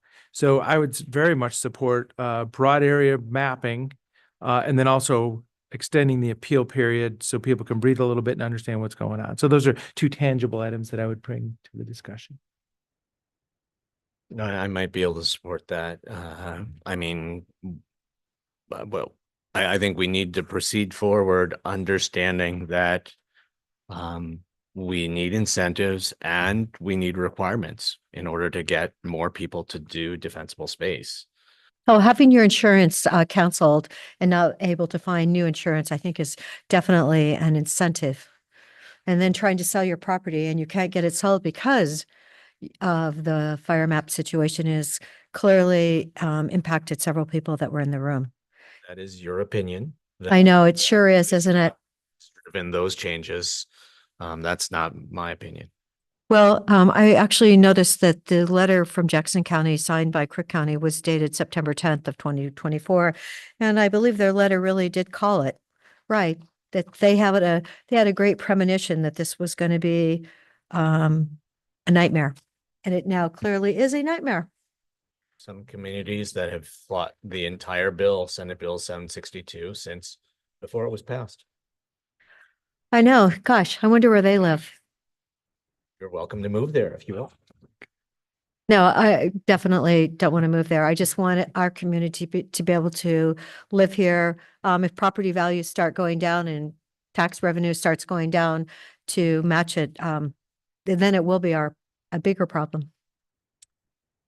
Well, and I mean, there's a proposal that we maybe do individual letters to the senator and the governor or something on this too. Because I mean, if I put some of this in words, I'm sure I can get into the office. They say they are going to do something, as in relief of, you know, the date possibly, or go back and say, okay, you know, even though the way I see it is we have big data now, we have fancy GIS systems and we can partition, you know, or document each property, but at the level of what the legislative intent of this is maybe even though we can do it, even though the state can do it, maybe they shouldn't do it. As in just go block it out, I mean, what I was saying was, doing area designations instead of Yep. speckling.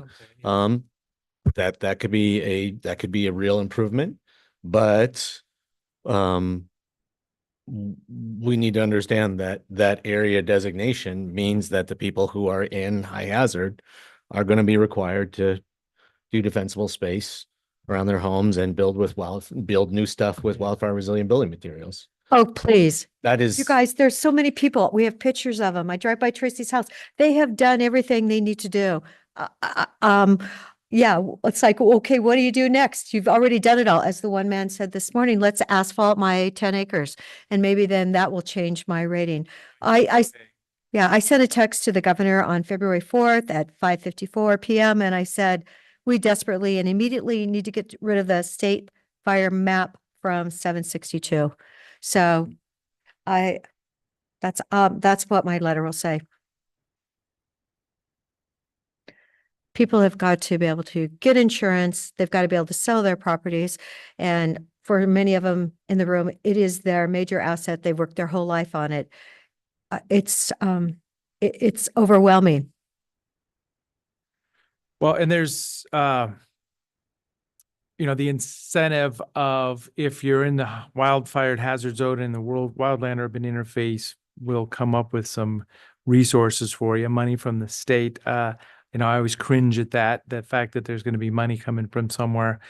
We receive and distribute grants all the time, so there's that whole scenario there. But setting up another process of how this happens, and the federal efforts for the congressional designated spending in partnership with everything. I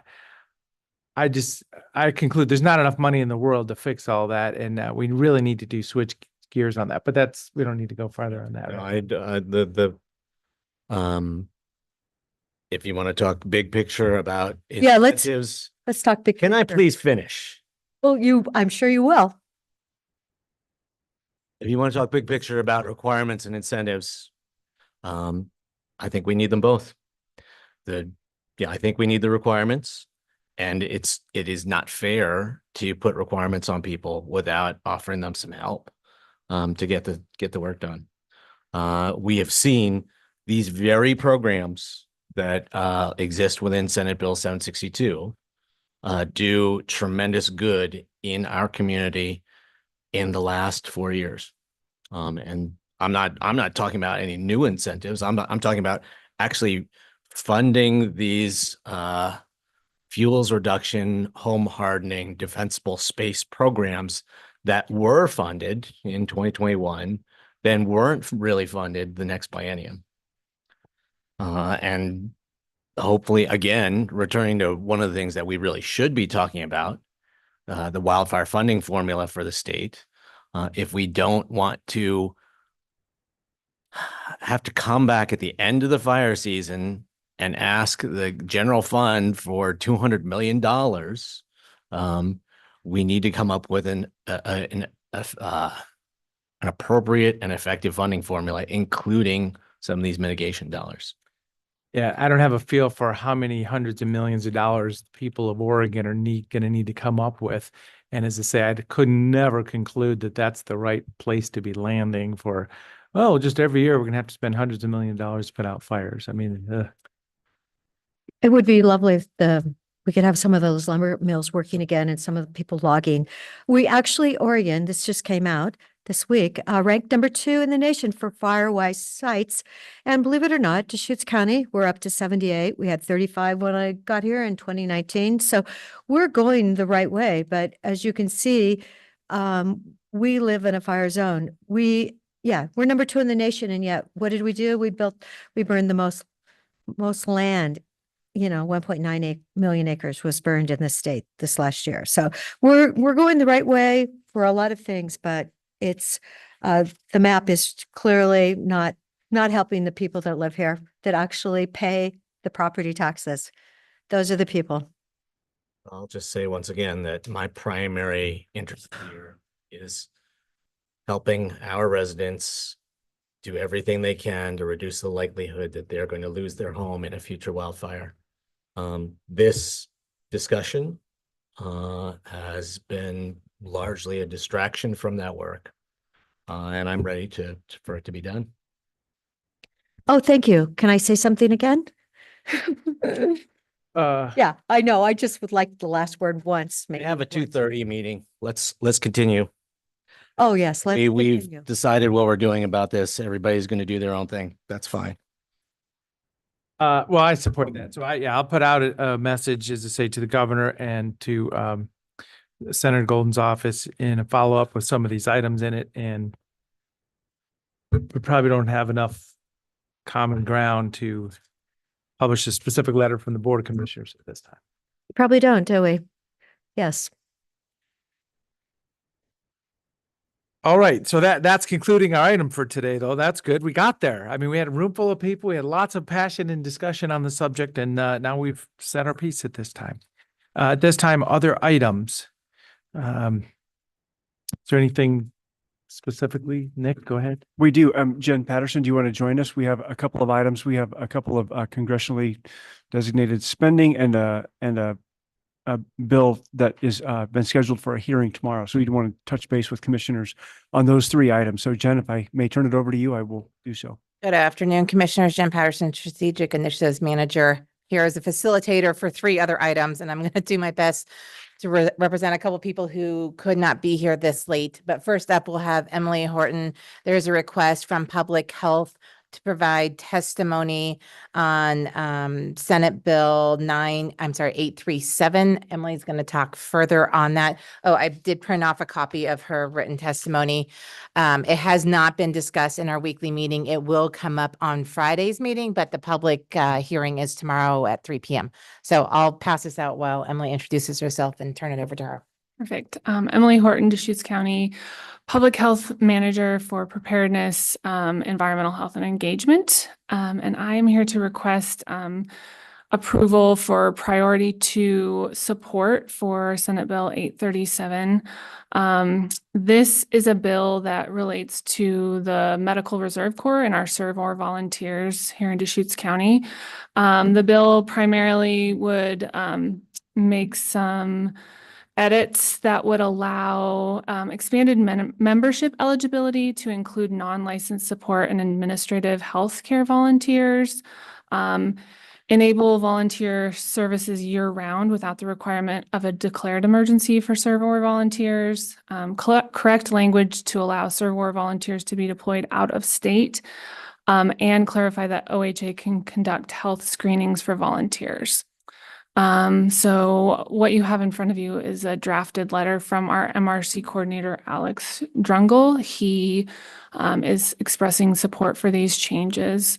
We know here in Deschutes County, our Medical Reserve Corps, we do allow non-medical and medical volunteers. And we know in an emergency, we need lots of different types of people. We don't just need doctors, nurses, and EMS. We need people to check people in on the computer. We need people to direct traffic, all of those kind of things. And so this allows us to have a little bit more expanded volunteer pool of people that are trained. So can sign up for our various mission sets and become trained.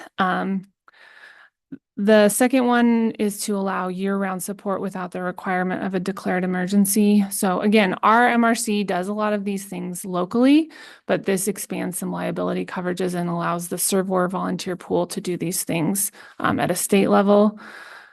And then the other two are, again, support for allowing our volunteers to deploy outside of Oregon. I think that it's helpful when we can do that. And we know that many times volunteers move from state to state, and then make sure that health screenings are available so we don't put people in bad situations. So if you have any questions, I'm happy to answer them, or maybe not. A little bit of context around Serve Or just a bigger picture or history or anything there. So Serve Or is the statewide kind of database of medical specific volunteers. So all of our volunteers are registered in Serve Or, and it is kind of complicated and confusing because you can deploy out of like our Medical Reserve Corps, which is a local, or there are various requests for people to deploy through Serve-Or. So these are kind of different pathways, and many times they lead to a similar result depending on where the emergency is. But for example, like we've had our local volunteers help stand up and volunteer for this cold weather and helping staff the shelters that have been opened up or expanded during the cold weather. We've also had volunteers that we weren't able to deploy through our local volunteer, but they could deploy through Serve-Or to the fires in other counties like this summer. So Is this kind of like responding to resource requests with volunteers? Does Yeah. anybody get paid, or maybe No. the expenses are covered? Or I don't know. Yeah, expenses are generally covered. And again, a lot of it's around liability. So depending on who authorizes someone to go to a certain place and what pathway and who they're registered for, there's like lots of liability concerns there. So this is just expanding that language and some of the ability to recruit and deploy people for the state. And search and rescue kind of like this too. You get certified, you have some specific skills, you're on an on-call list. When something happens, either you're available or you're not. Correct. Many times our volunteers are not available. And I would say search and rescue is like a higher level than this. But this is, yeah, exactly similar. And so this is asking the legislature for what? So we're asking you to support us putting in written testimony to support these changes in the bill. So expanding eligibility for non-licensed support, administrative. Yep. And allowing year-round volunteer service, which means working without an emergency declaration. Yep. Is that the? Can I ask about the out-of-state deployment? So we do a bunch of work to get some volunteers, on board, up to speed with our program, and there's a request for them to deploy out of state somewhere.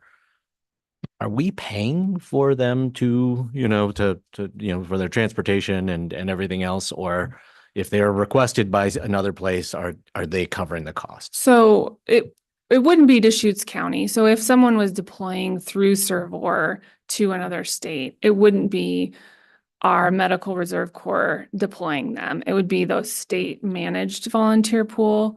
My understanding is it would be through whatever MOUs or mutual aid agreements were set up state to state that would cover those costs for those volunteers to be deployed out of state. Yeah. Yeah. So the bill wouldn't come to Deschutes County for certain. But again, it'd be based on mutual aid agreements, probably state to state in the emergency. It's called the EMAC, the Emergency Management. I mean, I really appreciate the idea that we could, provide people who are going to be of tremendous help in a real emergency somewhere else. It's just if we're a leader in doing this, in organizing volunteers in this way, and we were paying for them to go places, then you could see being leader actually being financially, a penalty for us. So I just wanted to make sure that we don't that's not happening, and I'm tracking you, and that's not a concern. That's not a concern for certainly for the county. It's intended in the law as written that we could deploy to other states, but there is like a language problem that this is just correcting, so it can actually happen, that we can fulfill our interstate agreements probably. So my question is, how many people are in Deschutes County MRC then, the non-licensed volunteers?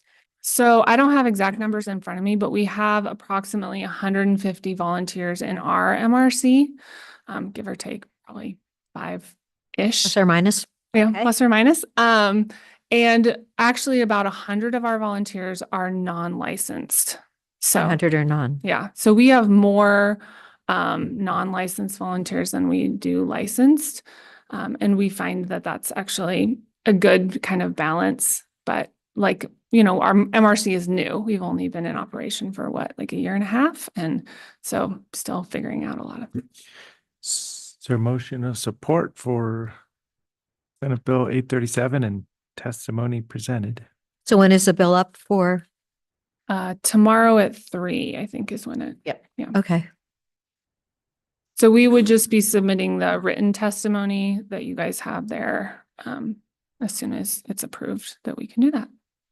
I move to support prioritization of Senate Bill 837 at level 2 support. Also supporting staff providing testimony on behalf of 837 and asking for certain modifications as outlined in this letter. Oh, seconded. Been moved and seconded. Any other discussion? I mean, I would also just say, I think it's a tremendous gift for our community to have so many people who are willing to step forward and volunteer to provide emergency relief, public health assistance to our community and others. And we want to do everything we can to encourage that. Thank you. Calling for the vote, Commissioner Chang? Yes. Commissioner Dare? Yes. And Chair will vote yes. Thank you. Thank you. Thank you. So that Senate bill will show up on our Friday morning legislative report, but I'll just mark it as already board already determination supported at it. 2 priority. Yep. Thank you. Okay, next up, I'm going to try to represent this as best as I can. Holly Harris was here this morning, but she had to leave for Salem by 1. Probably testifying, or in a Yeah. couple hours. So she sent me an email, which I printed off and then in the break left on my desk. So I'm going to that's read okay, you gotcha. the email from Holly on this, but this is a congressionally directed spending application request on behalf of the county for board consideration. So right now I'm going to just read directly from Holly's email. In collaboration with SCMC, Best Care, Pacific Source, and Greater Oregon Behavioral Health Incorporated, GOBHI represents Eastern Oregon. We are working with a provider to develop a child psychiatric facility in Central Oregon. The facility would be located in Redmond and would be a 15-bed subacute facility secure. The city of Redmond does not allow more than 15 beds, so that is the reason for that number. We would like to request approval to apply for a congressionally directed spending request of $1 million for furniture, fixtures, and equipment for the facility. Deschutes County would be the applicant and the dollars would be granted to the provider. Other efforts for this project include a $4 million request from Rep. Levy and a bill that is currently being drafted for construction of the facility. And commitments for funding contributions have been made by several of the partners, including behavioral health for operational costs for the first 5 years to ensure adequate capacity for our county, as well as ensure financial stability for the provider given workforce and census that can be a challenge for new programs. The application deadline is due February 23rd. It would be a little bit of a lift on county employees. So I think the hope is to have a determination if the board is up for this consideration request this afternoon. Yeah, like 5 years ago, we were up for this request. Like, it's so good to hear that There you go. we're finally like, actually doing something that, will help the kids. Sending them to Portland is not always the answer.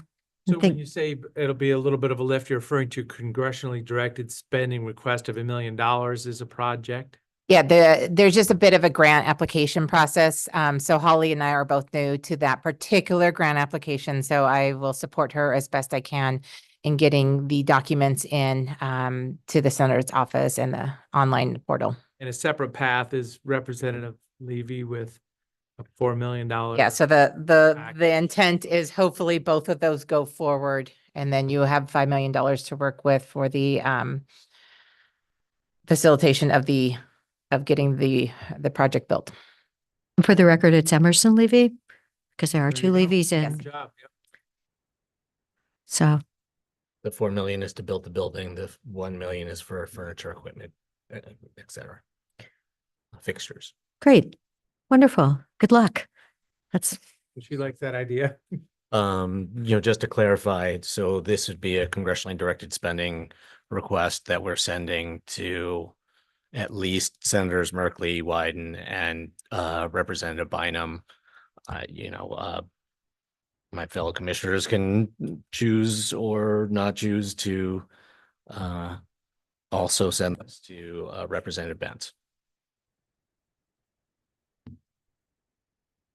I support sending it to Ben's. Okay. I don't understand. You made it sound like that was a challenging decision, or I don't understand what you were doing just now when you say it like that. Well, Representative Benz has not supported any congressionally directed spending allocations historically. So well, Yeah, okay. Thank Well, goodness he hasn't, because what is our debt going up $1 trillion every 100 days? So yeah, it's good to know. And hopefully we can find the funding somewhere under a rock. But yeah, definitely Congressman Benz should be included. Well, and this is a primary function of, deinstitutionalization decision at the federal government, which we all want, and knowing that we need more capacity. So, I mean, I support this as a discussion and including our Congressman Benz. Great. It's also, I mean, this is. Okay, don't we have to get done by 2:30? What's our next one? Oh, no, So we have that official that the commissioners are approving. Do we need a motion? Motion if it's to apply for a grant. So move, applying for the grant for 1 million from the federal government for furniture and fixtures for a 15-bed child facility in Redmond. And do we need the other 4 million application, or has that already been done? Okay. that'd be a different. Yeah, that's coming from Representative Levy. It's congressionally directed spending allocation application. I'll second. Any other discussion? Seeing none, Commissioner Dare, Yes, finally. Commissioner Chang, Yes. and Chair votes yes. Thank you. Great. And then the one last one is a letter of support for the Terrebonne Sanitary District CIP Community Initiated Project Funding. This is through Senator Merkley and Senator Wyden's office. So they're reaching out, they're applying funding to ensure equitable access to sanitary services while maintaining long-term financial sustainability. They have some further background information that I can read to you. I believe the email was also forwarded to all three of you from Nick a couple of days ago, if I remember correctly. So happy to answer questions to the best of my knowledge and ability on that CIS request. This is a project that the county board of commissioners has supported all along. I don't see why we would not want to support this. There was the additional question from Christian Yurden of, hey, is it okay if we ask Todd Cleveland to write us a letter of support too? And I think that's also something that we need to consider. Yeah, my question on that is, isn't it better to have a letter from the County Board of Commissioners that Todd Cleveland helped us write? Just one, but however they want to do it. Well, and I support this also, to say this is one of those big foundational items, water, sewer, roads, infrastructure. And yeah, taking a support position as a board of commissioners. And I mean, Todd could very much write, these are the facts. This is going to be good for the environment, communities working together, so he could write it a little different than we could. And it would look like strong advocacy from elected officials and facts in a positive direction from, if he's involved with that. We usually don't ask department heads to go write a letter, but they usually ask us. But if it's appropriate, I'd support that. Right. I think a letter from Todd with ours would be good. So do we need a motion for that? Yeah, so I can work with Todd to get a draft letter of support. I'll try to get that in time for Friday's morning's ledge meeting and get it sent to you guys in your inbox.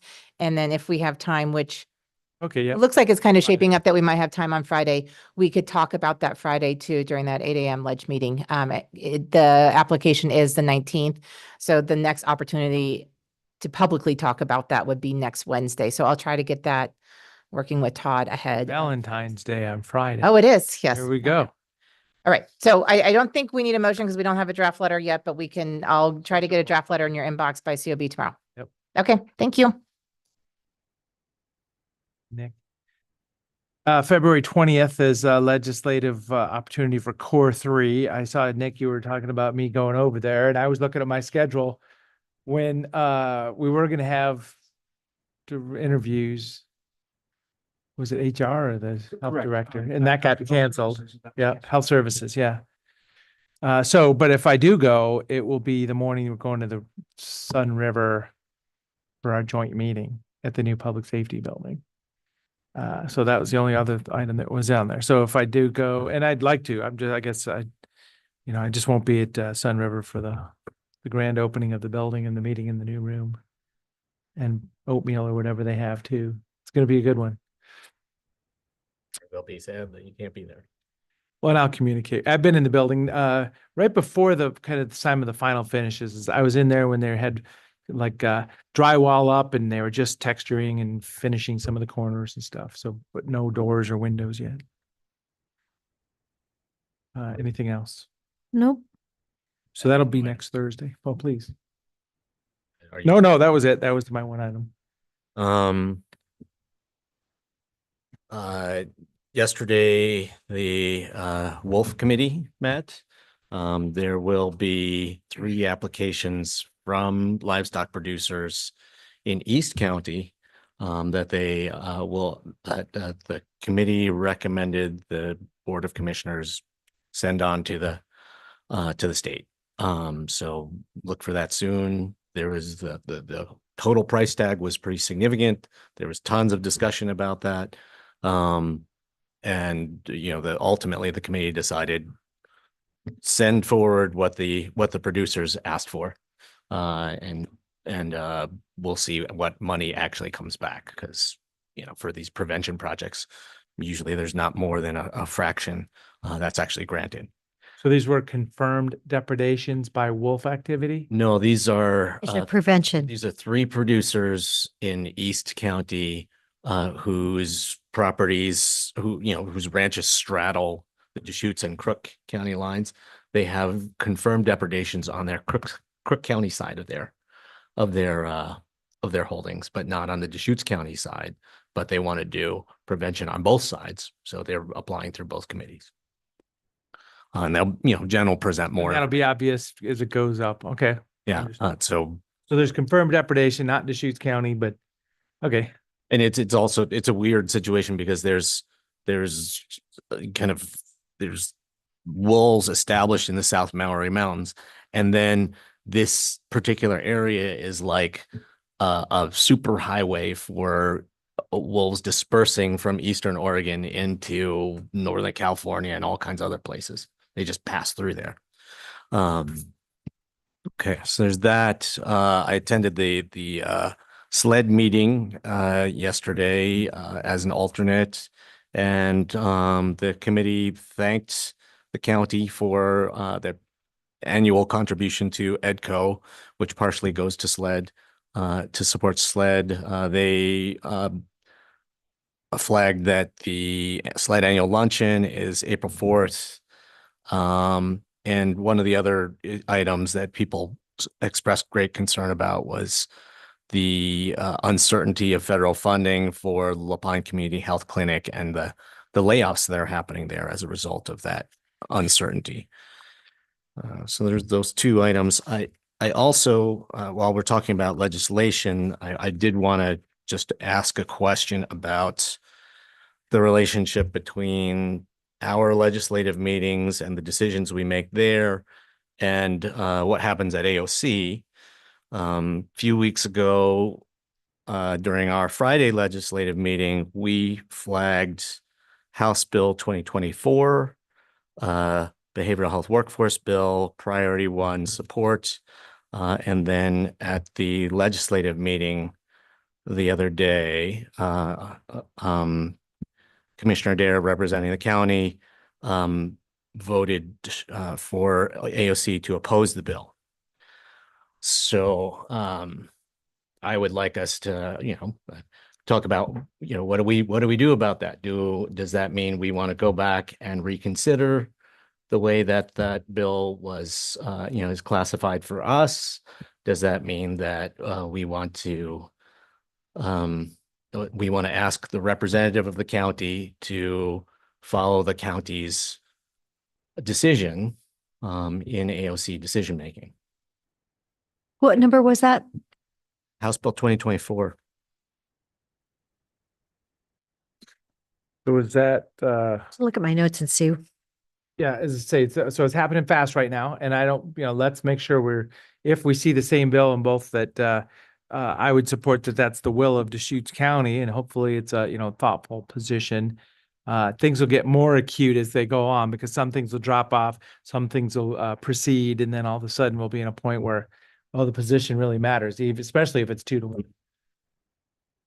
Yeah, I mean, and, you know, I just don't want to waste our time on Friday mornings.